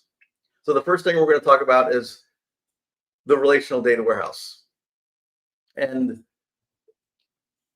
if we think of why you would build a relational data warehouse and exactly what it is, think of taking a number of data sources.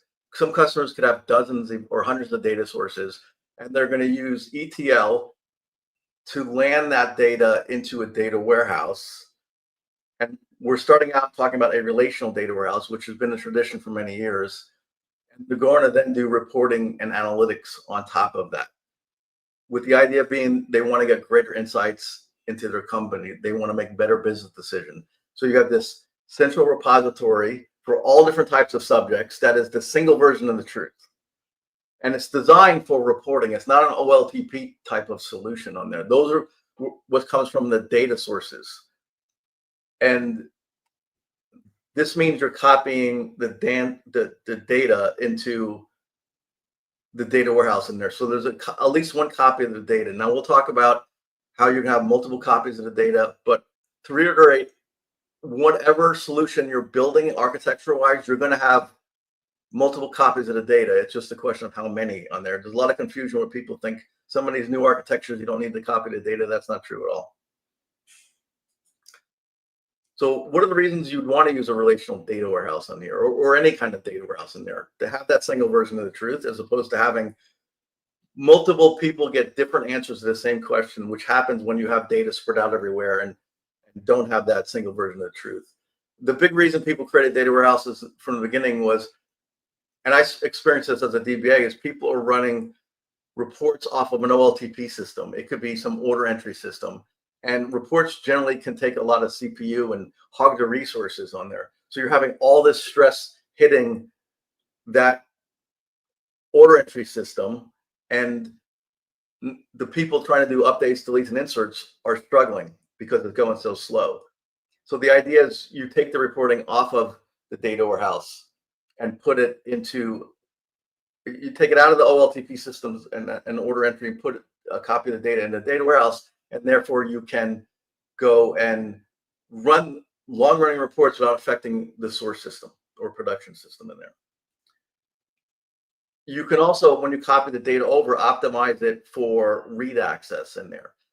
If you try to do that on that OLTP system in there, if you say add indexes for read access, now you're could be constantly causing problems for the writes to go slower in there.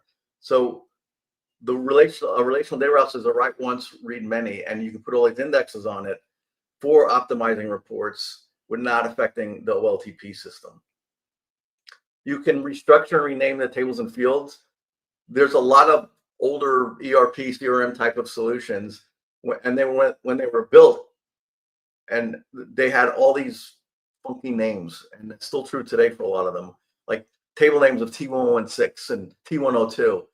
Well, when you copy that table over and put it into relational data warehouse, you can rename the tables and fields, with the idea being that you want to get self-service BI, and you're going to make it a lot easier for people to build their own reporting, the end users, if they can understand what the table names mean and not have to go and try to decipher it all in there. So that's another big reason, another big benefit of a relational data warehouse in there. It also protects against application upgrades. Think of it if you have a source system and a production system, and people are writing reports off of that.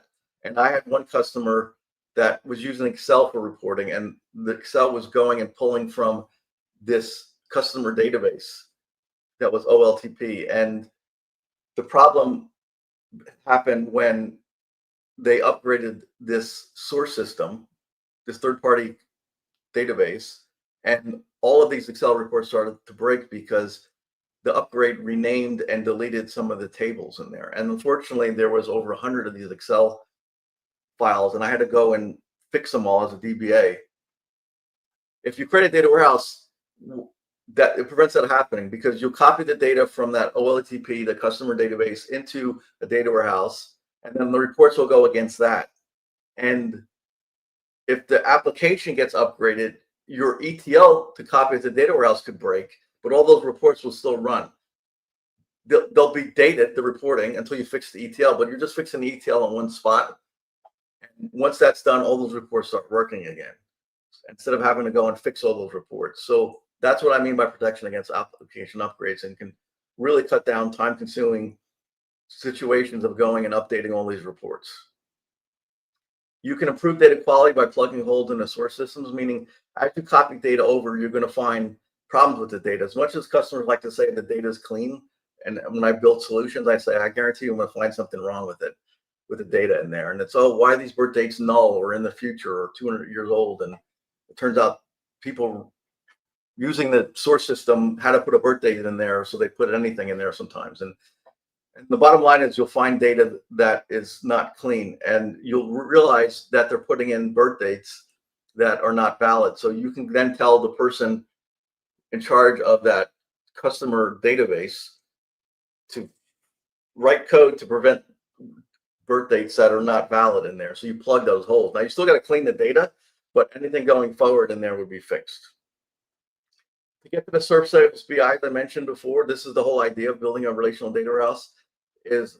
When I was in IT, I didn't like the idea of writing reports all the time in there, and I wanted the end users to do that. So if you build a data warehouse and you do it correctly, the end user can go and build those reports and not get IT involved.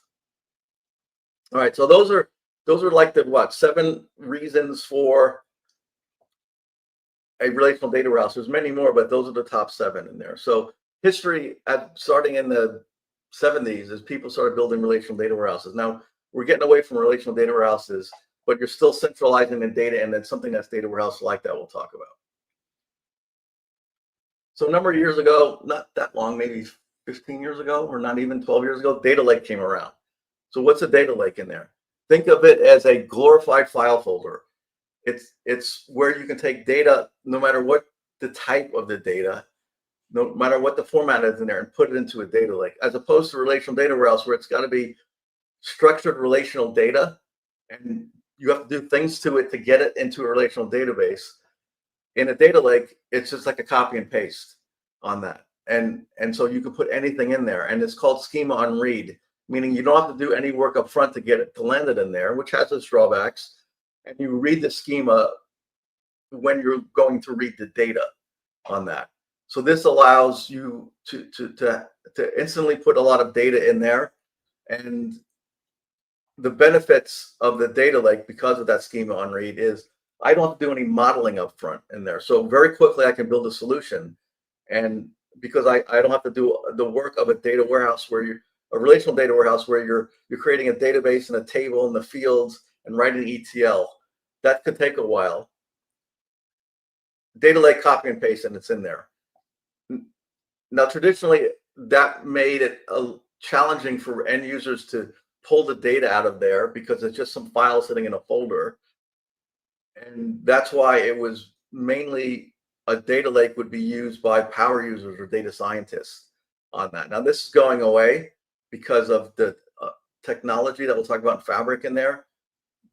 But traditionally, think of it as a quick way to get results in there. And also you can, and this is still true today, you can explore the data very quickly and see if it's useful, as opposed to, and I had this happen a number of times when I was a DBA, is that an end user wants you to say, we got this really important data and we want to have you put it in the warehouse, and you write all the code to get it in the warehouse, you create the database, the relational database and ETL, and you land it in there and you tell the end user it's all in there, and then they would go, oh, I checked it and that data is actually not helpful. So I did all this work. Well, now I could put that data very quickly in a data lake and run a quick report and tell the end user, does this look valid? And is this useful? And if they say yes, then I can go through the work of putting in a relational data warehouse in there. So that's still true today, but we'll see that we're getting away from even having a relational data warehouse in there, as a spoiler alert. The other big benefit of the data lake is freeing up that relational or enterprise data warehouse for working 24/7 and having queries all the time, because you're not having a maintenance window. So traditionally, with a relational data warehouse, you would kick all the end users off at, say, 8 p.m., and then you would copy data from all the source systems into staging tables in the relational data warehouse. You would then run the stored procedures, ETL, to transform and clean that data, and then put it into production tables. And that takes a lot of resources to do all that. And you would cross your fingers that it all worked fine, and then you would let people back in. Well, when people started saying, well, I can't have a maintenance window, I need people 24/7 on a data warehouse, that caused a lot of issues.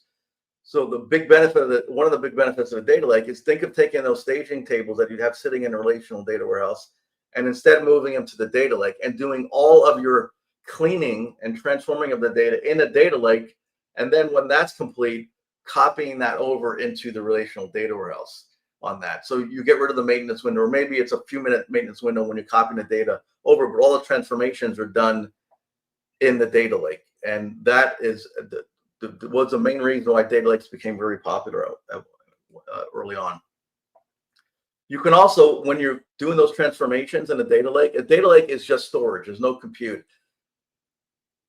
But what you can do is choose many different types of compute, because everything works with a data lake now. And so I can have a huge cluster of, it could be a Databricks cluster that's going to be used against that data. So if I say I really need to transform this quickly and I don't care how much it costs, I can have a huge giant cluster on that, or I can have a small one to save money on there.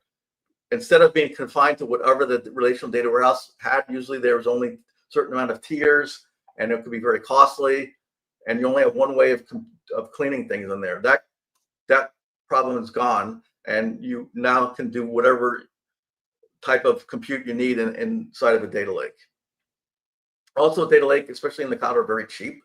It's just pennies per gigabytes per month in there. So you can put data in there if you're not sure you're going to need it or not in there. And that's something you would never do with a relational data warehouse, because generally you have a limited amount of space, and more data could affect performance of queries and cleaning the data. With a data like that problem goes away in there. So many times I can say, I don't know if this data is helpful, but let me put it in the data lake and I'll check out later if it could be helpful.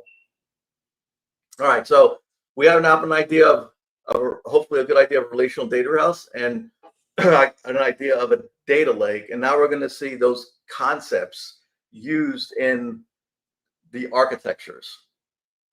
And feel free to have your comments going. I look in, I don't know. One of them, OneLake in Fabric, was supposed to not have multiple copies of the data. Well, you're still going to have multiple copies of the data. We'll get into that, where you're having a medallion architecture, and that has multiple copies of the data. The whole idea, as we go through this, is try to reduce the number of copies, but you're always going to have multiple copies of the data.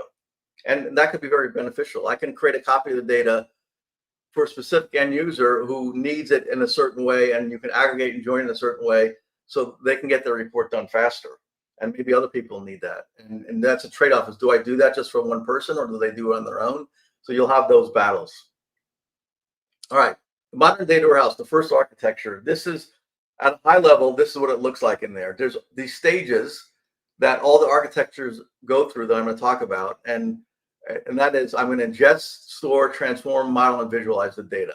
Those 5.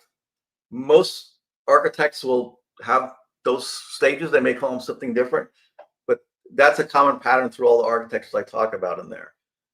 The storing of that and transforming that is going to be done in a data lake. And I put machine learning on that because that's traditionally where a data scientist would say, I just need it in the data lake and I'm good to go. Where everyone else can't make sense of the data in the data lake. So you would go to the 4th stage and you would model that in the relational data warehouse. So you have both the data lake and the relational data warehouse that contain the data. So the relational data warehouse has a copy of the data, and there the modeling can be a third normal form, it could be a star schema, it could be both. And the whole idea is you need to present the data in a way that makes it easy for the end user to go into the 5th step, which is to visualize it and use analytics on top of that. So you made it really simple for them. We being IT's done the work to get the self-service BI. And so modeling is an important part that it's through all the architectures. We'll just talk about how it doesn't have a copy of the data in some of the later architectures. So digging into the details of the main purpose of having both the data lake and the relational data warehouse is, think of the data lake on the left-hand side. These are the major things that would be done in a data lake listed here. These are all revolved around staging and prepping the data. And then the relational data warehouse becomes your serving, security, and compliance layer on that. So both are using the best features of both of these on here. Relational data warehouse, as an example, is really good in security. Data lake has limited security, and therefore traditionally many customers have said, I'm not going to have any end users access to data lake because I can't use things like row-level security, and I'm going to have everybody access the relational data warehouse because I can do row-level security in that. I can also do complex joins, and the relational data warehouse can handle a high number of end users in there. So this is the way it's been split out for purposes in there. Again, this is changing, but traditionally this has been the way it was laid out on that. If we dig a little bit deeper into what this architecture looks like, you see those 5 steps. And now we're getting into data lake, what that looks like underneath the covers, where you have the medallion architecture or 3 layers.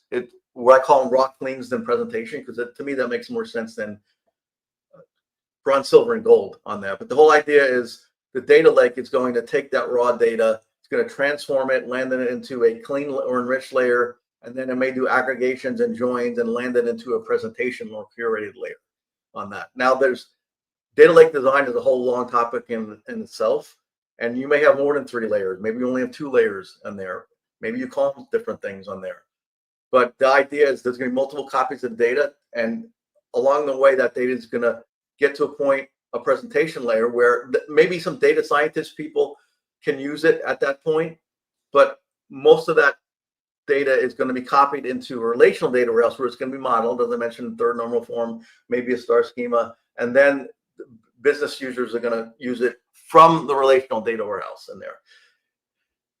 This is the way it has been done often in the Synapse, the product that is still around and still has people have a lot of solutions. People are migrating to Fabric, but if you're using Synapse or have used it, this is likely the architecture that you follow.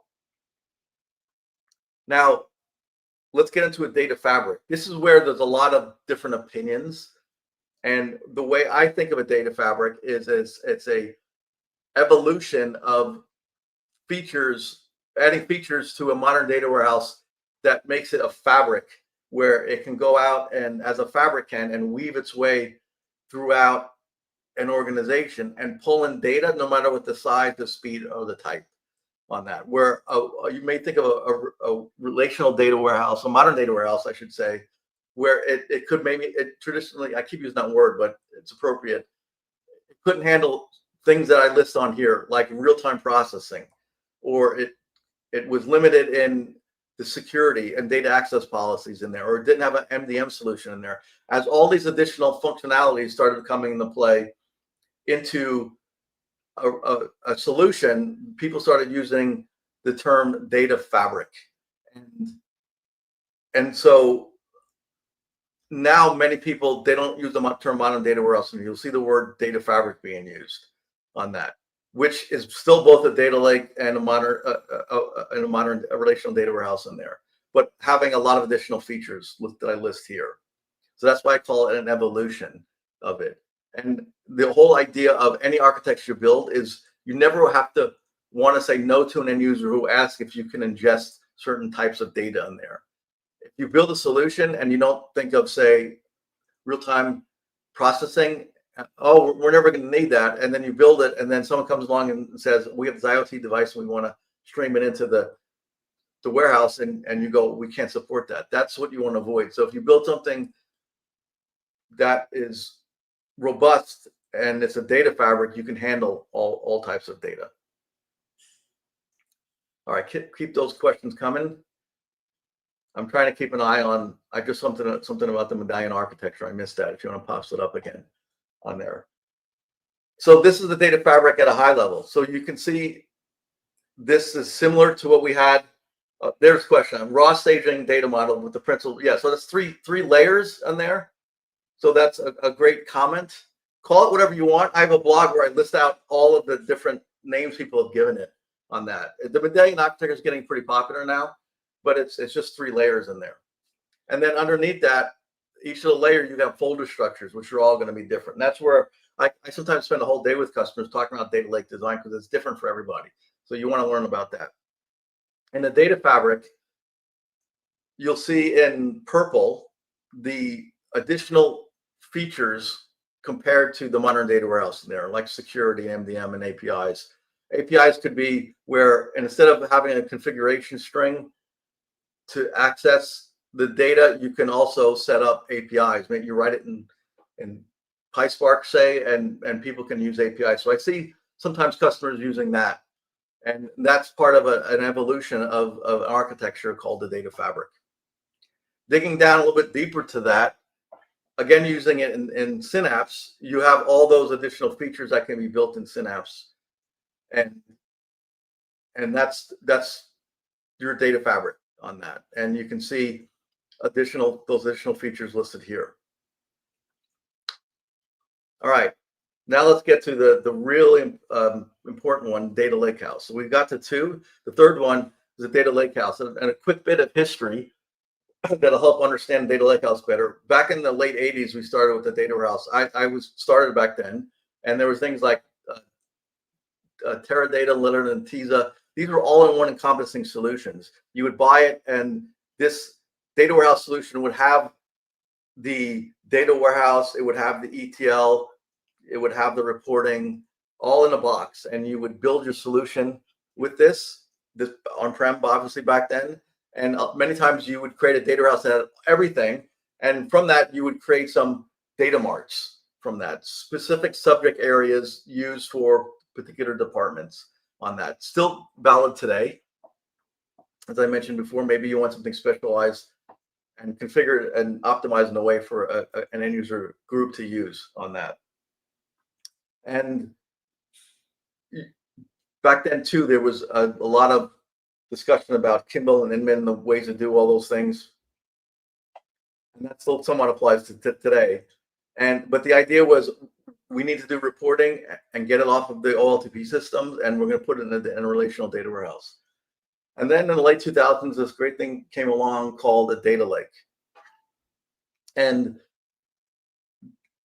these were very much oversold. People said, oh, this data lake's awesome. I can put anything I need in there, and people can build reports off that. I don't even need relational data warehouses anymore. And that failed miserably because the data lake was very complex. It had things like Apache Spark and go tell an end user to go write some Hive query in Apache Spark with data sitting in files and folders just didn't work. And I have some great stories about that.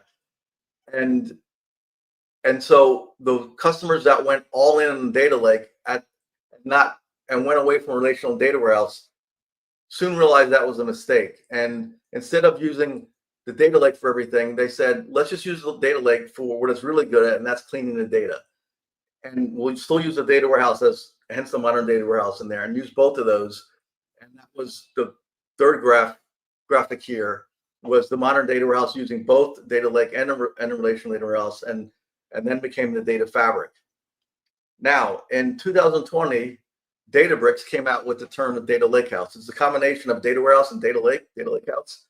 And their solution was, don't use a relational data warehouse, do everything inside of a data lake. And you're like, well, wait a minute, you just said that didn't work. What's changed? Well, what changed was the concept called Delta Lake. And Delta Lake is a transactional software layer on top of a data lake that gives it relational data warehouse-like features. So it's not its own storage, it's just a format that transactional code is built around that to give additional features like supporting SQL statements. So a data lake doesn't have any idea what SQL is.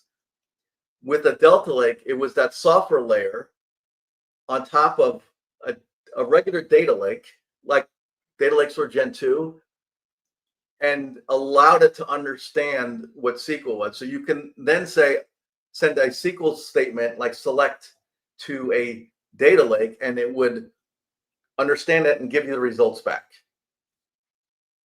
It also added ACID support for those who know what that is, for a table. Imagine not having this and trying to do things with a data lake, and then things blow up in the middle of it. Now you have all these problems with uncommitted transactions and stuff. So that's this transactional software layer gave ACID support. It also allowed for time travel by versioning data. As it lands in there, it's given versions. So I can go and say, I want to select the data from 2 weeks ago, and it'll pull back exactly how the data looked back then, which helps in rolling back data or auditing on there, a big additional feature. It allowed one platform for streaming and batch, so you can use the same transactional software layer for both of those, where in a data lake, usually you would have different products or different solutions for streaming and for batch of the data. Delta Lake can also support schema enforcement, because the problem with a data lake is I can have ETL pulling data from there, and it works fine as long as all the data, all the files sitting in there are the same format. If somebody comes along and dumps something in there and the format's wrong, my ETL blows up. Delta Lake can enforce, and if a file tries to come in there that's not in this particular schema, it won't let it land in, it'll kick it out. And it can also do things like schema evolution, where you can change the schema over time and not cause the ETL to blow up. And then it has performance improvements on it in there. And there's many performance improvements. But a challenge in the data lake before Delta Lake came along was queries and could take forever. A lot longer, much longer than relational data warehouses in there, which caused a lot of problems. Now, I would say we haven't got to the point where it's as fast as a relational data warehouse, which we'll talk about, but it's pretty close. And then finally, there's this small files problem. If you're doing a lot of updating data in a data lake in there, and you can get a bunch of small files, because that's just the way a lot of the Spark code would work. And Databricks came out with Delta Lake as a way to optimize and compact all the files and put them back into one big file instead of having all these little files in there. And the way to get Delta Lake to use it, simply, if you're using Spark, instead of saying I'm going to write the data in Parquet format, you just say I'm going to write it in Delta format, and you have a Delta library in there from Databricks, and that's all you need to do on there. Now, Microsoft has standardized in Delta Lake in its products. There's other options like out there, and fortunately, they've started to merge. So Fabric has come up. It integrates now with Snowflake and Iceberg format and this Hudi format. Those are competitors of Delta Lake. They do the same things basically on there, but different companies went with different types of formats in there. But Fabric now allows you to use we'll call it a superstructure that can support both Delta Lake and the Snowflake's Iceberg format in there. A high-level architecture of data lakes. You can see it's just like we saw for the data fabric in there, but we removed the relational data warehouse piece. So we don't have that second copy of the data storing in a relational data warehouse anymore. We still want to model it because you still want to present it to an end user in a third normal or star schema format. So it looks like it's in a relational data warehouse, but it's actually not. And that's still important because you don't want to go to end user and tell them everything is in a bunch of files and folders in there. So modeling still becomes important. In Fabric, you'll still create semantic layers, and that's the modeling part. So it's not a copy of the data, but it models the data in a way that's easier for the end users to use it. So the use cases for a data lakehouse is most solutions now are using a data lakehouse because it fixes or solves 6 problems that you saw with the data fabric or modern data warehouses. If you have 2 copies of the data, you got to keep them consistent. And so if ETL between the 2 breaks, now you have different answers depending on which one you go to. You're going to have the data warehouse being older. Even if you're updating it, say, once an hour, you can get a different answer if you go to the data lake or the data warehouse on that. That goes away because there's only 1 copy of the data. Typically, data scientists prefer the folders and files format on there. So you give them everything in a data lake and they're happy because they don't have to deal with anything in a relational data warehouse anymore. Even though storage is very cheap, you're saving, especially more costly in a relational data warehouse for storage. So because I don't have that anymore, I'm saving some money. Everybody likes to save money. We also have the issue of 2 copies of the data means more risk that somebody could hack into one of those, and you have issues with your data being exposed in there. Now you only have 1 copy of the data, and you cut the risk in half essentially. If you have both a data lake and a relational data warehouse, you need skills that know both, which is rare, or specialized people in both in there. Now I don't have to worry about a relational data warehouse anymore. I can just focus on skill sets for a data lake. What this looks like at a deeper level is listed here. So you can see it. This is just like a data fabric, except for the relational serving layer, where it could just be a semantic layer. There's many ways you can lay out the relational serving layer. It could be a view on top of data sitting in files and folders in there. More likely to a semantic model that you see in Fabric on there. It's optional, but highly recommended. You could have people go right to bypass that and go right to the data lake because all the data is in there. You could write APIs that go right to that, but most times customers will have a semantic layer on top of the data that's sitting in the data lake. And this is what it looks like in Fabric. Fabric is all about a data lakehouse in there. There is the idea of warehouses, but the warehouses are not storage in a relational data warehouse. They are storage in a data lake. And in Fabric, it's called OneLake on that. Underneath the covers, that's Data Lake Store Gen 2. And everything in OneLake is using Delta format on there.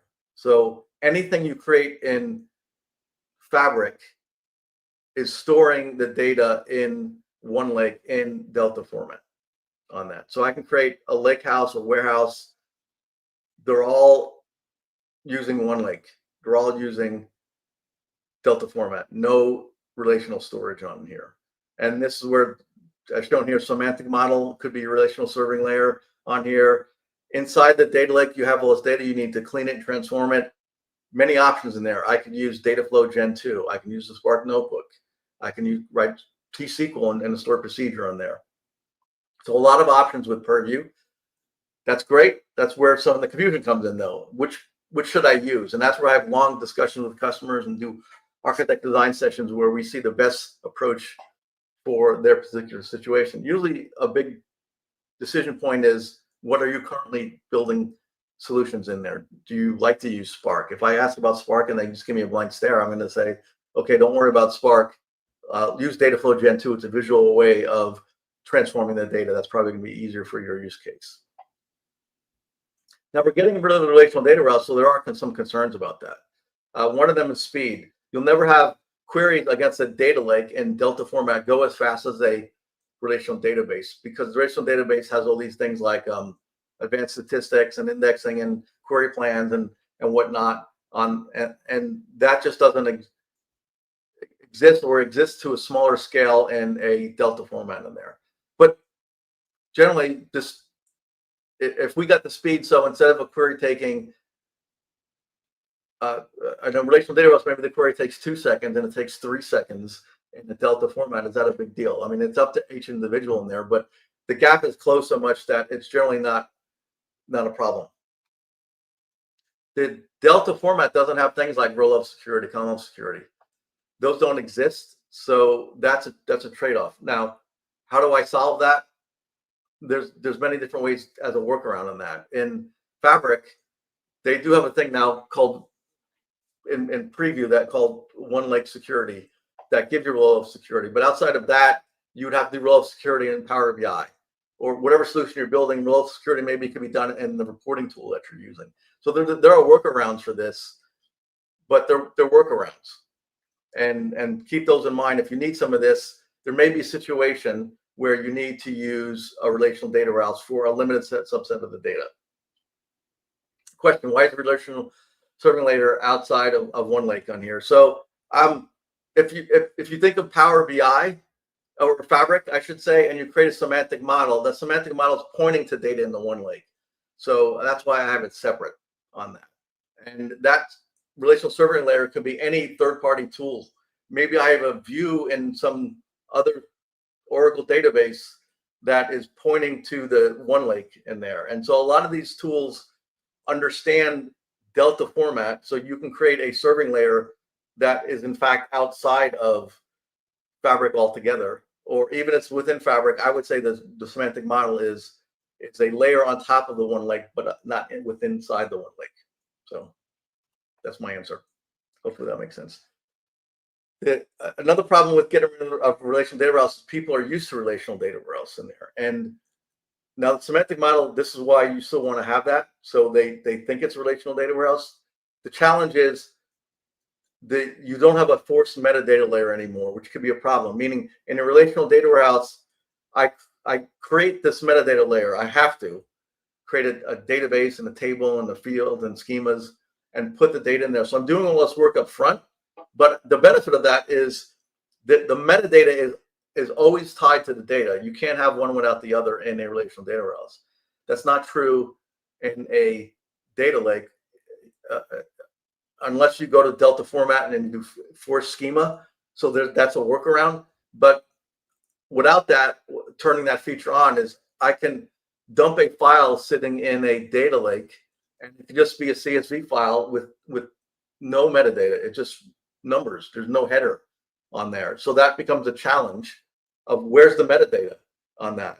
And maybe some places, some files have the metadata as the first row in there and I can use it. Others may have it outside of that. So you can all solve this, but it just could be a headache to try to find where the metadata is for everything that's sitting in a data lake. So just keep that in mind.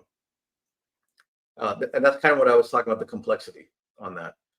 The concurrency, if you have a lot of people, a lot being thousands or tens of thousands of people hitting a data lake in Delta format, that could be problematic on that, where a relational data warehouse can handle many times that with no problem in there.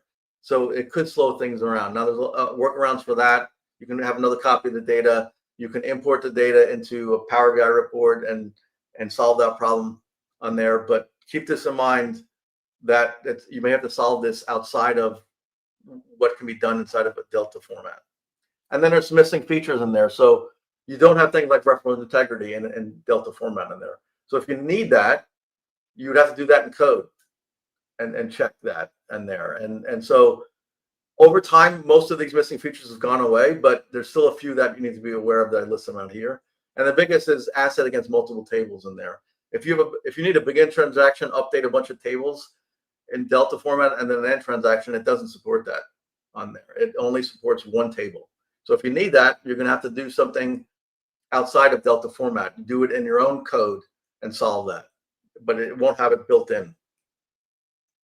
And then most products now support Delta Lake, so this is not much of an issue anymore, but be aware, if you want to use OneLake, on the product that you're using needs to support Delta format.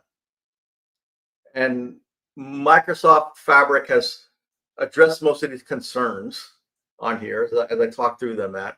But if there's a certain situation, sometimes a customer could have a table that's 1 billion rows and it's not getting the performance they need in OneLake and Delta format. They could say, well, in this particular case, I'll copy it out to a relational data warehouse. It could be a SQL database. It could be a dedicated pool in Synapse in there. There's a lot of options in there. And it could even be a KQL database. If you're not familiar with Check It Out, that you could put it in there. And so the idea is not, it's an all or nothing. You may say, I'll put everything in Delta format except for this one or two particular situations. All right. Now into the fourth architecture. So keep those questions coming. Data mesh. This was all the rage a few years back. It's died down a lot. Now it was the impetus for me writing my book because a lot of confusion about what a data mesh is. And credit to Zamek Dehghani. She came out with a blog post a few years ago on a data mesh and then wrote a book about it. The challenge was it was really hard to understand at a high level what a data mesh was. So I created this slide that hopefully can explain it. All the solutions I talked about previously, the three architectures, were about taking data from operational data, OLTP data, and copying it into a central location and converting that data into analytical data in a relational data warehouse or later a data lakehouse, a Delta format on that. So it's a copy of the data formatted for analytical purposes, all centralized. A data mesh, there is no centralization. The idea is each domain will create its own analytical data. So each domain has operational data. So a domain could be, say, HR, and it's HR now is responsible for creating analytical data, its own warehouse, and decentralized because each domain is going to have its own data warehouse in there, but it's going to make it, each domain needs to make that analytical data easily accessible. And that is one of the principles of a data mesh in there. So no centralization, each domain creates its own analytical data and keeps it local. And that's the difference between a data mesh and the other solutions that I mentioned. I missed that comment if you want to put it back on there. So hopefully that going into, as I explained, data mesh, this makes more sense of an understanding on there. Question was, SQL databases are not stored as Delta. So SQL databases in Microsoft Fabric, okay, to clarify, are an exception. So you kind of caught me, and I probably should clarify that. In Fabric now, we have SQL databases and we have Cosmos DB. Those are OLTP solutions that are in Fabric. That I usually avoid that because it just causes more confusion, because Fabric is, at first, was just an analytical solution. Now there's little pieces of it where it does have OLTP. I don't want to get into it, but to answer that question, you are correct that OLTP solutions in Fabric, where we're dealing with SQL database and Cosmos DB, do not use Delta format. Now they have ways to automatically copy the data into OneLake, but they will have internally, when using them, their own traditional storage. So thanks for that question. So data mesh is a concept, it's not a technology. And it's a huge organizational and cultural shift, which is why 99% of customers don't create a data mesh because it's too much of a shift. People hate change, and data mesh is not this magic wand you can buy on eBay. And that's unfortunately where people thought of a data mesh when it first came out, was it's easy to build. It's a lot harder to build solutions in data mesh on that. Data mesh is made up of 4 principles that I'll talk about quickly. One is ownership of the data. You're going to create all these domains. You could have dozens or hundreds of domains. Think of a domain being manufacturing, sales, supplier, and they are going to be responsible for creating that analytical data. No longer is the data copied into a central location and IT creates the analytical data. It's all done in your domain.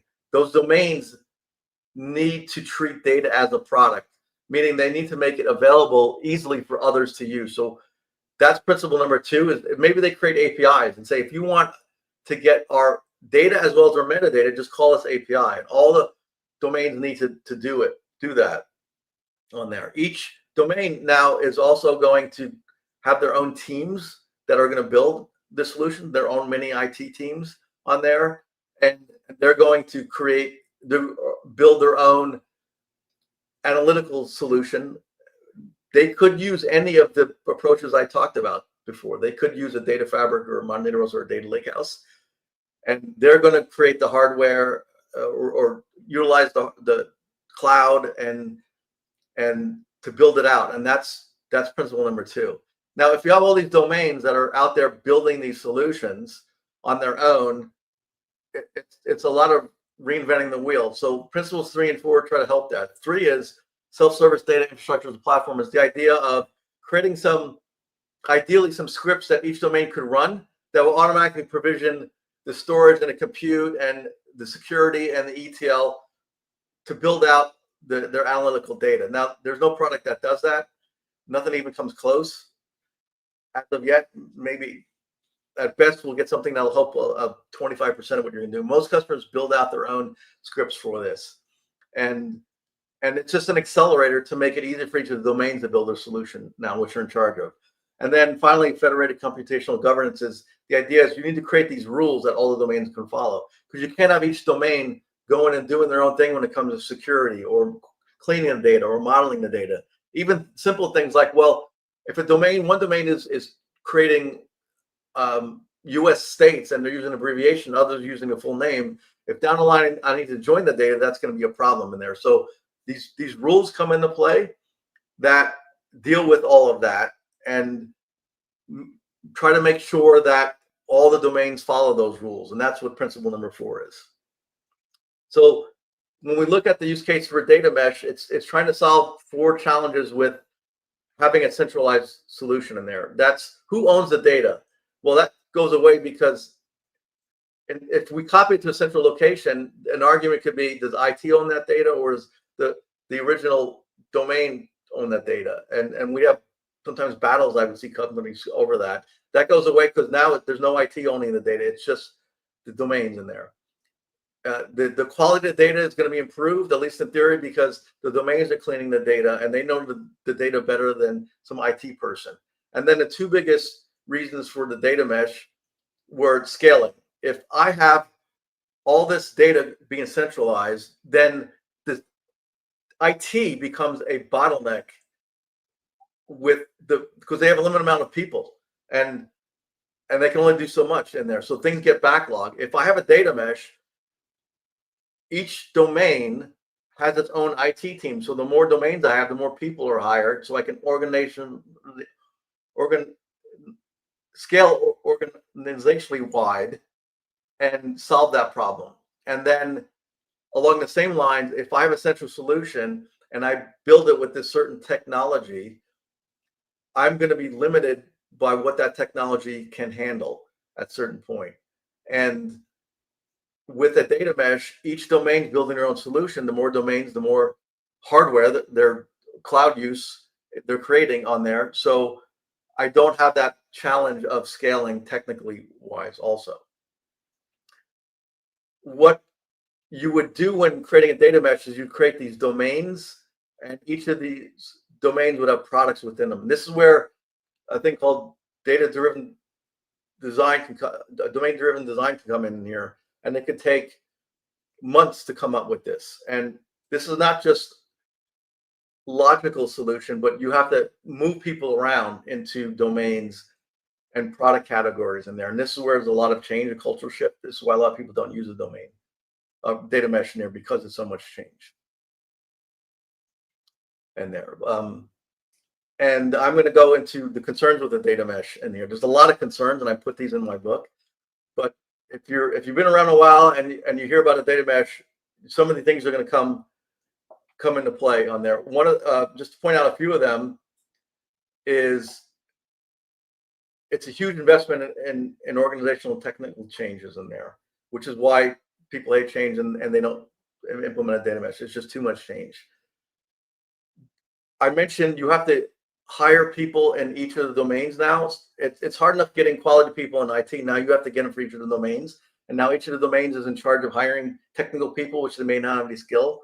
So you're trying to scale out, but with that comes the drawback of having to hire more people. And each domain's got to be upskilled in hiring quality people.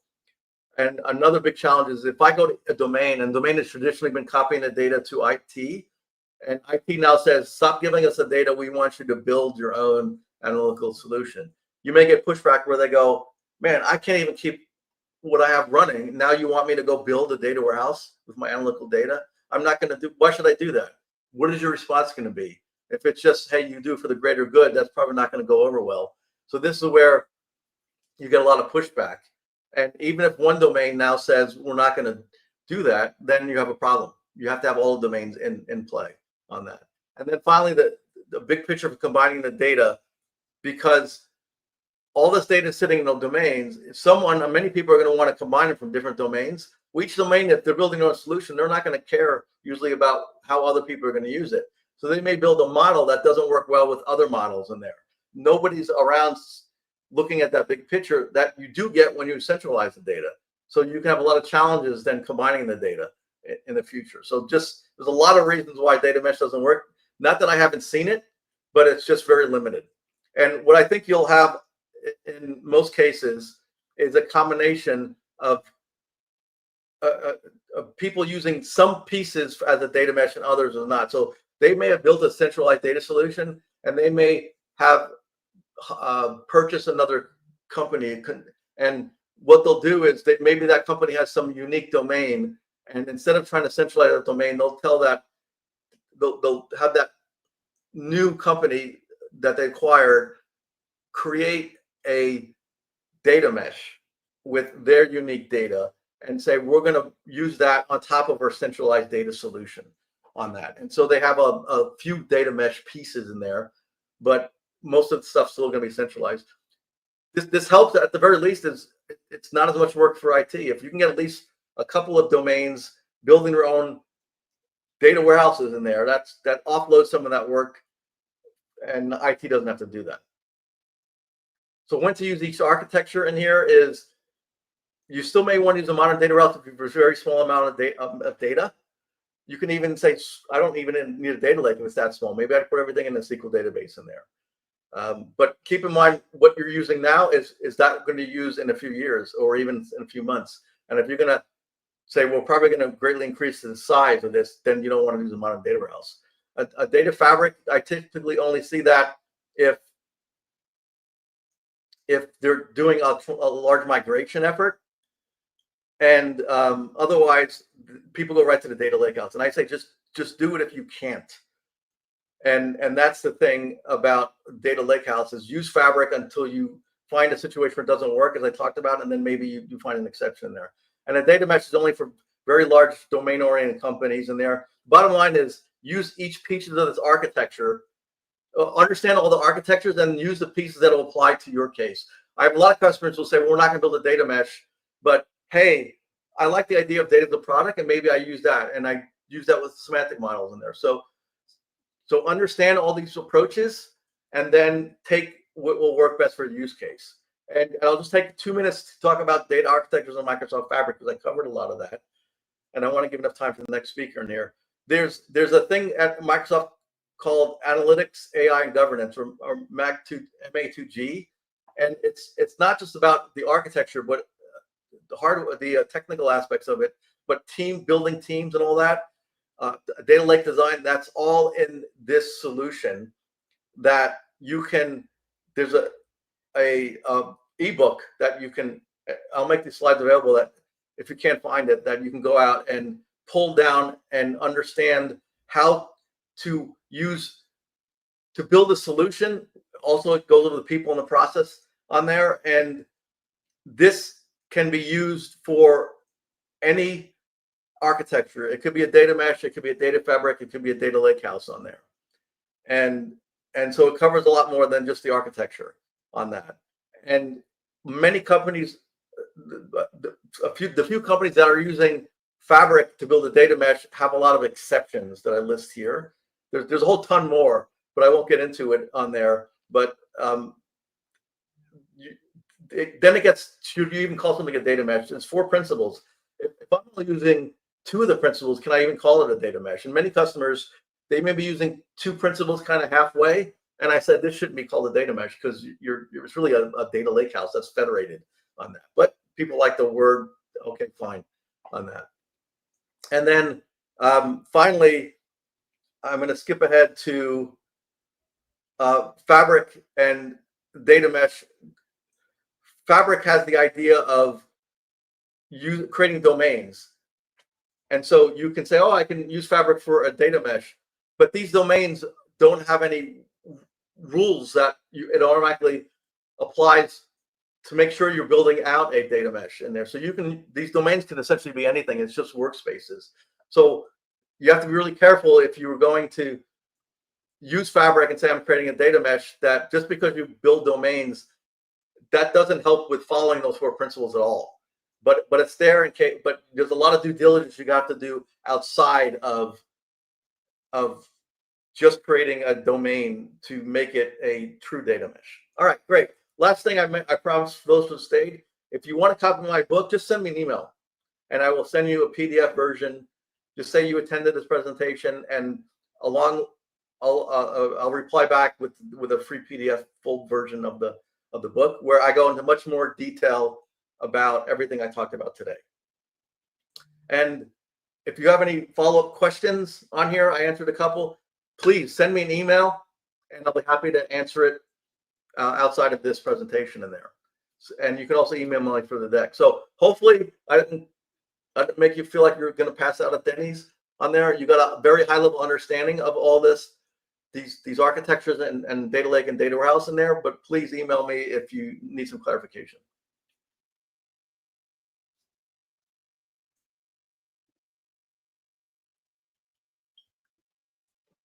Well, thank you very much.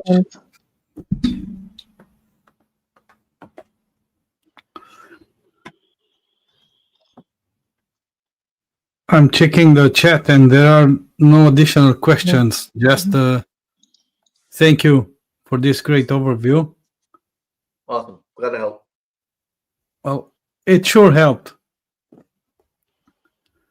Well, thank you, James. Thank you for taking the time. We are at time now, so we need to start the next session so we can stay on time.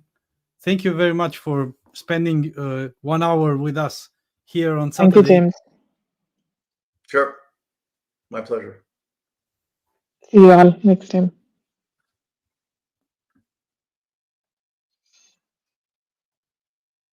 And we should add Reed. Yeah. Reed. Welcome. Hello, Reed. Welcome. I can't hear you. Yeah. I don't see him mute as well. No, it's not mute. It's probably Maybe in the settings you need to change the go to the settings and then audio in the settings, and the mic needs to be adjusted to your headphones. Yeah. Earphones maybe, yeah. And then output and input. I had a issue this morning. So speaker, mic, everything. I Yeah. think everybody had issues this morning with with sound.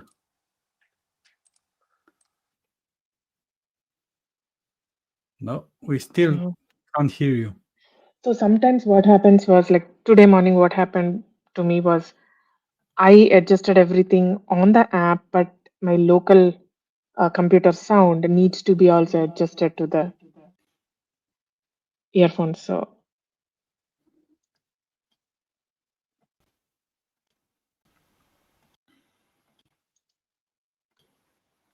No, from the settings point of view, it should be good. So it's probably your mic, Reed.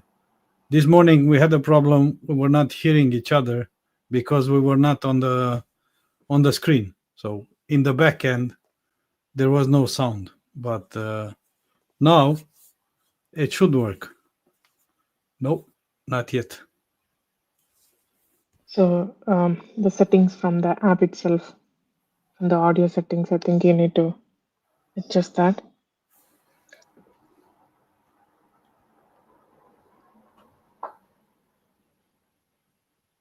I hear some other voices coming in between. Did you also hear with the James session? I hear some DJ kind of thing in between. Like, Really? yeah, even now I'm hearing in between.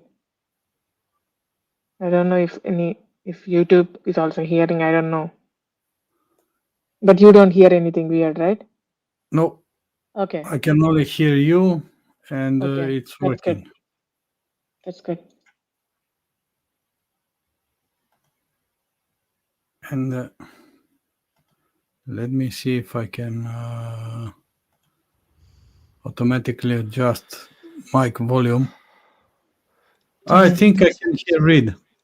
Is that better? Can you hear me now? Yeah. We can hear you now. Oh gosh, I am so sorry. I have no idea what was going on. That was No issues at all. Yeah, we all faced these issues this morning, so completely fine. okay. Still good? Yeah. Yes, absolutely. Okay. Crystal Gosh. clear. Okay. Well, when enough IT people are on a call, it eventually gets fixed. It's just no matter just when. Goodness. Yeah. Okay. True. Thank Thank you you so much. for joining and for taking the time to present a data bash. Yeah. You're No, thank you. I'm really excited to be here. I know I'm batting cleanup in the last session, so hopefully we haven't lost too many people, or hopefully I can bat cleanup, get some energy up, and bring us home. Bring us home. Yeah, please take it over. Awesome. Stage is yours. Thank you so much, Christian. Right, thank you. Thanks for coming and get set up, and thanks for inviting me. It's great to be here. Awesome. Well, hello everyone. Happy Saturday. Hope you all are doing well. I wanted to kind of present on a topic to get you all started thinking about how you might be able to leverage AI in your Power BI dashboards, your Power BI reports, and in general. Kind of get your feet wet. This is something that we've been exploring at the organization I've been working for some time. And, obviously it's kind of a crawl, walk, run type situation probably with a lot of this, and that's kind of the approach we've taken. So I kind of want to kind of open up your eyes a little bit and kind of see, okay, where could we start crawling in this world? How can we leverage AI for more productivity to deliver better insights to our data stakeholders and so on. So really appreciate the time. I think it's going to be a fun and engaging conversation. Hope you all learned something today. So kind of go over a quick agenda. So gonna talk a little bit about share a little bit more about myself. I have a little Mentimeter that I'll do here. I just like to interact with the audience when I give these presentations, and kind of we're gonna jump through a few different use cases on how you can leverage AI within Power BI dashboards and your reports to deliver better insights. So kind of starting with some native features inside of Power BI to then even maybe building even some custom solutions that might work for your audience. Really, the kind of the structure I've taken is starting at number 2 through 6 is kind of, no work needed from your audience to some that would require input from your audience and stakeholders. So kind of like, hey, kind of starting, don't require anything from stakeholders. It's just something that's there delivered to them versus something that would require a little bit more interaction from them. And that's kind of the approach we would take. It's like, let's put some stuff in front of them and then kind of through that change process and through the organizational change process, get them to a point where they are comfortable interacting with these tools and custom solutions to kind of get answers to their data. And that's kind of where we'll kind of end is, Microsoft has been pushing out a lot of cool features, especially chat with your data. We've built a custom solution that's similar to that in my organization, and it's going really well. But before we got there, we were kind of slowly building up to that point, helping stakeholders kind of understand and build that trust before we were like, here's a full-on custom solution that we built that you can now, empower you to go get your answers, which is awesome. Okay, so that's kind of a little bit of the overview that we'll kind of go through today. And oh, dang it. Okay. Apologies, I guess that slide kind of came in. So I'll put it in the chat, but well, we'll just skip that today. That's okay. It was just a Mentimeter that I like to use to engage. So a little bit about me. Oh gosh, all my images are like blowing up. And maybe it says, okay. So my name's Reed. I work in IT for a healthcare company here in the States. I live in Illinois. And I have several kind of a weird roller coaster of a career. I spent a good amount of time in doing data visualization work. I'm now working in process improvement. So kind of a few different hats I've worn in IT. I started out in consulting, moved to be a business intelligence engineer, now doing system analyst work and working in IT process. So kind of a varying of skills. So when it comes to the different solutions, I do and am an early adopter, at least in my organization, for Power Platform. So a lot of the custom solutions we'll talk about down the road are using Power Platform.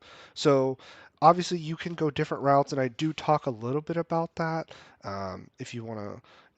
If you're not as familiar with Power Platform, but that is my specialty and what I consult on and build solutions for my organization. So I kind of take it a little bit about that lens, but do kind of hint at, okay, if Power Platform isn't a solution for you, here's some other alternatives that you can explore to then kind of get the solution that you're looking for. So that's a little bit about me. And if you're all at all interested, I'm also heavily involved with Microsoft's Power Up program. That's a training program if you are looking to learn more about the Power Platform. Obviously, this is more specific on Power BI, but if you're interested in learning more about Power Automate or the other Power Up tools, that's a great program. Or if you're already very familiar and want to get involved, there's a great volunteer and mentor opportunity that you can get involved with too. Do you still use Flow? Ah, that's a good, yes. I like that one. I take the nomenclature of the Power Automate. Yeah. But yes, for us more seasoned folks, Flow. Absolutely. Okay. So since we're talking about the AI, I just like to kind of cover my bases. When we are deploying AI solutions and using AI, making sure data privacy and security is at the forefront. What model are you using? Is that, if you are using that for your organization, is that going to get out? Is it using, is that data getting leaked back into the model? Is that something you even want? Just something you might be, you want to be careful of. Obviously, luckily, within the Microsoft Ecoverse with Azure OpenAI, all those have, encryption and data protection. So, obviously that's not so much concern there oftentimes, but just because it's something that I've built and my organization has approved, definitely do your due diligence on that front. Definitely something you want to consider and look into before kind of going down too far. And then obviously, making sure you have your proper guide rails in place, proper testing, making sure models aren't putting out biased and harmful content, and especially ongoing monitoring for that. Because some of these are custom solutions, there obviously is having those guardrails in place is really important. And by having these, I'm sure your compliance team and department and leaders will be very happy. So I don't mean to share all these to bring down the mood. It's just kind of important things to think about before you got to dive too deep into it. Awesome. Okay. So in addition to my time, kind of from consulting to business intelligence to process improvement work, kind of in that stint, I've partnered a lot with organizational change management. And if there's one thing that I kind of want to, there's only one thing y'all take away from this, know your audience and build a solution that works for them. I know I can't read the slide, but if there's one thing you could take away from this, I hope you take away that. I'm pretty plugged into different communities, and I know I hear a lot of, oh, well, building these dashboards, not really getting the engagement, viewership, or, oh, let's all build, solutions that work for our audience and keeping our audience in mind, because that's just going to drive adoption. It's going to drive usage, usability, and everything else. So I hope you at least take that away from that. I did spend a good stint with and have dived into more organizational change management best practices, and definitely trying to remember to put that hat on as I think about the solutions that I'm building, or if we're building processes or even dashboards. What kind of insights are we sharing? Is it user friendly? Is this useful? So on. And I hope you could at least take away from that. That's a good reminder. Awesome. Okay, so diving in. All right, so this is going to be kind of level 1 or level 0. So again, this is where we're kind of starting here is doesn't require much user interaction. These are just things that are here. So inside of Power BI, there is the narrative visual, and we're going to kind of talk about that along with, if you want to not touch the narrative visual, you kind of go out on your own and build a custom solution. We'll talk a little bit about that as well. But especially because, and I guess I will say too here at the beginning, some of these features are in preview. And I do call that out, and I will try to remember to call that out as we go along. Obviously, when they are in preview, they are susceptible to, there's no guarantee behind them. So obviously, you'd want to vet those before putting those into production. Generally, Microsoft recommends not doing that. We have used some of these within my organization. We're comfortable deploying those, but again, I will remember to call that out. But yes, some of these features are in preview, so just something to keep in mind, and I'll try to remember to call that out as we kind of go through this today. Okay, so the narrative visual. So within Power BI Desktop, as you're building your reports, there is an opportunity to add the narrative visual, and there's a couple different options you have here. So you can create a custom summary, which allows you to draft your own right there in the visual. You can tie it to a report, a specific visual in your report, or obviously you can leverage Copilot. The Copilot side is in preview. Again, so this is a tool that is in preview, but it does allow you to leverage Copilot technology to write the narratives for you for obviously the entire report or a specific visual. The great thing about it though is you control a lot of the output. So you can write your own prompt and provide the instructions for the summary that Copilot creates, the narrative that it creates and adds to your report, or for your report as a whole, or a specific visual. And then from there, you can refine the prompt to provide even better instructions. We don't get into prompt writing today, but obviously, providing really good grounding instructions and clarifying from there is going to be really important, because obviously the quality of your prompt definitely correlates to the quality of the output. So definitely keep that in mind, but it's very user friendly, natural text.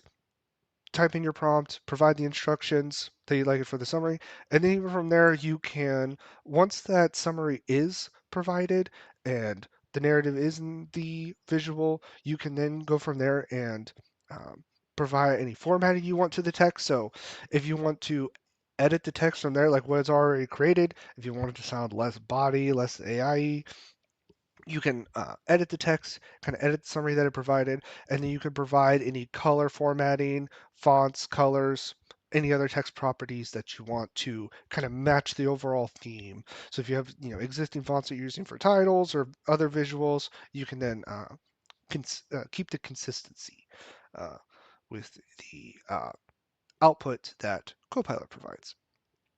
There. So there is a couple requirements. It does require paid dedicated capacity in the workspace. It does require premium licensing, so Power BI Premium or F64 license, Fabric F64 license or higher. And then you do need Copilot enabled within Microsoft Fabric on your tenant. So that is something you would need to work with your admins if it's not enabled to be able to use the narrative visual. And again, if you don't want to go the Copilot route, you obviously do have the custom, which kind of takes the AI component out of it, but you do have the ability to go that route as well, since this is in preview. If you wanted to kind of just take a very simple approach to providing your summary for your report or for your entire report or a visual. Awesome. Okay. So if you want to, you're like, that's in preview, and I don't really want to type out my own custom solution. That's a lot of work. Like, let's really leverage the tools that we have available. Again, I do work a lot in Power Platform, and that's where my specialty is. I will kind of talk about some alternatives there at the bottom on what you can do to kind of create something similar. But I am like a Power Platform consultant and solution architect, so I do tend to focus my solutions there. So I will talk a little bit about that.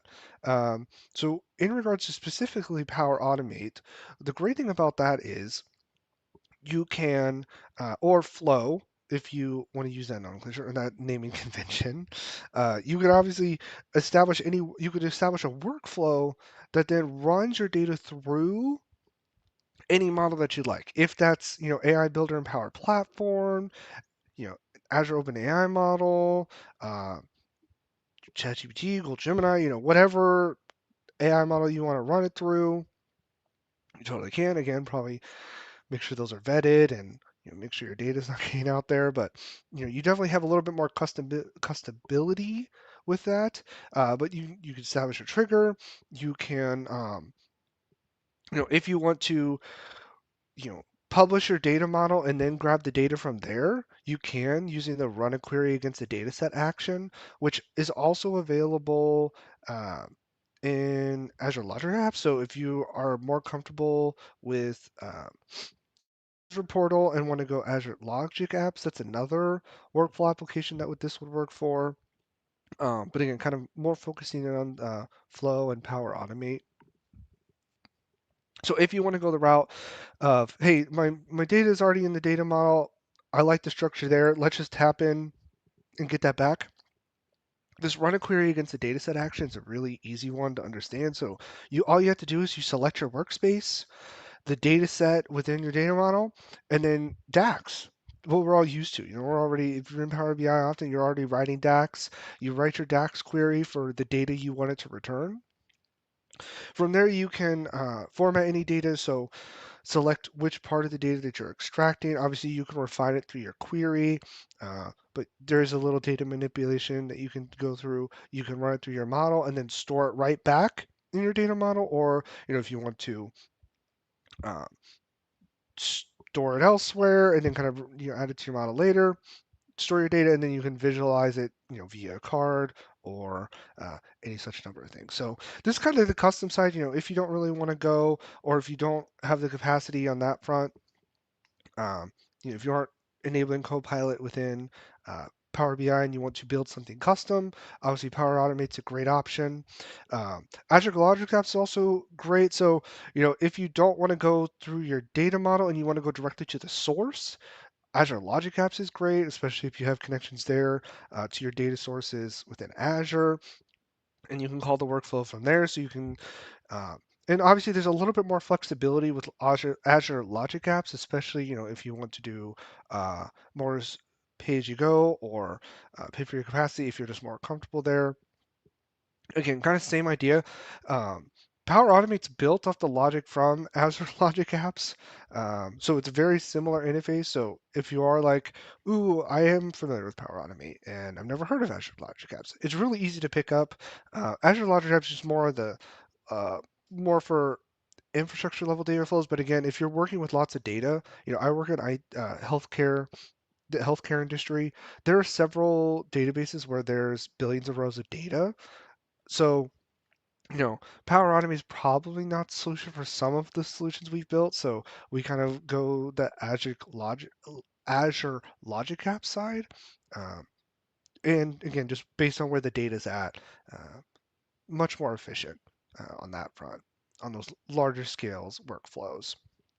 So here's a little solution too. If you don't want to go leverage the Copilot route and you're more comfortable with a model that you've already built, or you want to build your own in Azure, this is definitely a solution that you can explore.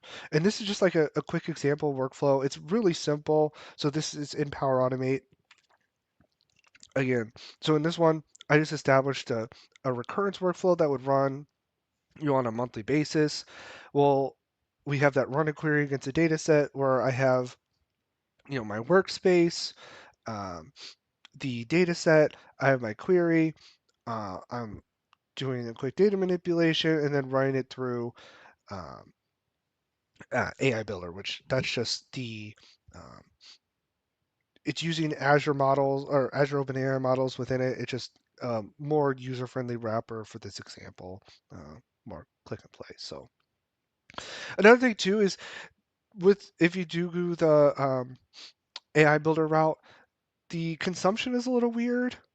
So I tend to stay away from it. I prefer more the Azure side, the more pay-as-you-go route. But the way AI Builder works is it consumes credits, and the conversion is also just kind of funny.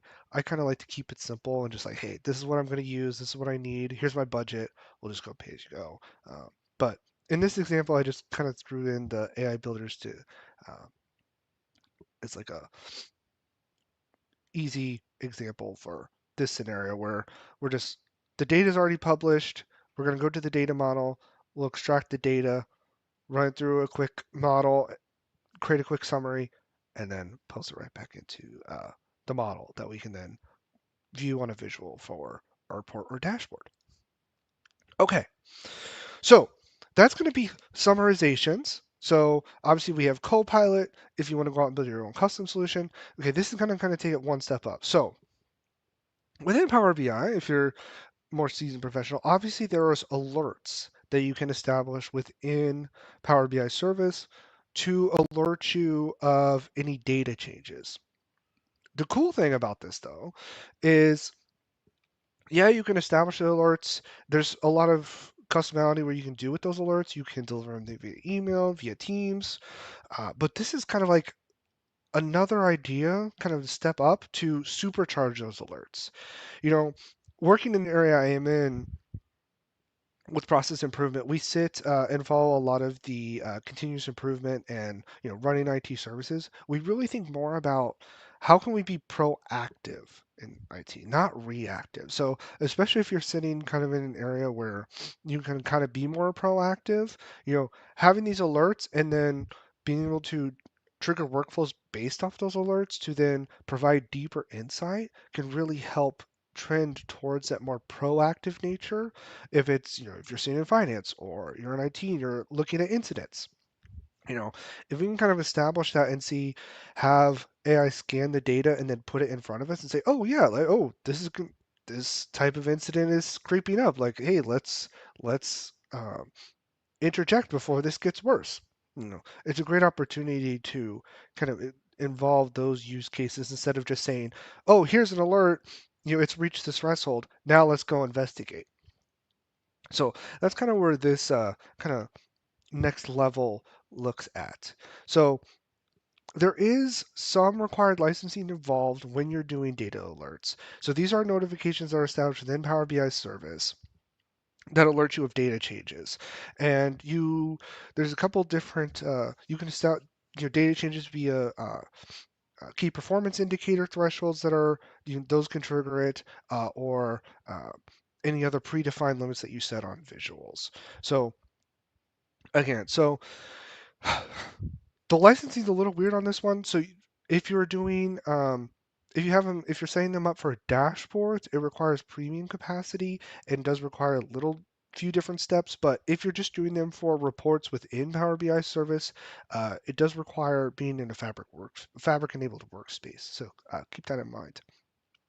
The great thing about this, though, is if one of you establishes these alerts, you can actually trigger workflows based off them, and it is only available in Power Automate or Flow, unfortunately. But you can trigger workflows based off alerts that have been created. So if you already have alerts established, or if you want to go in and create an alert, you can walk through that process, have them delivered, and then trigger a workflow based off that. So the trigger itself is when a data-driven alert is triggered. So once you have that, you will need to get the alert ID, and you will select that alert ID from the dropdown. Again, pretty easy interface. And then similar to what we did before, if your data model is already published and you want to go retrieve the data there, you can, we'll use the run a query against the data set, or, if you have like an established data flow within Power Apps, you can leverage that. However you want to kind of establish that part, whatever kind of works best for you. Generally, with most of my solutions, kind of why I use this run a query against a data set, it's really easy, in my opinion, really easy action to use. The data's already kind of published, model's already there. It allows me to point directly to production instances of reports and dashboards. So that's kind of why at least with the solutions that I've built around a lot of these with like alerts, summaries, I just use the run a query against a data set because it works. And generally, a lot of the reports that we're building, although we have databases with millions and millions of rows, we're not, we're obviously not pulling all those rows into Power BI per se. So yeah, that's kind of why I've choose to go that route with a lot of my solutions. So again, really easy to write your DAX query. We'll format the data. We can run it through the model. And then you obviously have the ability from there to kind of format the message, kind of deliver however you want. And again, this kind of goes back to know your audience. So where would our audience want to see it? There's obviously a lot of, if you want to go as much as saying SMS, there's SMS capabilities within Power Automate. It is a premium feature, but if you want to send SMSs, you can, or if Teams is your preferred method, or email, or whichever, or a combination, depending on the priority. A lot of knowing your audience and kind of curating solutions that work for them, because that's what's going to drive usage and adoption. So got a lot of flexibility there, and kind of use what works for them.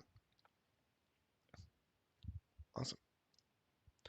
So this is kind of like an example workflow. So again, you use you have that trigger, and then I did use a switch here. So in the case where if you want to use, depending on the alert type, you can kind of, or if you want to,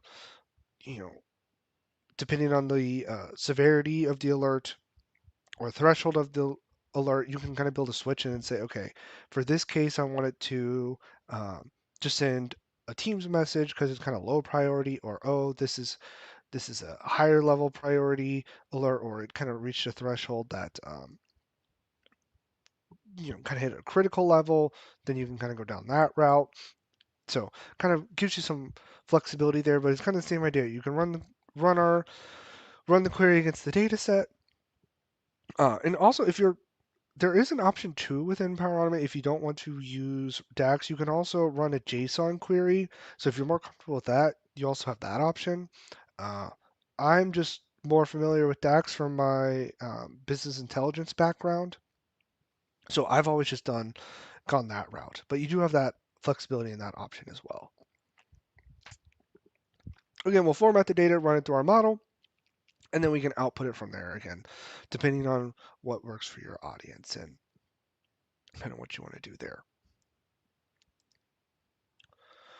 Okay, so what we kind of talked about so far, we have summaries, we have stuff that we've kind of built on the back end that push directly right into the dashboard, right into the reports, putting it right in front of our customers, little interaction, to alerts where a little bit more involved, still kind of doing some data add, some value add, kind of taking it a little bit further and just saying, oh, here's like a little summary for you to read on the dashboard, kind of leveling up to establishing critical alerts that can then trigger based on events that we're trying to monitor. So now we're going to kind of dig into a little bit more of where it does require a little bit more of our stakeholders. And, if you want to go as far as seeing customers, their input, that's kind of where this next set of solutions kind of lie. Where we're asking them, it's not so much us delivering to them, but them coming to the table and interacting with some of these tools and solutions. So kind of the most common place to start is Copilot within Power BI service. So you've probably all seen this before, and I do have a screenshot here. But when you are in Power BI service and you're looking at a report or a dashboard, obviously in the top right you have that little Copilot button, and it pops out the pane and allows users to ask questions of Copilot for that specific report. If it's a summary, if it's to dive deeper on a specific visual, a lot of different use cases. This isn't one that in my organization we've touched too much. There's a lot of different reasons for that. We've tested it out on a few instances and it works, but as we'll kind of dig into, this is very data model heavy dependent in the sense of, it is, looking and going based off your data model. So the quality of your data model is going to determine the quality of the output.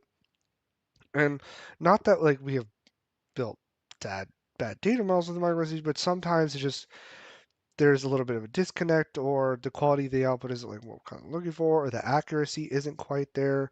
So, this is something that might be worth exploring and seeing like, hey, maybe this works for us, depending on, what type of data you're visualizing in a report or a dashboard. It's a nice, convenient tool. It's there. It's nice. It's very user friendly. Especially if you already have like Copilot, M365, M365 Copilot in your organization, or Copilot chat that's enabled. It looks and feels very similar, so it's very comfortable. If users are used to that, but it still requires, going into.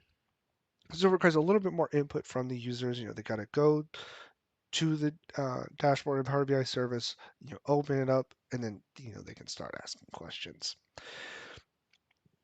So to use this, you do need some licensing. So it does require premium licensing for Power BI and not per user. Per user is not eligible, so it does require P1 or higher. And then same on the Fabric side, F64 or higher. I will dig in a little bit to some best practices around what it looks like establishing your data model.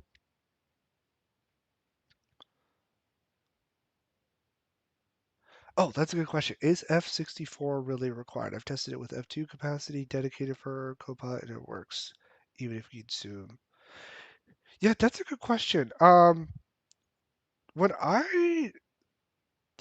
check on that. That might be the case. I thought, and that I could be wrong. Very possible wrong. I thought last time I checked the documentation, though, it did talk about if you're using Fabric, it's F64. Oh, pretty sure it starts with F2. Okay, then I apologize. I might be wrong on that. I must have read something else and put it there. My apologies. So, double check. It sounds like actually F2 for Fabric capacity. I appreciate that. Really appreciate that. Yeah, and then lastly, for your report, Q&A must be enabled when you are publishing a report. Make sure that that's enabled, and that can that should get you started. Oh, okay. They changed it a few months ago. That's good to know. I appreciate. Yeah, thank you so much for sharing that.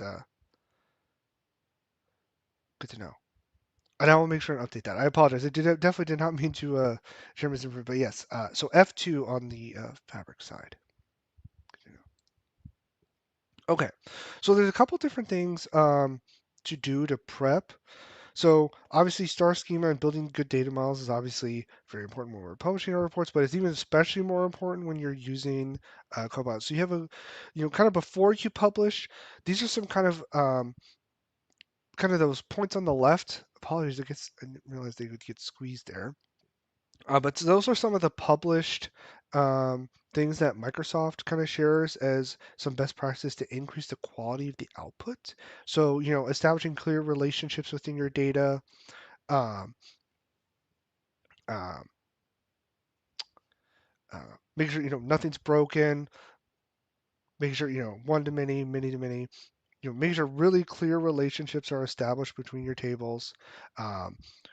This one, the measures is kind of where we've kind of run into a few hiccups on leveraging this tool. So if you kind of get down a rabbit hole of very complex logic in your measures, it can kind of create some issues for Copilot in Power BI service. So be careful there. So making sure they're very clean, making sure they're predefined. Naming conventions on everything is very clear. That's another big one that I can highly push and recommend. Having clearly defined fact tables and dim tables, clear hierarchies, very clear, easy naming across columns. I know I talked about measures before, and then really making sure each of the sorry,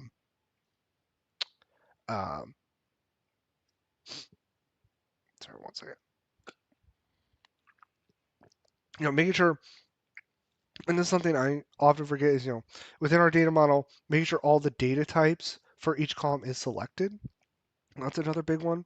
So it's kind of like just a few things to think about and consider to prep before you kind of publish. And then a fairly recent addition or feature within Power BI service is the prep data for AI.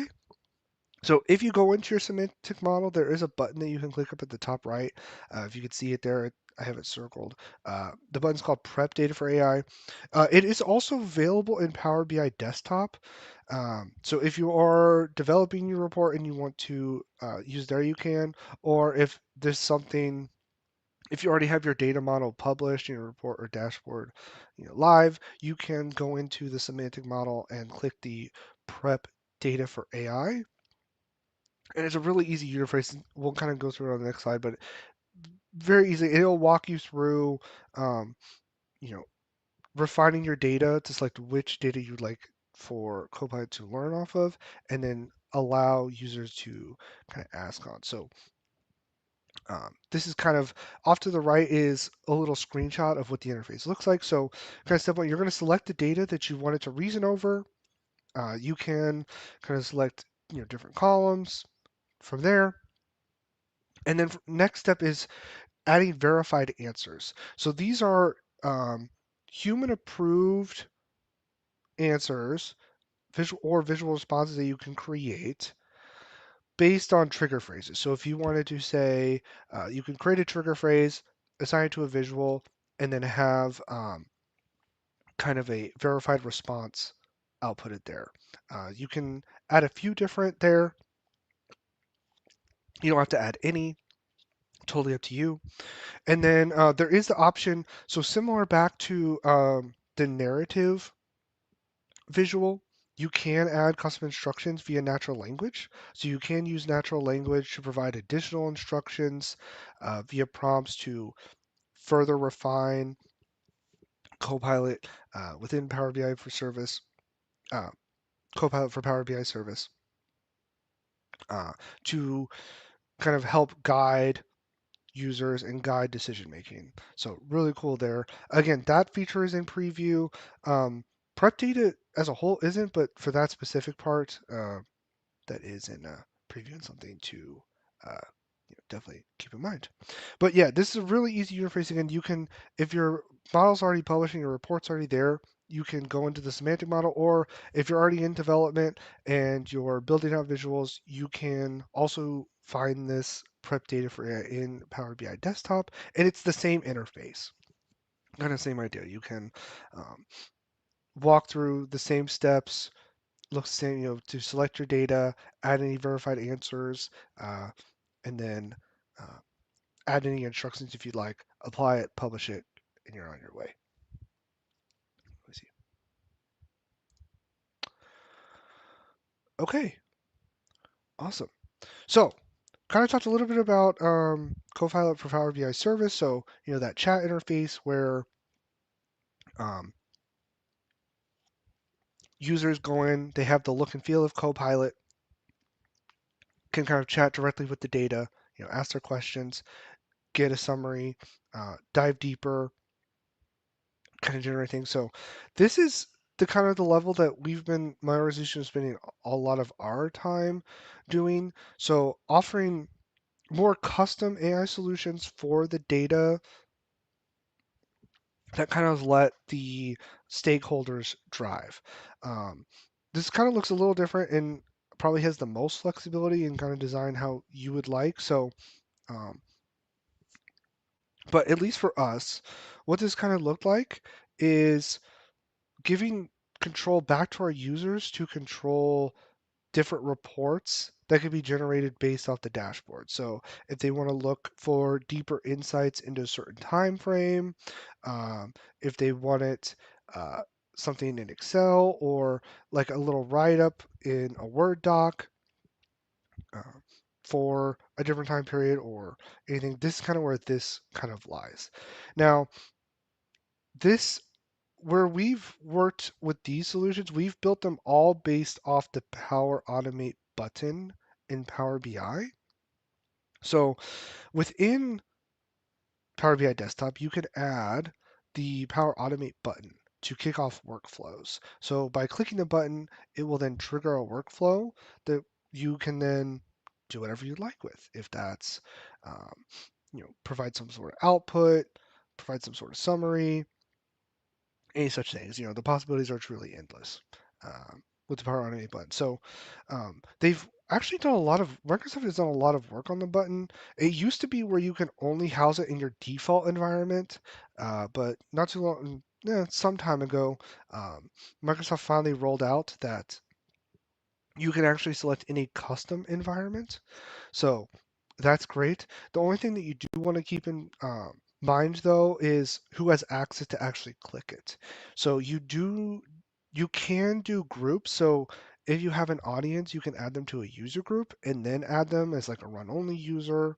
You probably don't want to add them as owner or co-owner unless you want to, but for people to actually anyone could technically click on it, but for anything to actually happen and for a workflow to trigger, the individual must be an owner, co-owner, or listed under a run-only user. And again, you can be an individual or user group housed within, just an individual yourself or a user group. So got some flexibility there, which is really great. Again, so by default, so you add the visual to your report in Power BI Desktop. From there, you can edit. I typically don't build any of my workflows out of Power BI Desktop. You can save it, and then I usually just go into make.powerautomate.com, the traditional portal, and build from there. But things obviously can kick off there. And a great addition is having in custom environments, because then you can control pipelines, keep just keep things more for you, track changes, so on and so on. And I think this was maybe I don't know, I lose track of time, but it was pretty recent that they've, in the grand scheme of things, that they changed that. So you can now host these flows in custom environments that you create or manage environments. Yes, not adding users on the flow caused me some real headache. Yes. The first time I figured this out, I kind of read past the you must be a run only user to actually click on and run the workflow. And I had, all my stakeholders like clicking on it, like it's clicking, like I'm clicking it, but nothing's happening.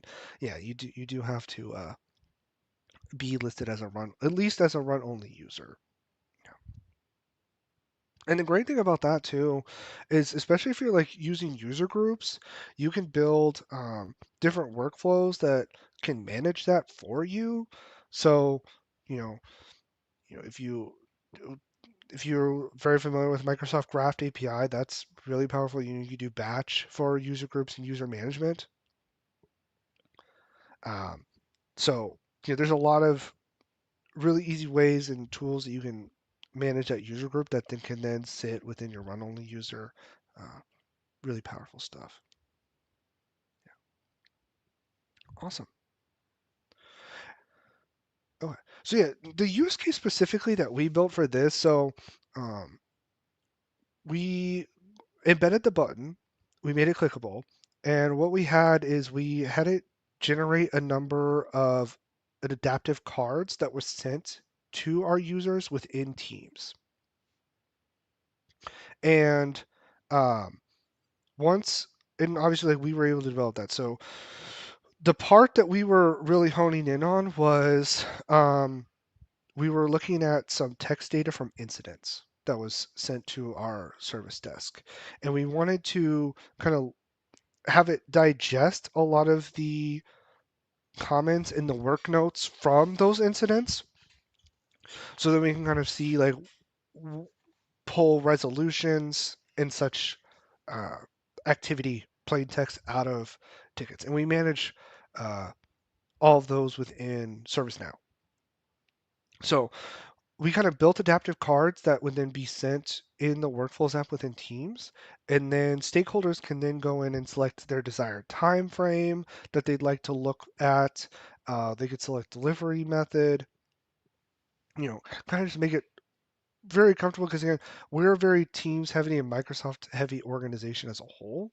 So it was already very comfortable to house that in Teams, and then with the designer for adaptive cards, it's really easy user interface to kind of build out adaptive cards. We built those, embedded them into the workflow, and then again, kind of give the power back to the user. So instead of just like generating an Excel report, they could pick the time frame that they want. They could pick a specific type, a category for incident if it's like hardware or a specific application. Kind of give them that choice. And then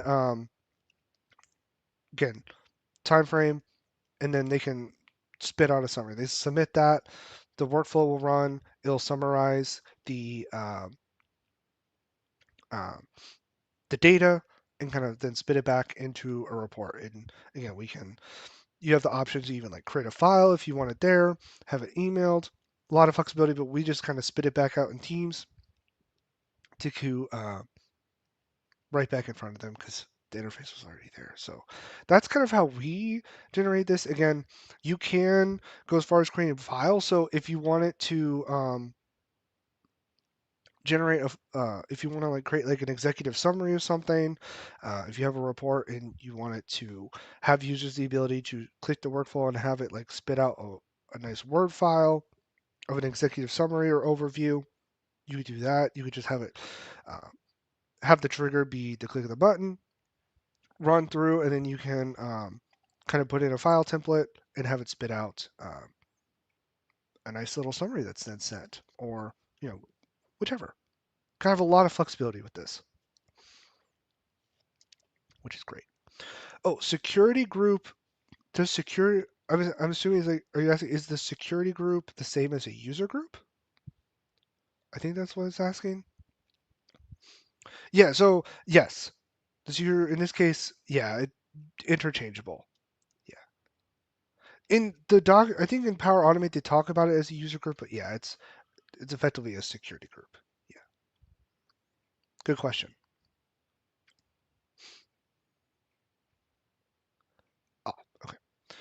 Okay. So I'm going to talk a little bit about what's coming up and then do a little bit of a wrap up. So I don't know if you all have seen, but a couple months ago, this is in preview, not available yet, but Microsoft is rolling out a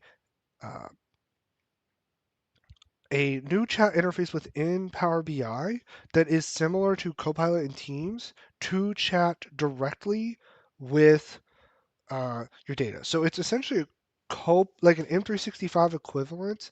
Think M365 Copilot, but housed in Power BI Service. So you go to Power BI Service. It's an app that you can open, and you can do anything under the sun.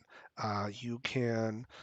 It's kind of like a. Why I say it's similar to M365 Copilot, but in Power BI Service is because it's kind of like the similar functionality. Kind of it touches all areas of your tenant in Power BI. So you can ask questions about different reports. You can ask questions about different visuals. You can have it create calculations for you. It's truly a Copilot that's built on top of Power BI Service. So it kind of touches everything. So instead of like focus truly on one report, it could be all reports, all dashboards, apps, you know, talking about specific visuals.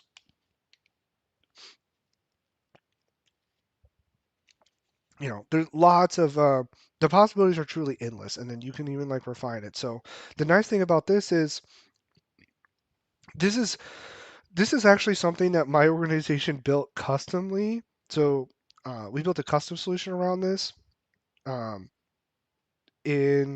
So we built our own chat interface on top using Azure OpenAI models and kind of build something similar where it will generate visuals based on questions asked. You can ask it to do calculations. You can get metadata on reports.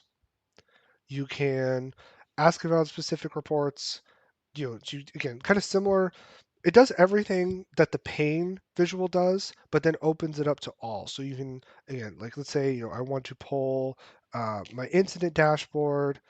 And then transition to, let's go look at this hardware report and pull this. It's just more multifunctional and kind of touches all instances of the tenant that you're on.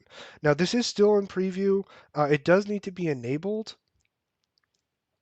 So you do need to work with your tenant admin. So the two primary settings that need to be enabled within the tenant is the users can access a standalone cross-item Power BI Copilot experience, and users can use Copilot and other features powered by Azure OpenAI. This is something that's not quite available or been rolled out to all regions yet. So definitely check the documentation on that to see, if it is available. And currently, it's, multilingual is not available either. It's just English, so it's for input and output. I think I read that they're trying to work on that and roll out multilingually, but as of right now, it's still in preview. They're testing. They're trying to get that rolled out. Is Fabric capacity needed for chat with your data? That's a good question. I will get to that, but that's a good question. We can get to that. But yeah, so definitely do your research on if it's available in your region. It hasn't been quite rolled out. I try to remember off the top of my head. I was surprised at what regions were excluded. So, if you are in the it is available in the United States, obviously, but if you do reside outside, just be wary of that to double check on the regions.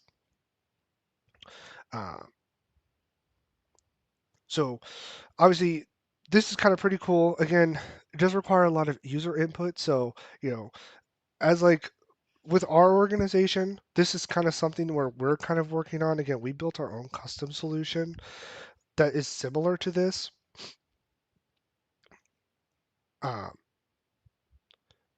And we're still trying to get everyone used to the idea of chatting with AI and a chatbot in general. So, kind of working through that organizational change. So there is a bit of a hurdle. If your audience is comfortable with chatting with this, that's great. But obviously, a lot of our dashboards have stakeholders that kind of exist outside of IT sometimes. So, be wary of that. We're still kind of in the early phase of rolling out Copilot, M365 Copilot, in my organization. So we're still trying to get up to speed on that.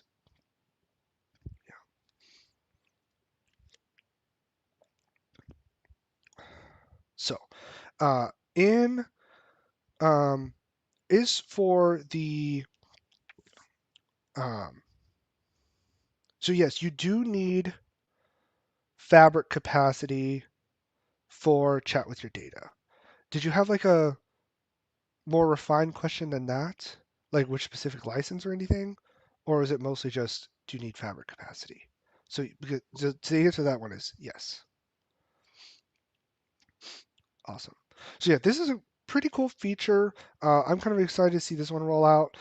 They have not rolled this out in my organization yet, but we are testing it. So, and unfortunately, I'm not one of those testers. So, but I obviously have my own developer tenant that I've been kind of messing around with this a little bit, and it's been pretty cool to see and use so far. It's been fun to kind of test its limits and see the value add that it can really provide in terms of response.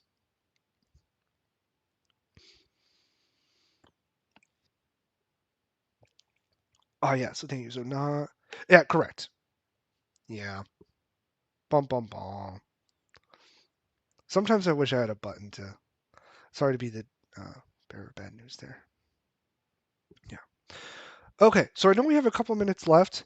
This kind of wraps up my presentation on leveraging AI across Power BI dashboards, reports, and the tenant. I hope this at least sparks some ideas.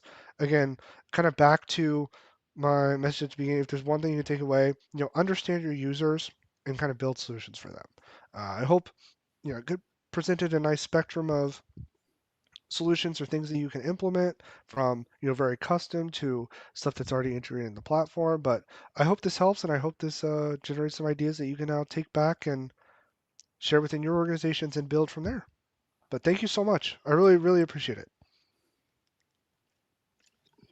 Well, thank you, Reid. Thank you for taking the time and come to present at DataBash. Indeed, there are so many options that only the creativity is the limit, and the licensing, of course. Yeah, unfortunately. Yeah, vouching for licensing is probably my least favorite activity within my organization. Yeah, we know. It's the same everywhere. Yeah. So Thank you, Reid. No, thank you. you. Great presentation. I appreciate it. We just started rolling out Copilot, ChatGPT.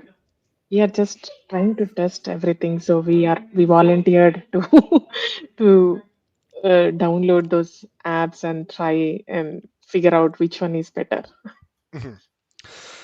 Yes, yeah, it's been still in the early stages at our organization. They've released chat, Copilot chat across the organization, and then they offered to pass on the cost to the department for M365.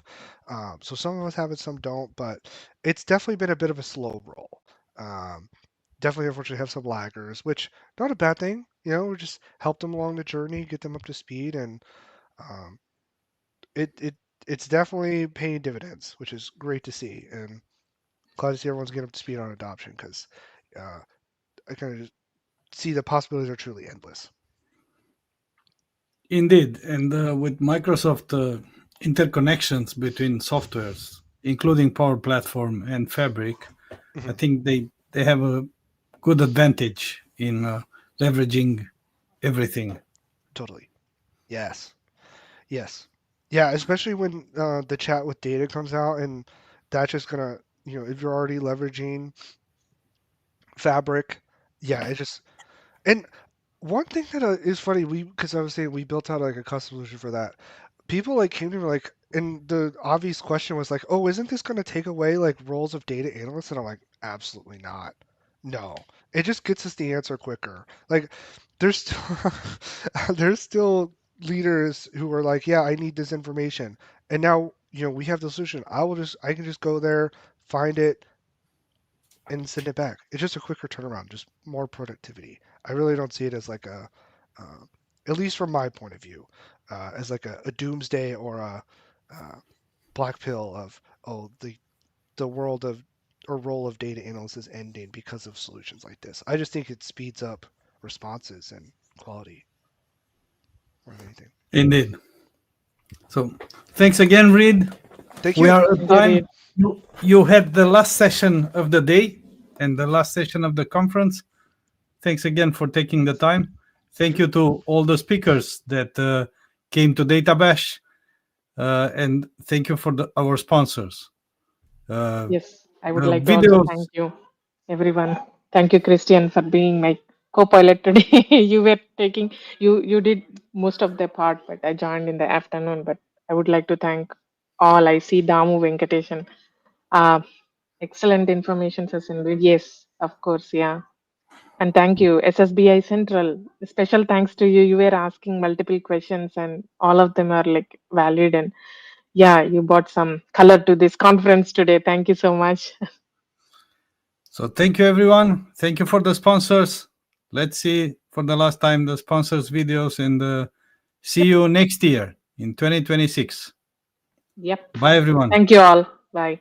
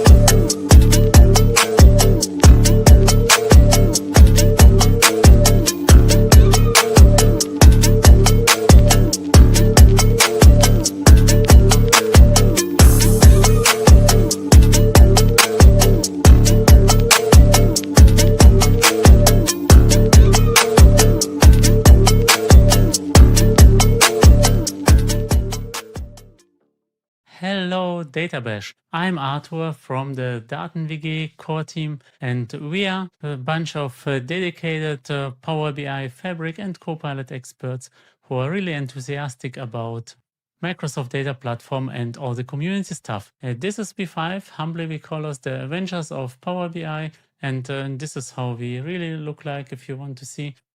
Just feel free to contact us on anything about the Microsoft Data Platform, and have fun at DataBash.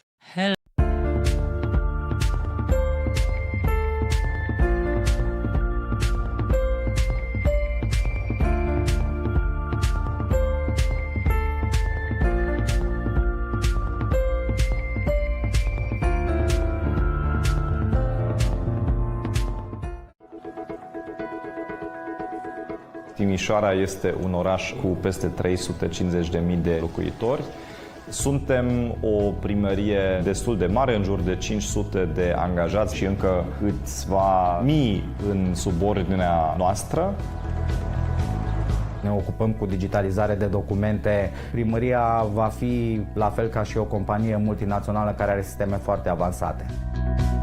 Aș fi luat aceiași furnizori. Dacă am fi putut începe de la început cu ei, bineînțeles că eram 2 ani mai avansați. Acum forțăm tot ecosistemul să vină după noi.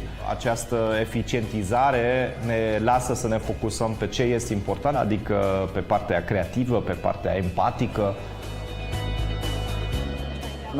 99% din primărie, din procedurile ei sunt digitalizate. N-ai nevoie de studii bine imaginabil de multe tehnice ca să poți lucra cu un program atât de simplu.